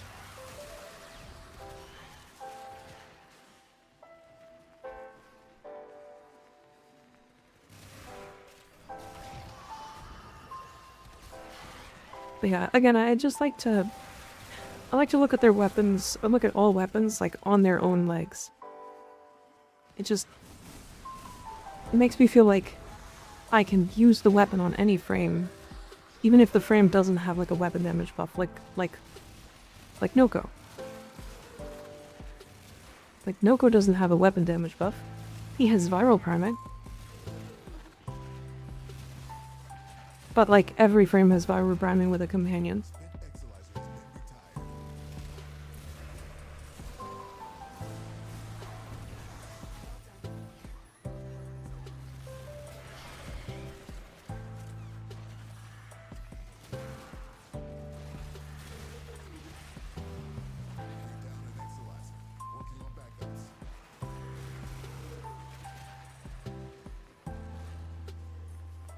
Because Skiajati Invisibility works with Kona-based assist finisher.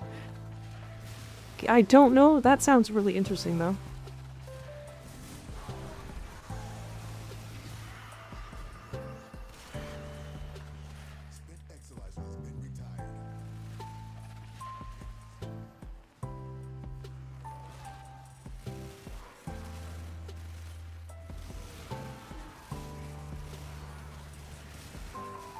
There was some mighty interesting Sweet Home Alabama videos on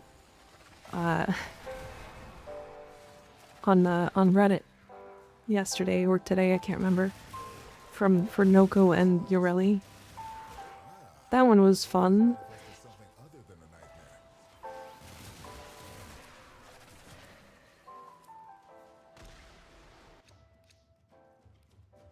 I don't know why I thought of that just now, but that one exists.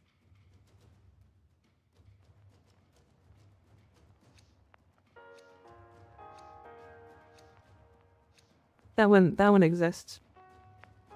Hell are you watching? I follow specific artists. Can I eat my Taco Bell without such thoughts intruding my brain? No, go look at it. You didn't see when I like brought my hands up as if I was that like I was like hypnotizing you to go look at it.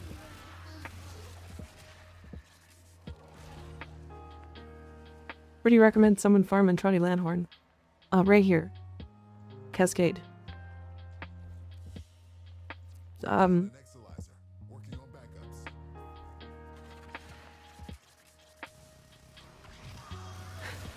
Also, if you want to do, like, landhorn farming, I think the best bet is to just do box breaking in Zeraman.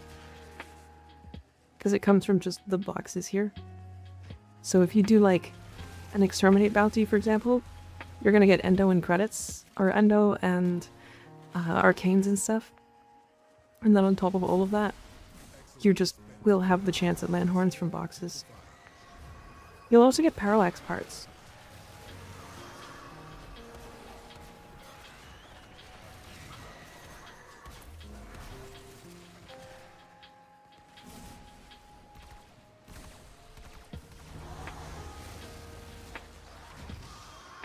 Parallax still decent. Yeah, they're like 15 plat, I think.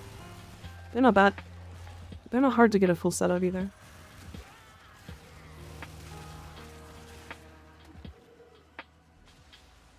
Hey, you really prime call me Bay in public chat. As a Noko. Uh-huh.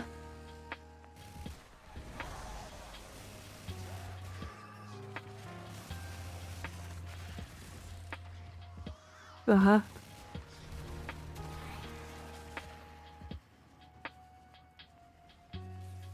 There are laws against that. Many of them. You can trade parallax. I have so many. Yeah, you can.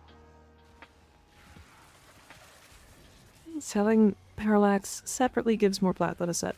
That's typically how it works, but there's less people buying separately than there are people buying full sets. It's the same as like regular prime parts. If you want to sell like a full Nova Prime set, if you sell them all separately, you'll make like 15 extra platinum. But it'll take 10 times the time to sell them all. And you'll have to do 4 trades instead of 1. Do I have my lore mixed up, or are those 2 siblings? No, those are siblings, as far as we're aware.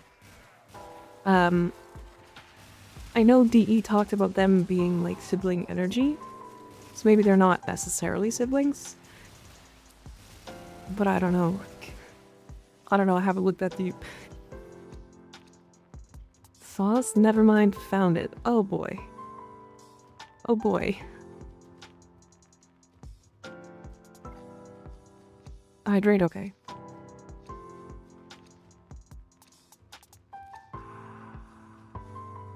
Any recommendations for a toddler tenno to get plat?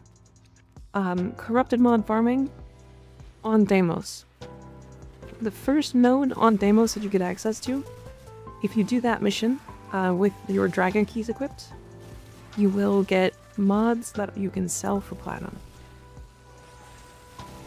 That is like, still to this day, an actually decent platinum farm that's really casual, super chill, and like very easy to do. And if you are new to the game, is the easiest motherfucking farm. If you have Rhino, you can do it unmodded.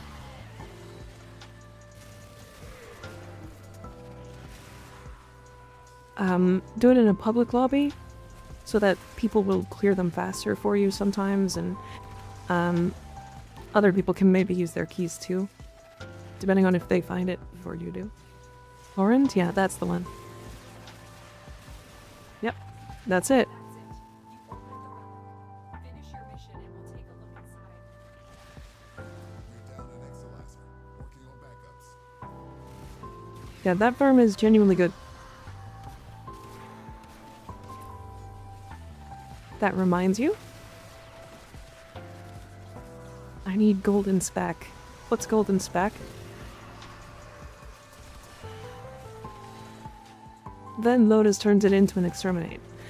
The plus side about Horrend is that if she turns it into an exterminate, it's like 20 enemies max. It's like no enemies at all. Don't teleport through walls like that, you fucking stupid bitch. I'll come in your ass.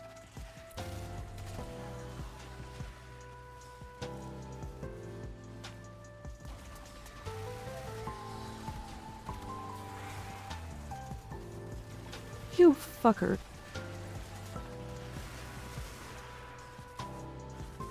Split Exolizer has been retired.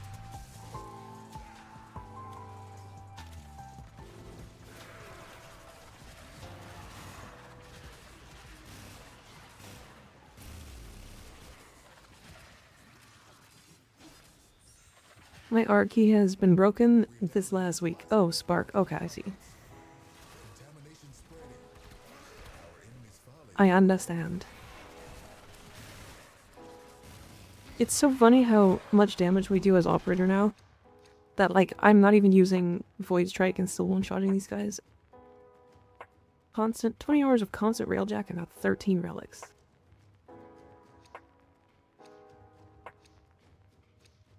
We got one every 10 minutes when we were doing ours.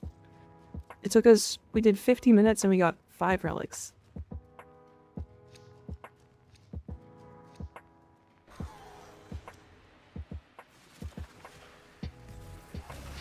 That reminds me, I need to get back into Helldivers.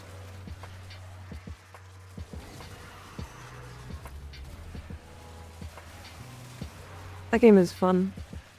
Also came out on my birthday last year.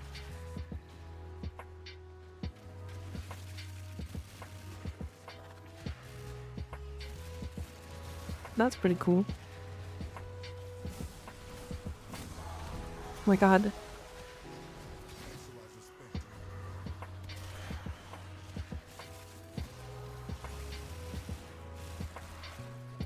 And my relic is opened. Nintendo's is mean to their player base. I mean, if they keep giving them money, then you could be mean to them all you want.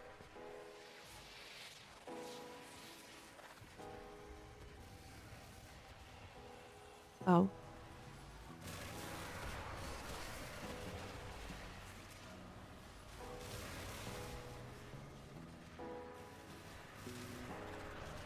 I think I got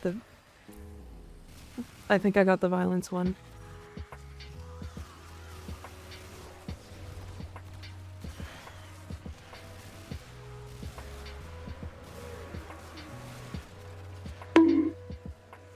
I gotta farm Steel Essence effectively. I need Kuva. If I'm honest, there's like 2 farms for Steel Essence right now that are like really good. Harita Rebellion Steel Path, if you get really good at it, specifically solo by the way, it is the best Steel Essence farm in the entire game. Hell, after this I'll show what that means. Cause it's kind of cool actually. I need to also get better at it anyways, specifically so I can show people. Exolizer spent. Enemy bounties.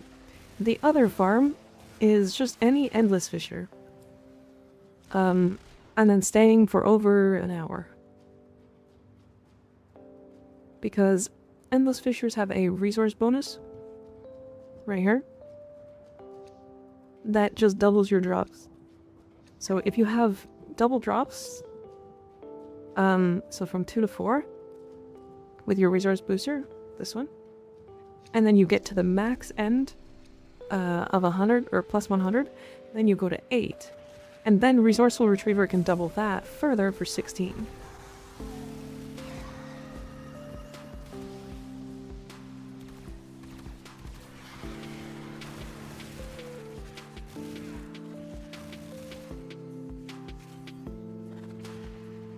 Usually get hit 15, 17 objectives in Parita, and it's alright. The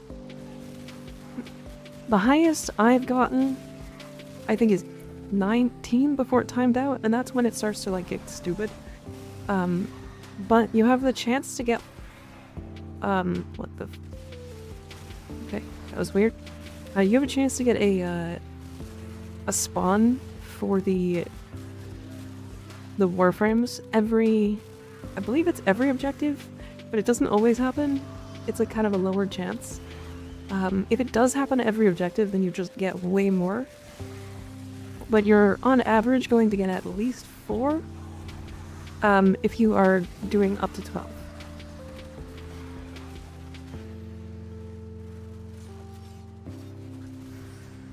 Endless is only better after more than 40 minutes. So if you want to do Endless, then yes, but if you're not doing Endless, then it is not better.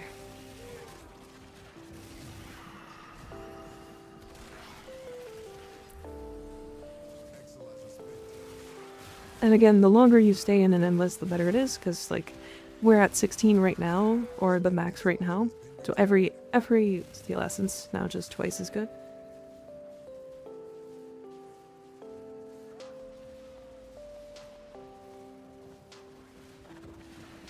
Oh yeah, daily Steel Path incursions as well. That's another good one.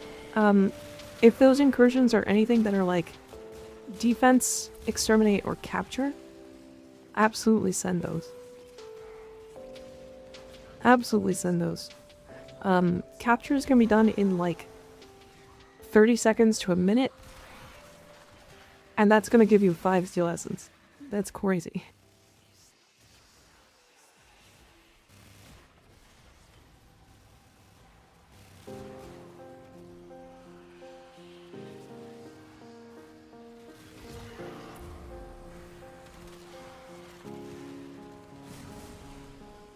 Both.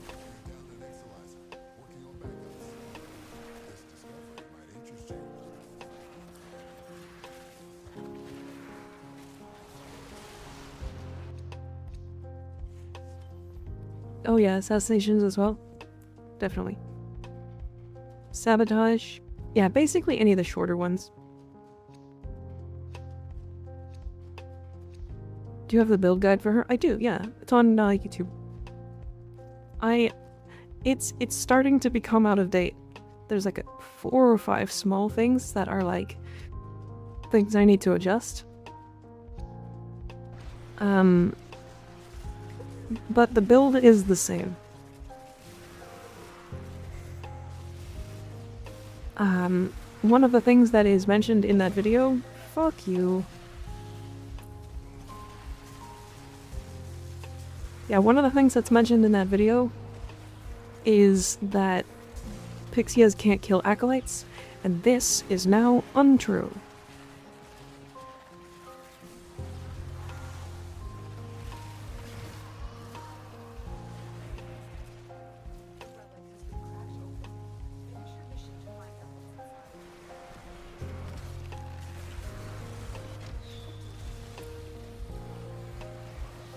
Oh, that's really unfortunate that all of the enemies that were around me as I used my Tyron Strike to try to get a damage or a strength buff all got obliterated.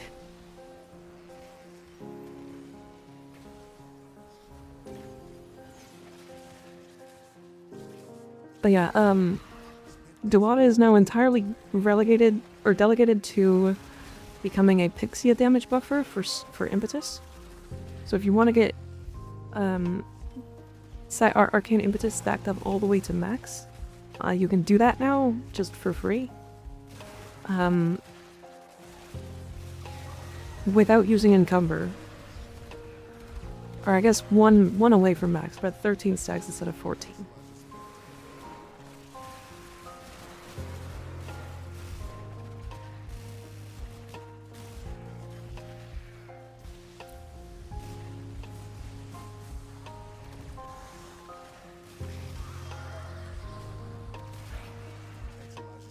Um, 13 stacks. So, funny thing is, we could probably hit 14 if we used a companion with electricity and then used toxin on our Dawadas. Which is actually something I might consider. Just for like min-maxing purposes. But yeah, it's cool. She's very good.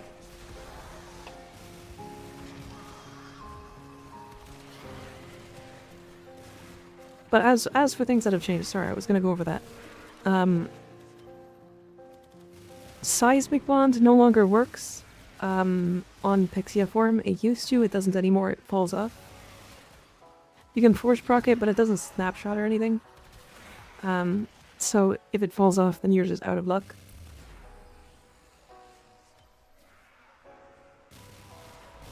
So pretty much your companion is relegated to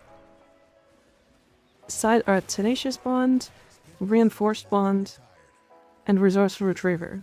And that's about all that it can actually trigger.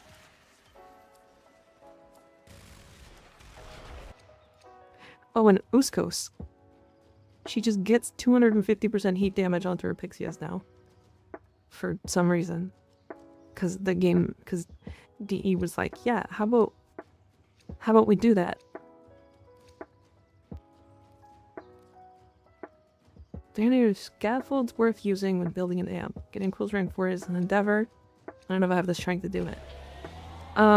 Scaffolds as in like the second piece? Not really. I mean, it doesn't really matter too much. But the scaffold is like the glaive that like bounces around and kills everything.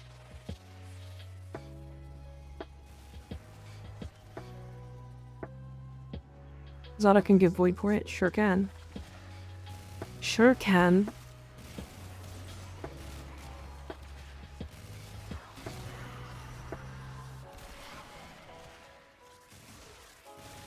I always forget how much damage Pixias do.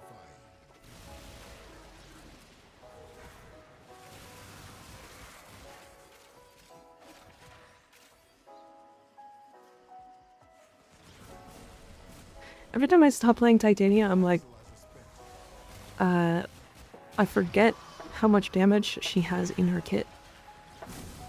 Just in her Pixias in general. And it is, like, genuinely impressive how much she does.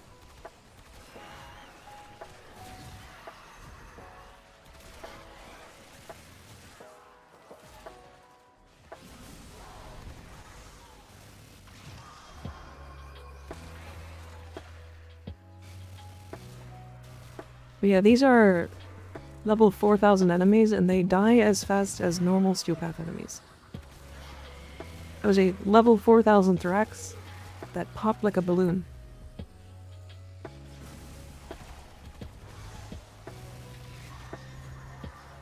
Didn't even get to see his health bar.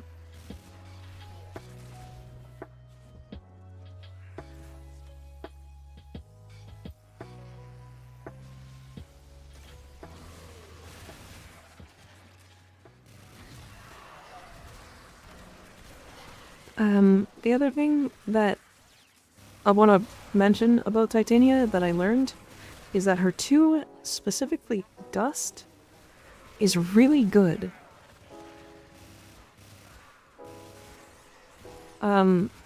Dust is essentially Omamori if it didn't have a heal. What other characters that does KPM like this? Mirage? Oh, this is not even high KPM. This is like mediocre KPM. When it compares to like some of the higher frames. Like Mirage with Ikarias is like up there. Hildren is probably better. I'd say probably, is if you can survive to level cap with her, she's the easiest level cap. Literally, you kill so fast that the void traces don't have a chance to spawn. Also Nefery. Very interesting, kind of a weak weapon though. It has multi-co and it's fireball though, so that's kind of fun.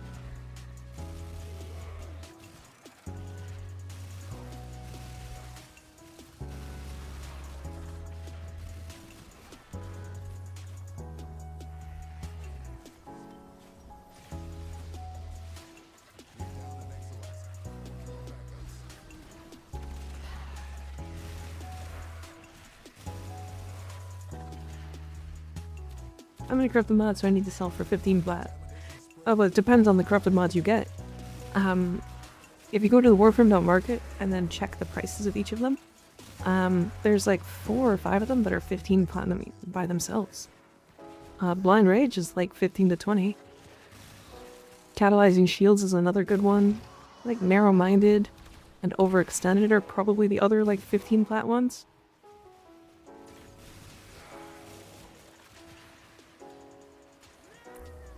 Good night, Brooklyn. Thanks for hanging out.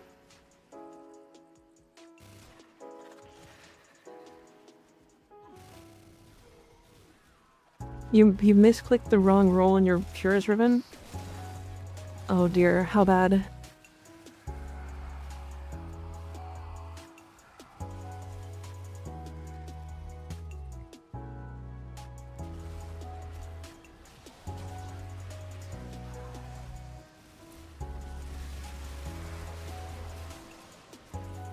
How bad is it? Just lost an Exalizer to possession. Get it back. I think Fierce doesn't need these stats. Relating Servant stats kind of don't matter. But it does suck, yeah. I mean, people that like the Rivet, the Furious, are gonna really spend a lot off of that, right?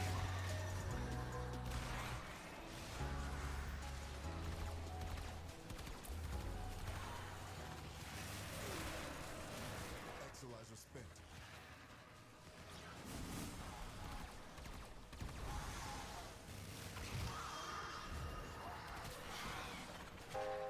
I do have a build for Ghost. It's in the Discord if you wanna grab it. Struggle has its benefits. You got Fleeting? Nice. Fleeting is like 8 or 9. It's starting to fall off.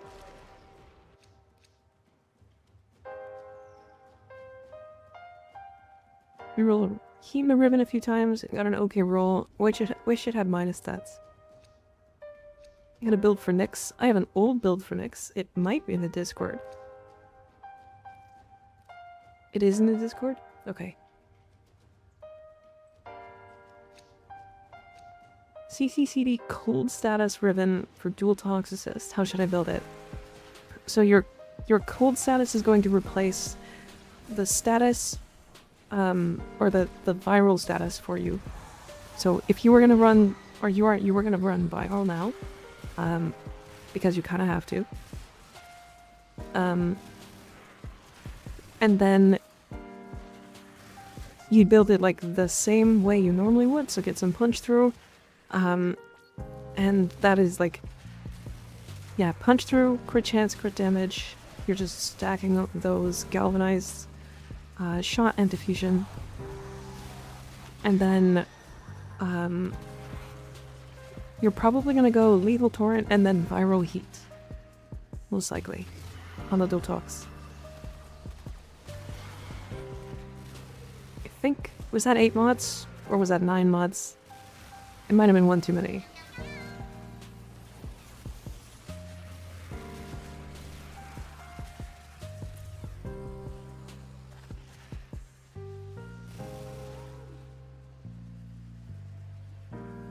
Any advice for the Trumna? You'll have to search what specific things trigger the alt fire. Because there's something that triggers the alt fire charge. Or there's a couple frames that do it. I think it's Aurexia?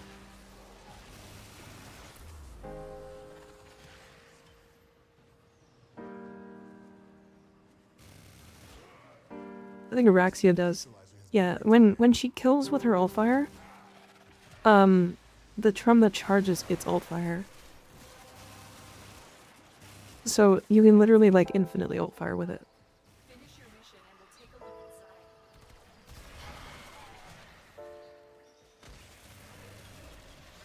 inside. I'm pretty sure.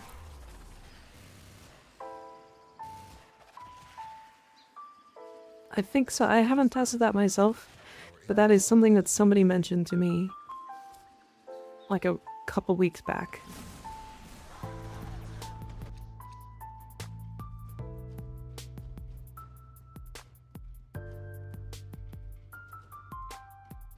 Was after another 50k Kuva. Was worth right after the misclick. Oh.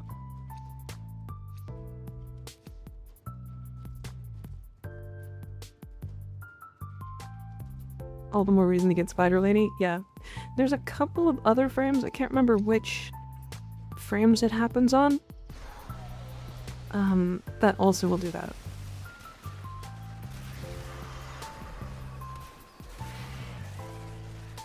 Can you make it before the cutoff? 4 minutes? Yeah, we can make it, I think. Probably.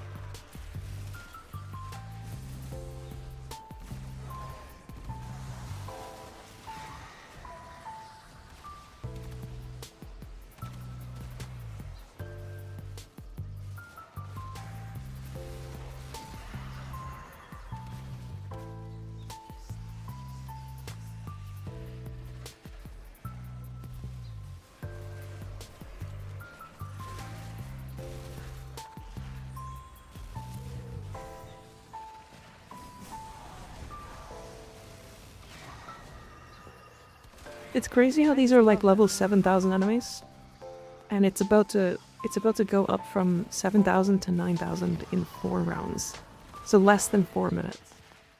Leona, welcome in. How you doing? Raid.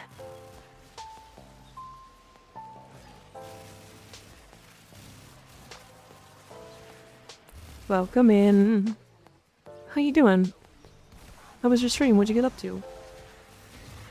I've never been able to, like, do a good raid message after somebody raids me. It's weird. I will hydrate at the end of this cascade.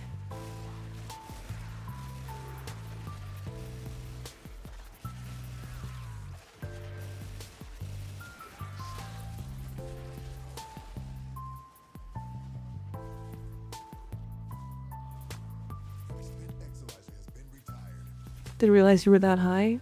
Oh yeah. We are very high level already. 7,000.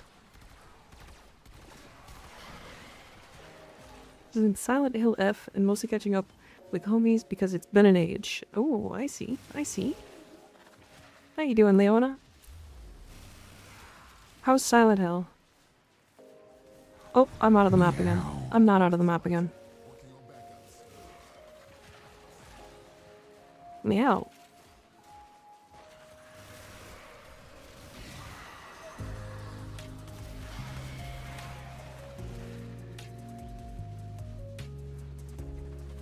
Just a tired, overworked Faye? Hell yeah. I believe that.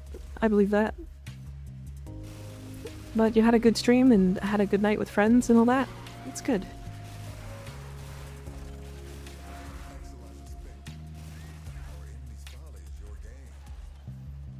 But I'm... My brain is maybe thinking of the wrong person. Let me...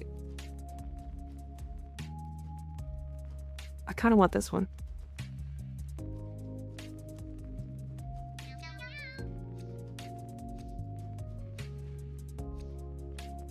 I am not thinking of the wrong person. Okay.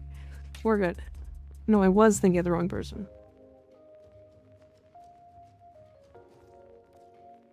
Yeah, being overworked is rough. I'm sorry. But at least you had a good stream and now you can go to bed. Was that Markiplier's thing, yeah? Yes. Now you can get some rest and have a good night's sleep. God, I want to just be in my bed. I understand why people like spend so much time in in their rooms and stuff now.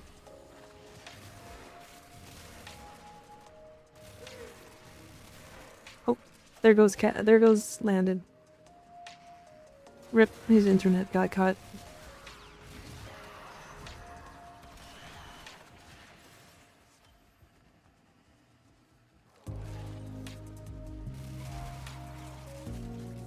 Exolizer spent. Give me.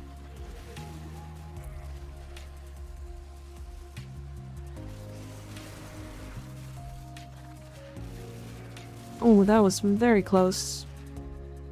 I almost got nullified. Down an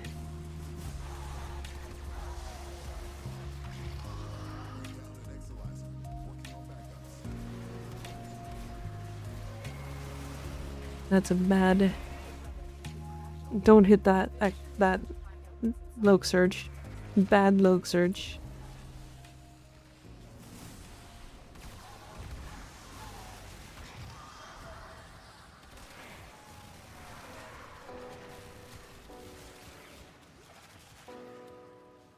You failed the level cap. Unfortunate. He would have done it too. If it weren't for those pesky kids. And there's level cap.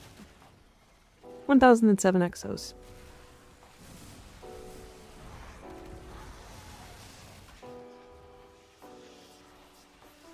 Leo, earlier that the vacation I just took for the weekend made me realize I'm sick of working and just want to be a house husband.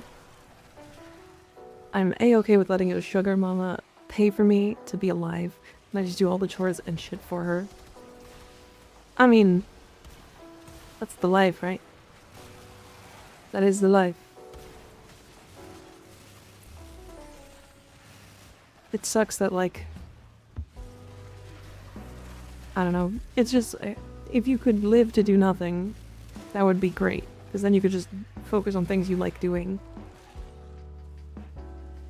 We're down an exolizer. Working on backups. Struggle has its benefits. One away as well. Unfortunate. Unfortunate. That's okay. Okay. And we can head out. 1k exos? No. No.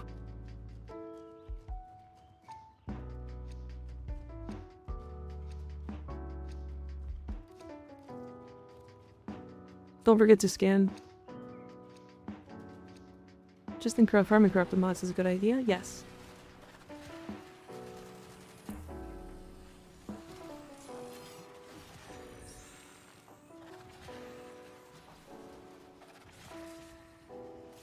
There's too many of them.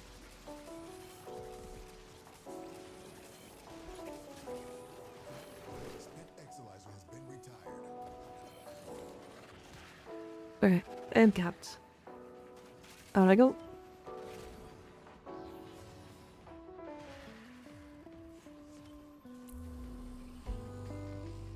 Also, I accidentally fucked up my tit build by removing my shield over my impetus. Removing your shield? Wait, did you... What did you put in?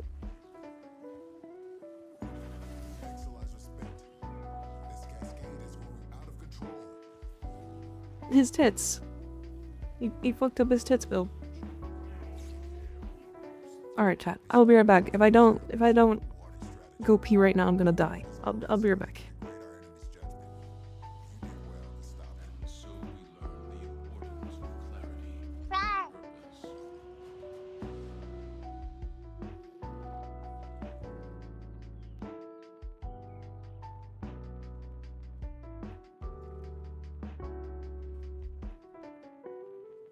Right.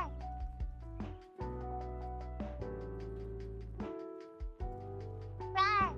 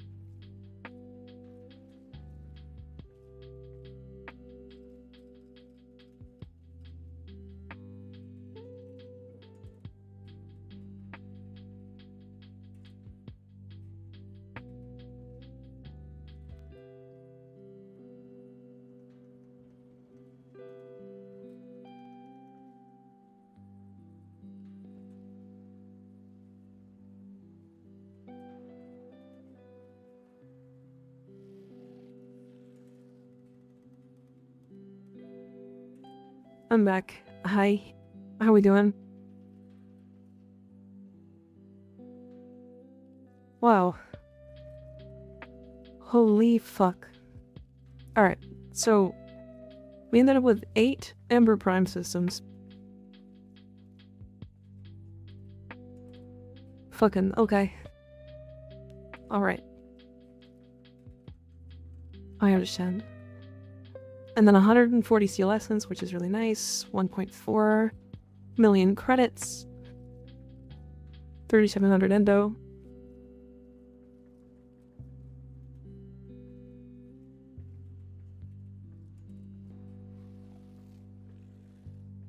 Incarnon weapons into level cap. Yeah.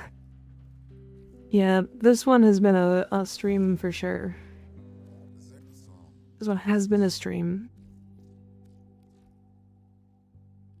He's flabbergasted. Yeah, look at him. Close your mouth. You're gonna catch a void fly.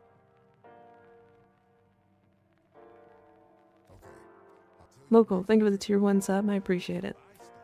3 months straight, damn. Damn. This one. This one. Fuck it, I'm just gonna do 14. I'll waste the extra 150, it's okay.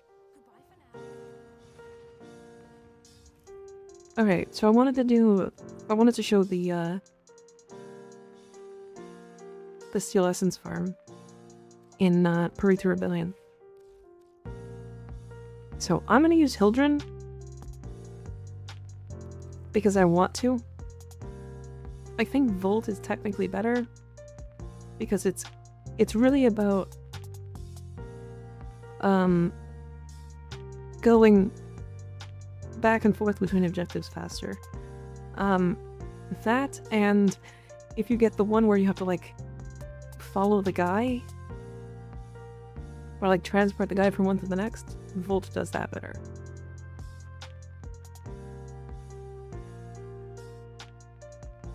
Oh, I see. You removed Arcane Persistence, or sorry, you added in Arcane Persistence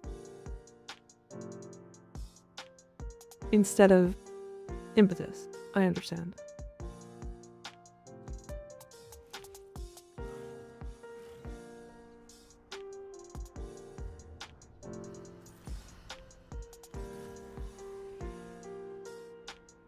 And you get the card thinking you can explode it instantly, yeah. So the only one that's like kind of slow is the Hunhullus. Because you have an arc ring section, and that arc ring section kind of doesn't get benefits from Zenart. So if you're trying to speedrun and get like Steel Essence, you do either Dactylist or Vanguard. You will eventually need to do Hunhullus if you need to get your Taron Strikes maxed out. So I'm gonna do Vanguard. And I'm gonna do it solo.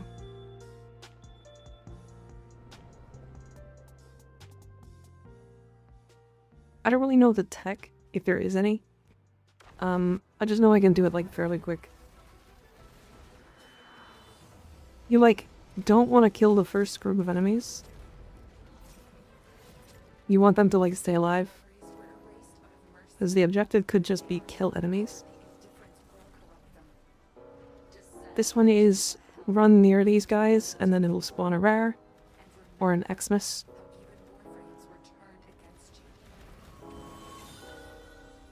And then once you kill the Xmas, then it will go to the next objective.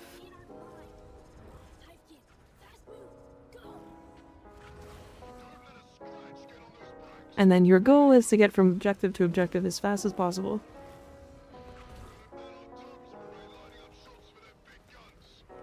So now I'm looking for these scramble codes. And now I just need to make sure that I have 2 extras. And then hit them on cooldown.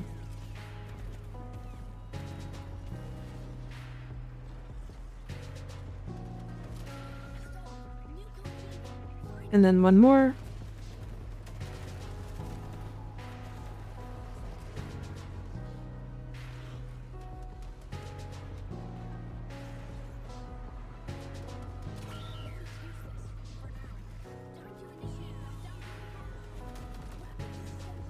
fucking Skig.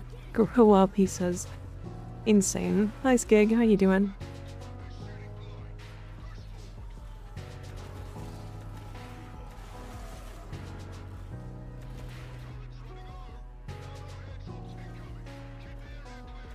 So then, this one is easy. You just need to make sure that these are clear. It is a lot of waiting though.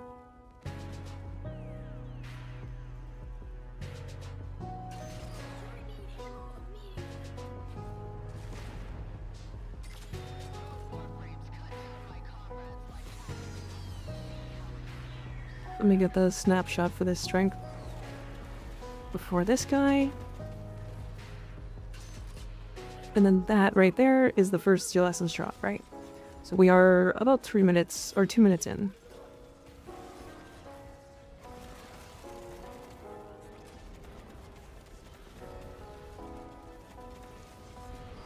By solo always better. Yeah, the objective skill with team, which is kind of annoying. And if you want the team play to be better, everybody has to be so unbelievably on it. Like, they have to be so coordinated.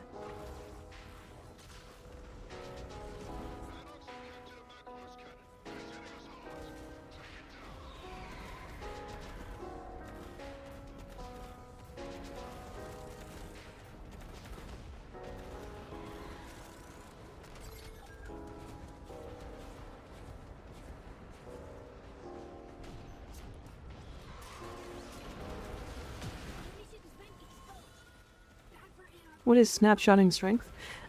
So it's taking temporary buffs and then putting them into your permanent abilities or channeled abilities. You can snapshot temporary abilities too, but only temporarily. So if I have a strength buff from my grimoire, then I get to add 60% strength into whatever channeled ability I want to use.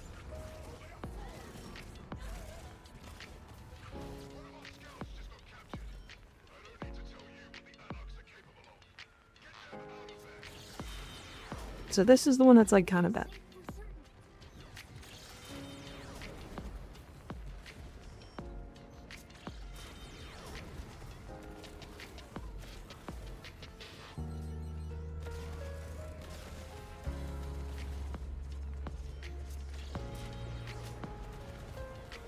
Yeah, this one's kind of bad. But it has a high chance this one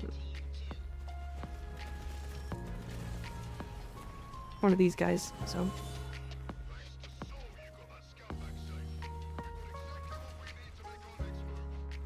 We only have we have very few rooms in this one, thankfully. I think if you do this, it's either solo or in 2 people.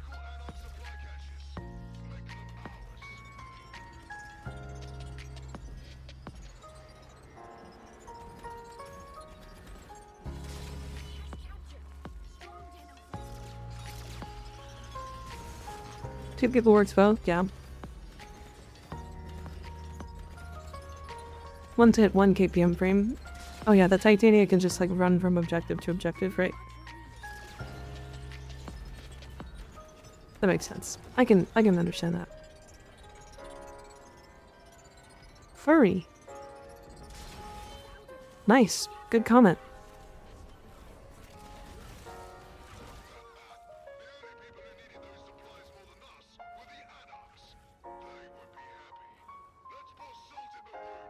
Good YouTube comment. Hell yeah.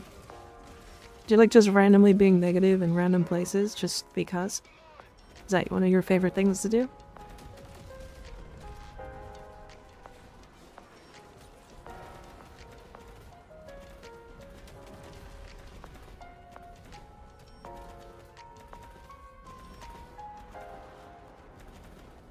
Fucking hell yeah.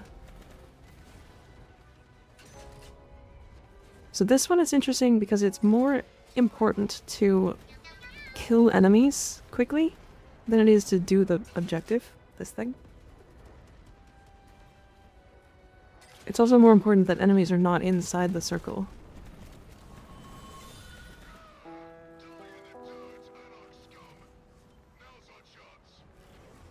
Classic YouTube NPC comment. Yeah. Like if I went to like a Christian channel and just like the first comment I ever put, I say like Christian heretic. Fucking, I'm gonna get banned so fast, and like deservedly so. Fucking, what the fuck?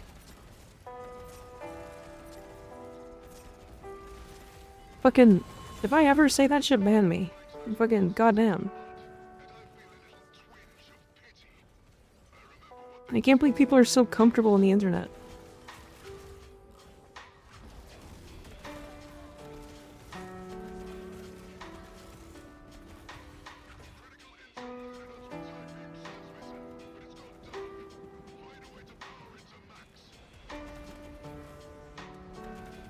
What did they expect? I don't know. I mean, these people are just here to troll, right? Like, that's their whole thing. But the biggest problem is, like, maybe I understand it better than a lot of people. But you are fucking not anonymous on the internet. If you are even remotely bad at keeping your personal information aside. If you have a Facebook account, if you have a Twitter account, if you have Instagram, your information is out there. Sorry. And it's probably easy to find where you live.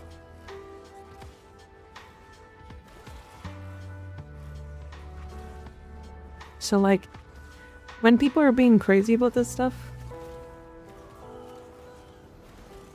like when people are being toxic in random communities, you are putting yourself at risk. You are putting yourself at risk. And I don't have control over 400 people, 450 people. There's no way for me to have control over 450 people. That's impossible. So what happens if there's like one person in my community that I don't know about that is like absolutely a fanatic about the community or myself, and if somebody comes around and tries to fuck with it, wants to do some crazy shit to that person because they're trying to fuck with the community. Like, this is something that you put yourself at risk doing.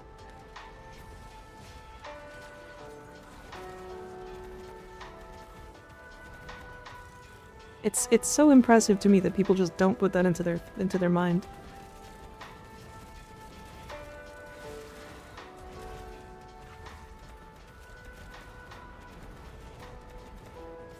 Even if you are good at it, I can promise you if somebody wants to know who you are, they can. Yeah. Yep. I mean, yeah, absolutely.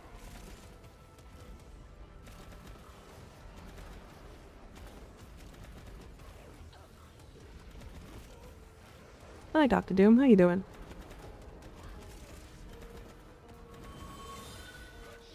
It's very spooky. Yeah, it's super spooky.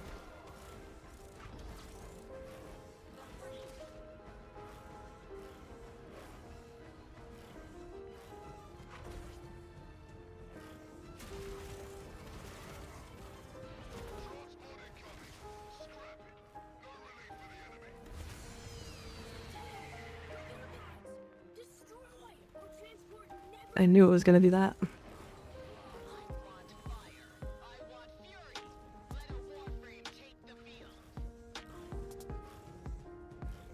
Wait, what? Oh, I see. I fucked up. No, I went the wrong way.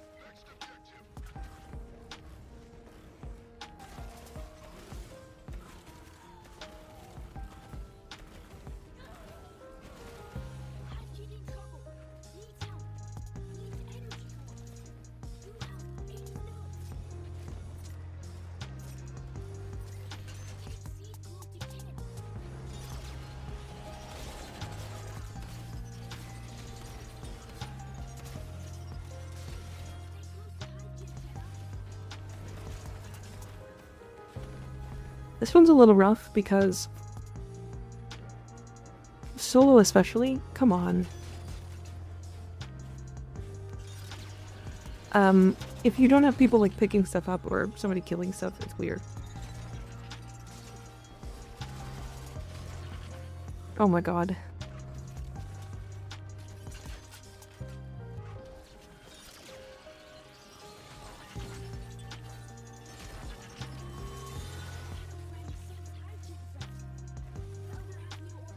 Yeah, well, I got 13 done. I've definitely had more. I got a little unlucky, and also haven't done this in a bit, but...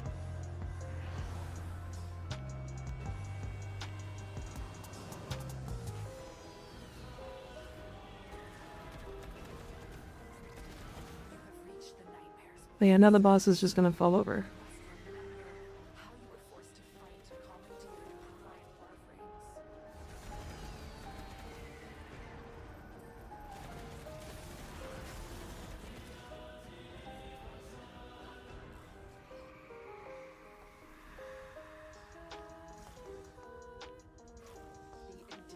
It was one too far off. It wants you to doubt yourself.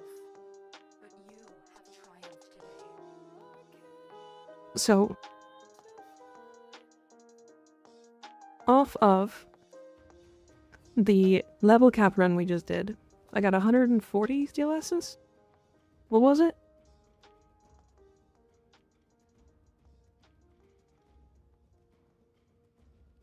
Was it 140? But it was level... It was an hour and 26 minutes. Right? So... I can't do math. So it's 140 divided by 86. So we're getting 1.6, almost 1.3, or 1.63 steel essence per minute. And we just got 20 in 12 minutes. So we actually got more. We got more, but again, Slowboat is right. If you stay at level cap, you end up with more. You end up with way more. But that was after an hour and a half.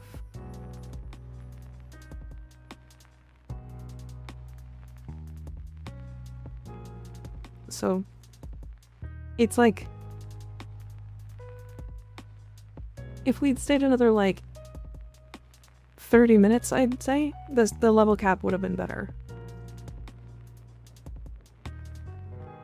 Actually, if we had gotten another like 2 drops, it would have been better. Multi-shot punch through. I like it. I do.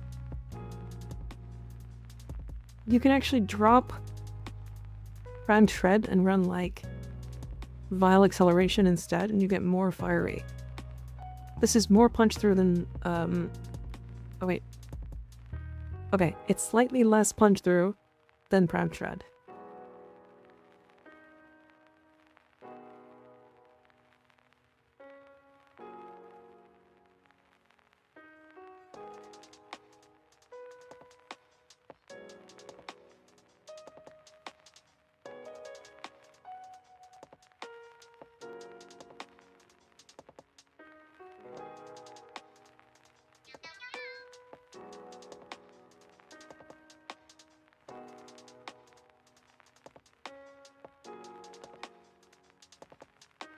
Thunder punch through would keep rolling though.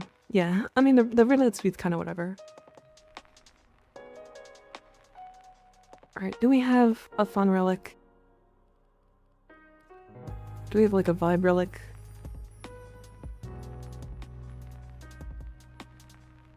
Not really. Reload speed is nice though. Yeah, I wish that they had relics active for each type, kind of across the board. Finally, the worst Omnia Fisher. Murmur Survival. Hell yeah.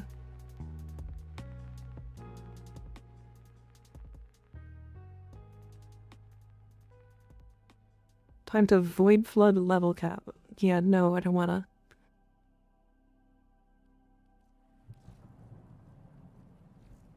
I don't wanna. Okay, I had so many things to do. Why don't you like Murmur Survival? It's just the worst out of all of the Omnia.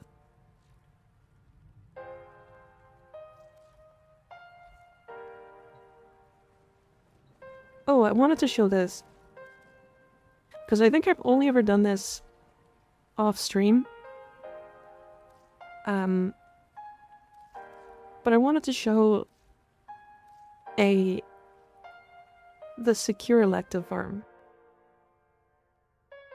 I wanted to show the secure elective farm because this is like not a cheap build. It's not cheap. But it is a lot. It is a lot. Oh, I like the purple.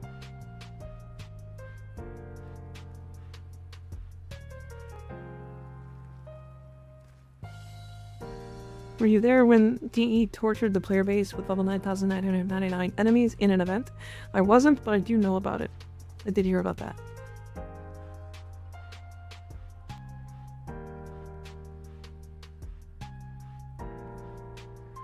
Okay, so the whole point of the Murmur, or not Murmur, but the whole thing with secure elective farming is you go to Titan, specifically Titan, and you're re-rolling to find a tile set.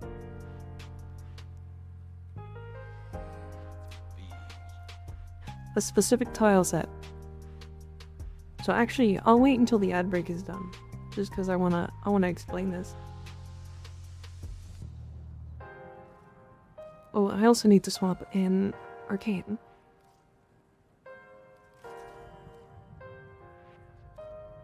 So the reason why I didn't suggest this in my credit video is that this is a good farm, but it is weird. It's weird. It's a lot of effort for like slightly more credits than you get from just doing like 1999 caches. Or like speedrunning Profit Taker. It's more than that, to be fair. It is more.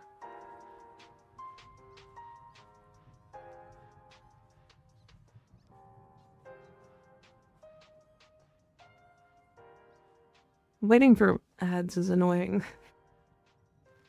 Does anybody want to look at something cool?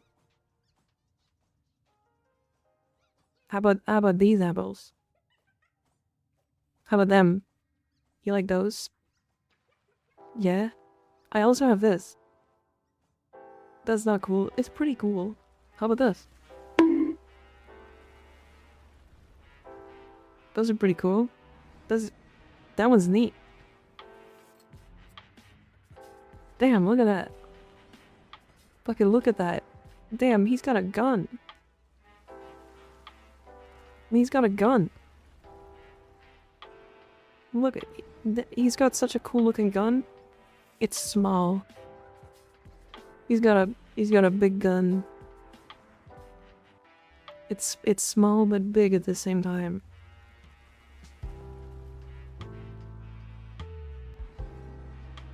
Godzilla is a girl. True, you're right. You're not wrong. Anyways. Now that y'all are back from the ads, I want to show the secure elective farm for credits. So, this is very similar. Did I just see that? Is that here? I didn't... Am I blind?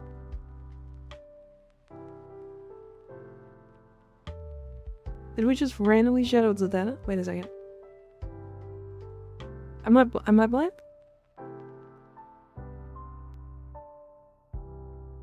Here lurking and spamming RAR earlier. Oh, I see. I see. Okay. Okay.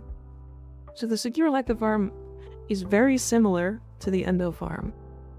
Except I would consider it slightly better because it's entirely solo. I'm gonna give this one some pretty heavy benefit off of being entirely solo. So let me explain the mechanics here really quick. First things first, you're playing Chroma. It's kind of an expensive build. This is like slightly off from the normal build. You run Arcane Strike and you run Nullifier. This overall isn't that expensive, but it does require Core Subsume. And that in itself is kind of expensive. Then you need Secure Electa. And you need to be over MR18. This is at least 4 forma. Jackhammer. Oh my god, honey, how you doing? Thank you for the 350 bits, I appreciate it. It's good to see you.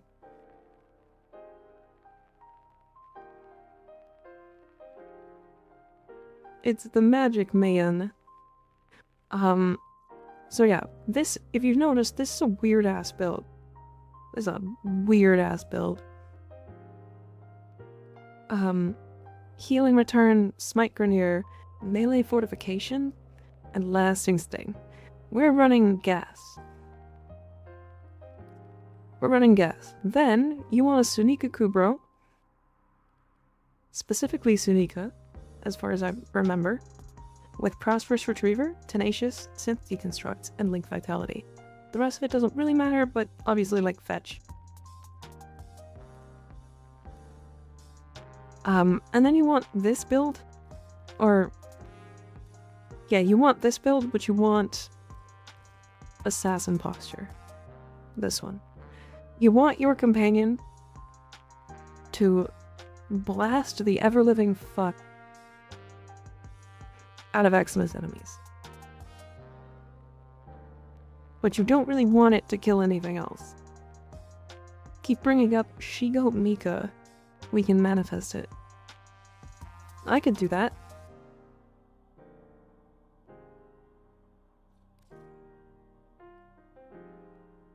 I could do that.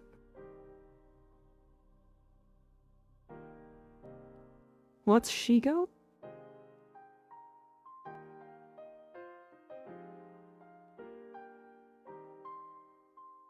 She-Go.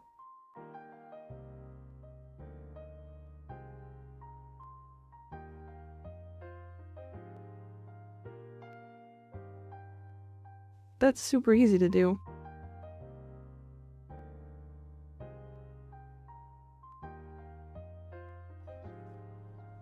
Green Evil Goth. Yep. Anyways. And then you go to Titan. And then you go to Titan. And you're looking for a specific tile. When I show it, or when I get it, I'll show it. This is not it. Gwen? No, She-Go.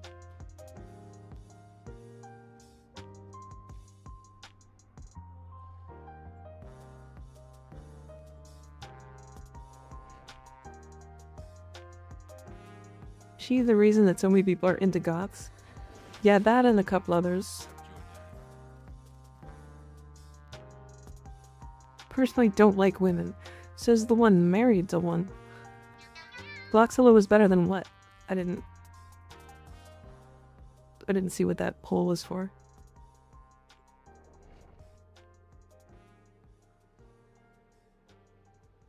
I am scared of women. Titties and thighs. Oh, okay, I see. I can replace my whole model with Gloxilla if you want.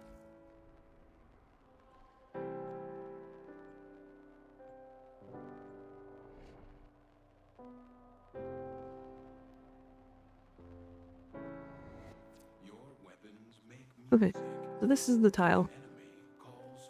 So this is the tile we're looking for. It's that spot there. So what we're gonna do is when I start the alarm, I will do this, and I'll drop my thing right there. That will stop it from throwing things away, or throwing things around. But That is the whole gist of this farm. And then I'll show you what I'm doing. So essentially, you make just an anomaly to pull enemies to this spot. And then you use Ensnare, and then you melee them. And then you just make sure that Ensnare stays up. Holy fuck, they literally all instantly popped. Is my companion just blasting them?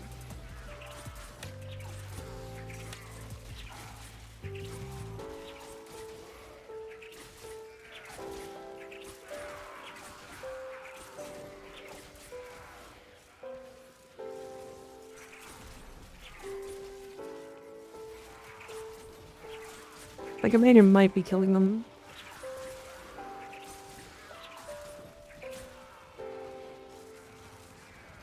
Okay, yeah, my companion's killing them. Hold on a second.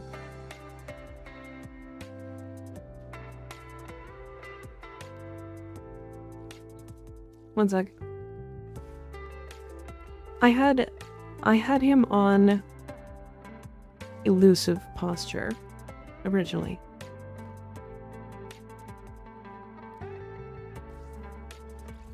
Right, I had it on this so that he would avoid attacking.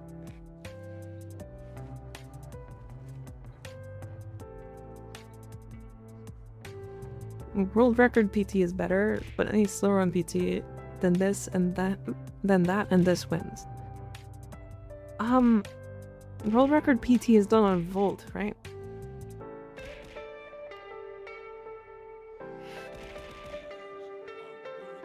Nice, we got lucky again. Okay.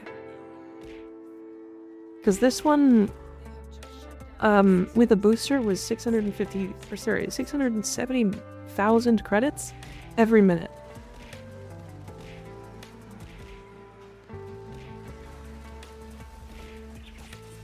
$670,000 credits every minute.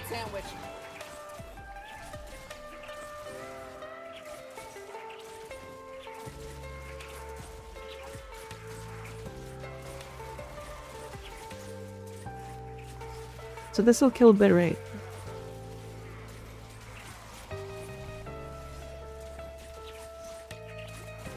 Because it's so many gas clouds. In the guide for this, they suggest turning down the graphics because it's so tied to frame rate. But we are at 126k.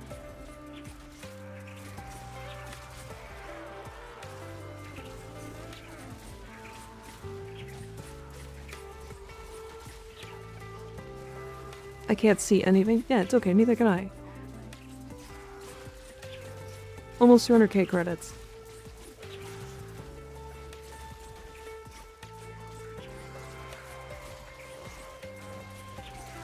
Yeah, Secure Electus specifically is the weapon that you have to use for this farm. It is literally the reason why it works. Gas clouds also tick the extra credits.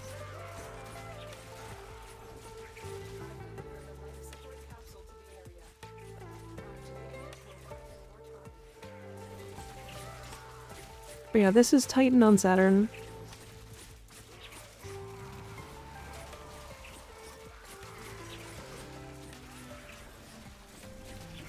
Chroma times are from really good runners are around 2-minute clears.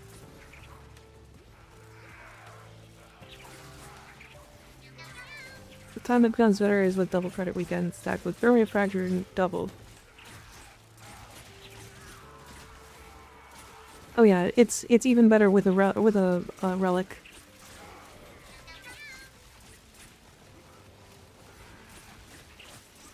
Being surrounded by groaning men giving you their life savings. Isn't that just what a streamer is?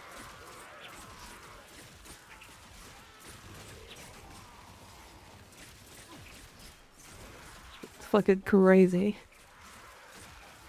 Yeah, so yeah, essentially you can get a relic to double this. You can get it on Resource Booster Weekend. You can get a blessing, which I don't have a resource or a credit blessing right now. And then yeah, you literally just like it's very simple once you have it all set up and once you've understood it. But I'm pretty sure the like min-maxed of this farm is like I saw somebody do 650k a minute. Although I'm fairly certain you can get more. I think it's more like 800k a minute if you like really hard min-max with a booster and everything.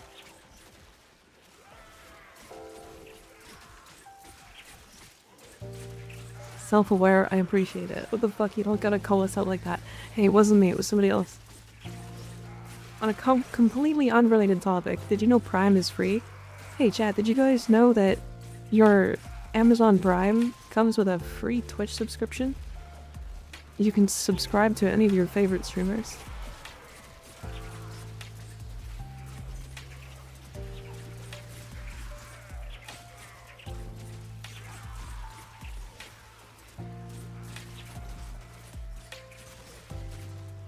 Wait, I'll subscribe to Ignis. You can't. Good luck.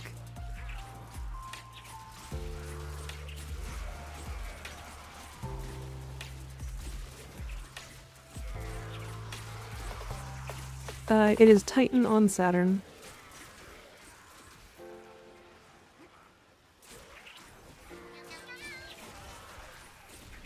How many things line up? A perfect weekend, double credit plus thermofractures, and if prosperous procs on everything, I believe ET run is 2.8 million in 2 minutes. That is if everything procs, right?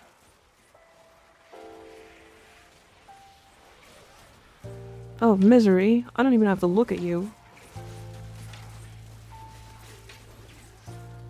So long as he doesn't like one-tap me, which I don't think he can, with Korra's CC thing.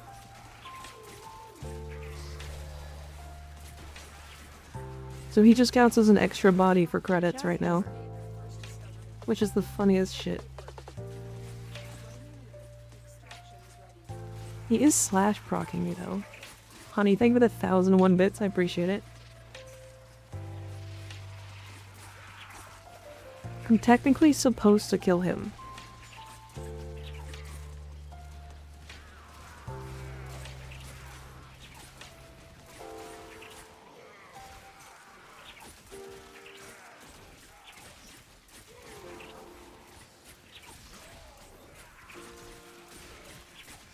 What do you need for that credit build? A lot. Ignis, what's that website called? Is it Warframepedia?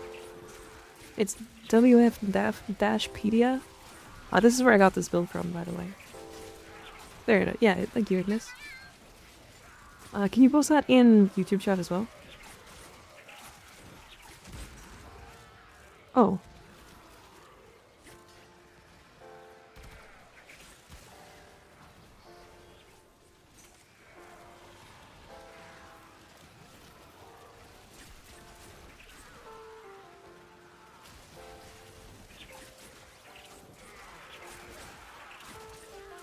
It's in Snare. It's Korra's subsume. It doesn't work if they're ragdolled, so it has to be in Snare. Yeah, so we're at over 1 million and I keep doing it wrong.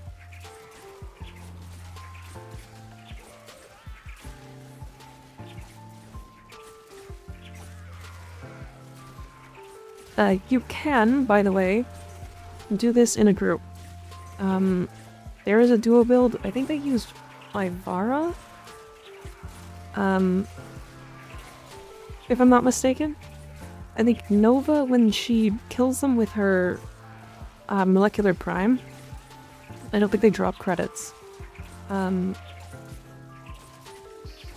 Or at least there's like a mechanic, they explain it. They explain it in Warframepedia.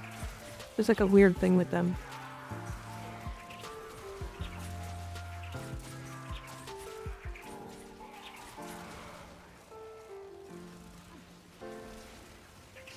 No dev animation, no credits. Okay. Right. Okay, I remember.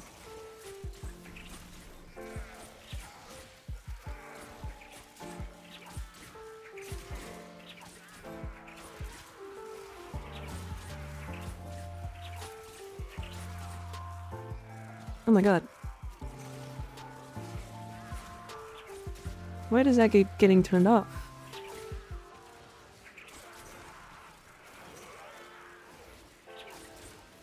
Did they keep killing it? Is that what's happening?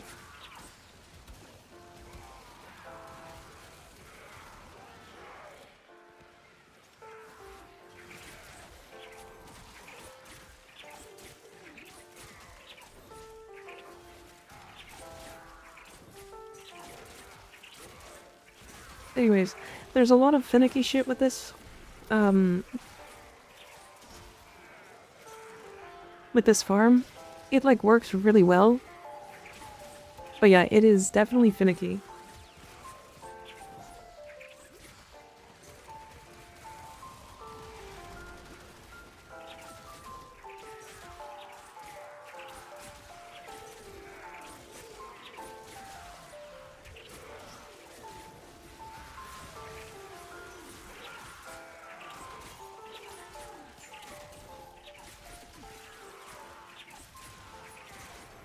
I need to do this farm, like, a lot.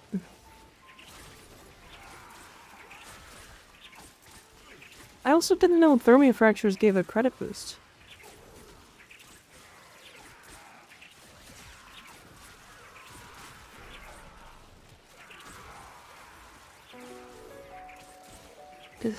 Is that actually a thing?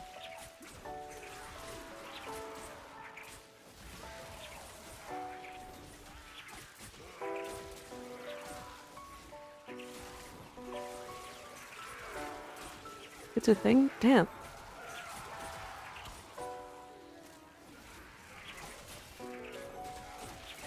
If they completed enough Giga credits.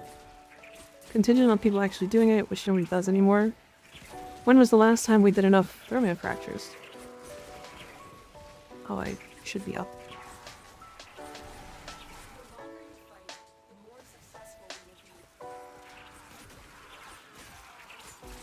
Like release? Oh, I see. So you'd probably have to get like a whole community together to do a shit ton of it.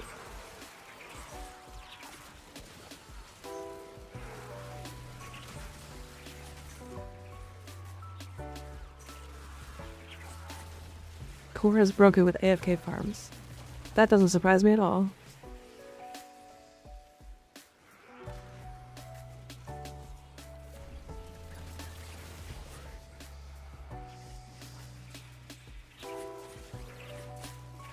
I've been like 3 times since release. Okay, that's why I don't know about it.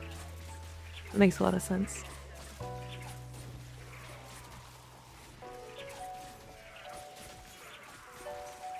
Anyways, yeah, it's like a decent credit farm. 1.6 million. I definitely had more when I was testing off stream earlier. But I'm gonna go. The whole point was just to show it anyways. It's kind of interesting. I think it's neat. It's a lot of work. It like seems like it's really simple. It's not. It's really not. There's like a lot to it. It's also the reason why it's hard to suggest like Profit Taker and stuff. But yeah, so that's with the booster. So 12 minutes for 3.4 million credits.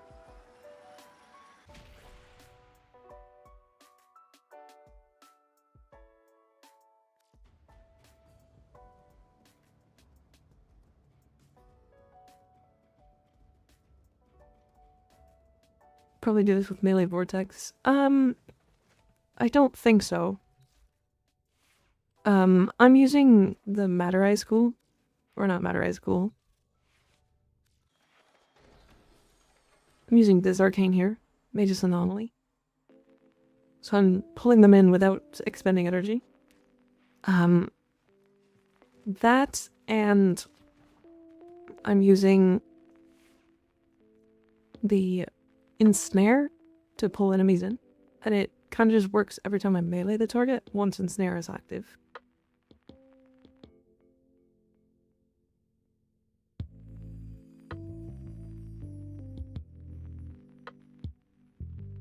wonder if there's better tiles for this. Probably. To go about testing all of that would take a long time. Like a really long time. Bunny fit today? Not intentionally. I mean, this isn't the one that I would have picked. But it is a redeem. It's also cute. I like it. Oh shit, right. The other thing I needed to do that I wanted to talk about really quick. I need to rebuild a bunch of weapons. So there's like a shit ton of weapons that I built and then sold a long time ago. So weapons like the Lanka and like the Parasist and like I think the Pupicist is one of them. Let me look. So I need to rebuild the Twin Comac, I'm pretty sure. And then for melees, there's obviously the Pupicist. There's the Cero. I don't fucking know what that weapon is, but we'll build it. I need to build the Dark Split Sword again. I also want to build the Dual Raza. I need to rebuild the Dual Kamas. The Endura, which I have no idea what that weapon is. The Keshag. Did I get rid of the Kogake Prime? That's crazy. I don't know why I would do that. I just recently rebuilt the Karuto. The Mios. The Pupicist is obviously there. The Skoliak. Sidon. And then the Twin Croaker. I need to build 3 Croakers, because I also need to build the regular Croaker. So I have 3 blueprints, and I have to go through 24 hours, or sorry, 36 hours of crafting Croakers. And then I have to craft the Twin Croaker, and then build both of them.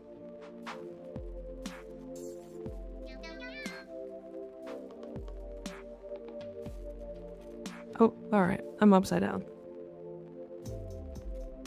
It's a pain in the ass. I'm trying to build every weapon. So it is... We're slowly getting there.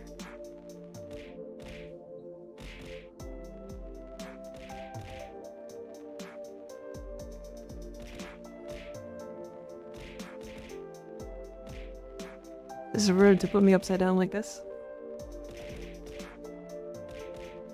I'd understand every prime and unique. Yeah, every prime and unique. I'm building like... Oh, I'm fucking Like coming. I'll build the Vitrica. I'll build the Thibodeau. Like if I look at other weapons here that are just trash. Like I'll build the Sarpa at some point. The Shaku we built. Like I'll build the Prisma Obex.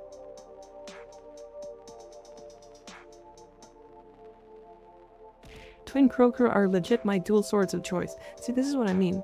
This is what I mean. I literally... Yeah, 2 Spinnerex. Like, I'll be like, oh, what about this unknown sword or unknown weapon? And somebody will be like, okay, but like, I love that weapon. It's so fucking good. And then I'm like, that's... why?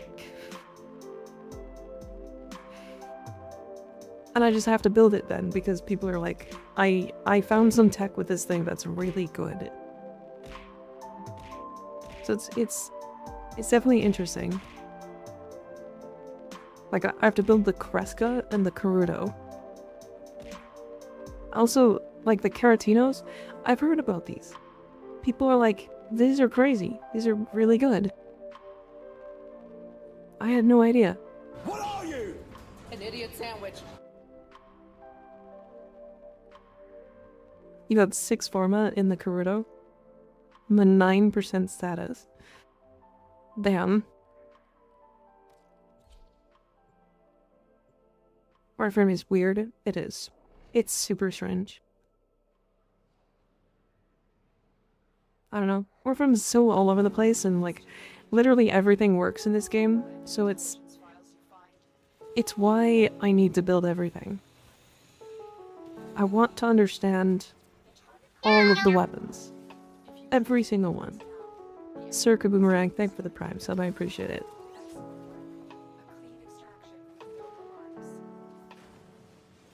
I want to understand. One of the things that I want to do is like, if a new weapon comes out, or a new mod, what the fuck is happening with all those blind walls? If a new weapon or mod comes out, or maybe a Warframe, that says something like, oh, this is the weird one.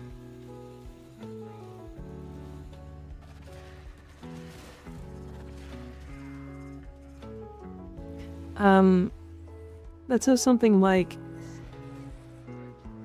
the special mechanic on the Legion now makes enemies fully explode in like a 20-meter radius. But like nobody knows about that until you're like, wait, that mechanic exists. Like I want to know when that can be a thing. Do you know what I mean? Like, I didn't realize that the jet could tag at a 100% status chance slam. I had no idea.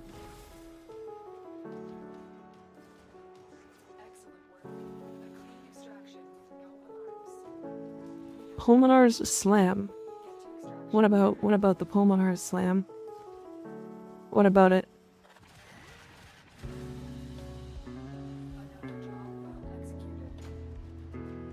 "50% status viral." Motherfucker, what?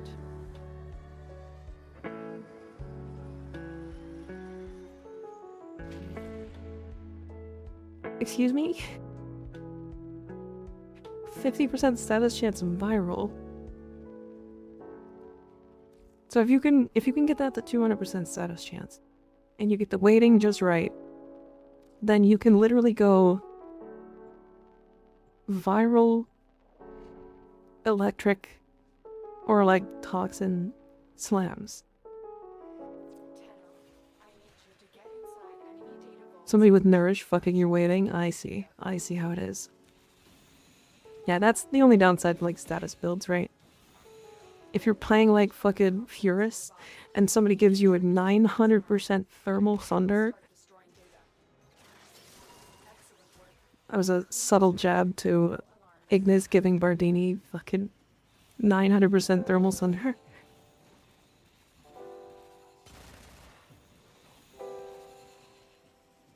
I would never. You sure did. You sure did.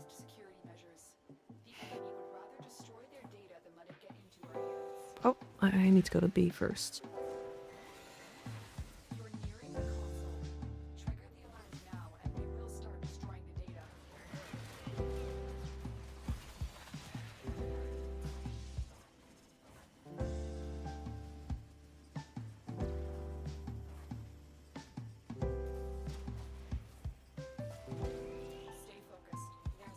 I love doing this. It's like such a chill thing. I don't know, it's such an easy farm too, once you understand it.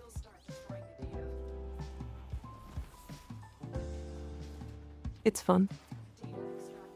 It's really simple. Once it's set up, it's like, I don't know, a lot, I guess, but... Or it's a lot to set up, I guess, is the right way to do it. Because nobody ever builds MOAs. Which is why this has never gotten removed. But it's also just like, Titania can do this. She sure can. Owie.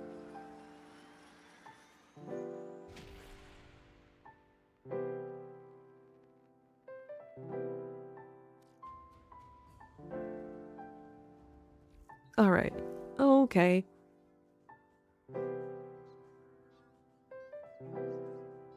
I'm excited for tomorrow, chat. Tomorrow's gonna be fun. It's gonna be super, super fun.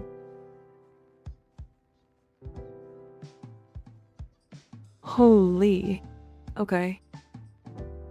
Fucking Hoodie at 700 viewers? Jesus Christ. She's gonna forget about us. She's gonna get so big and forget about us. The power of ASMR. Yep. Is there anybody in the Warframe section that I want to raid?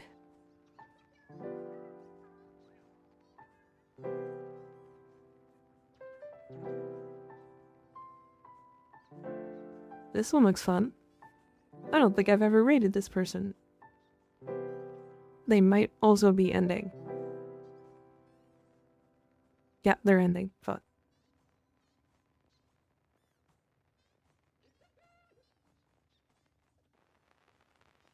A lot of new people live, yeah.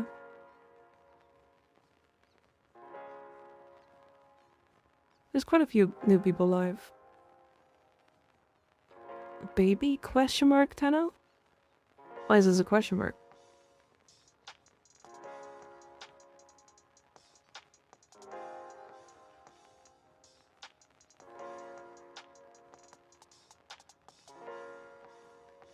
Sure, why not?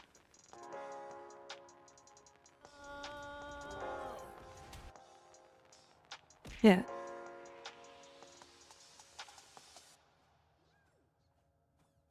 Rude. Throwing bikes. They might be LARPing as a baby Tenno. It's possible? They have a normal Heck, the Broken War, Ember with the heirloom skin, but not Prime Ember, and are doing the Inaros quest. So they're pseudo new.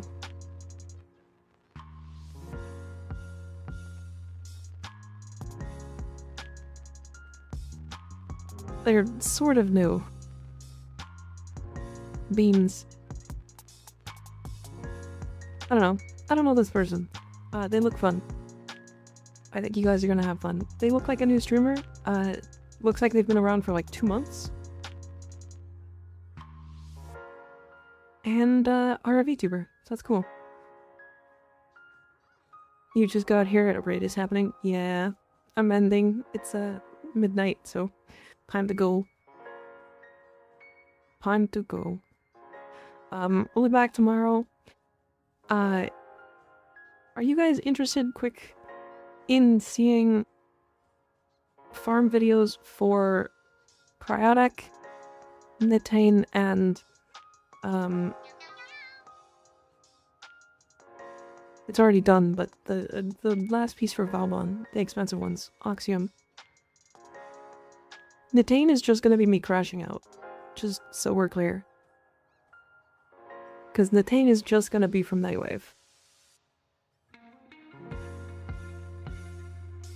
It's just gonna be Nightwave. Yes, yes, yes, yes. Okay. Alright, good. I will do that. I will do that. It'll be soon. Good night, everybody. Sleep well. Take care. And here's my titties. Good night.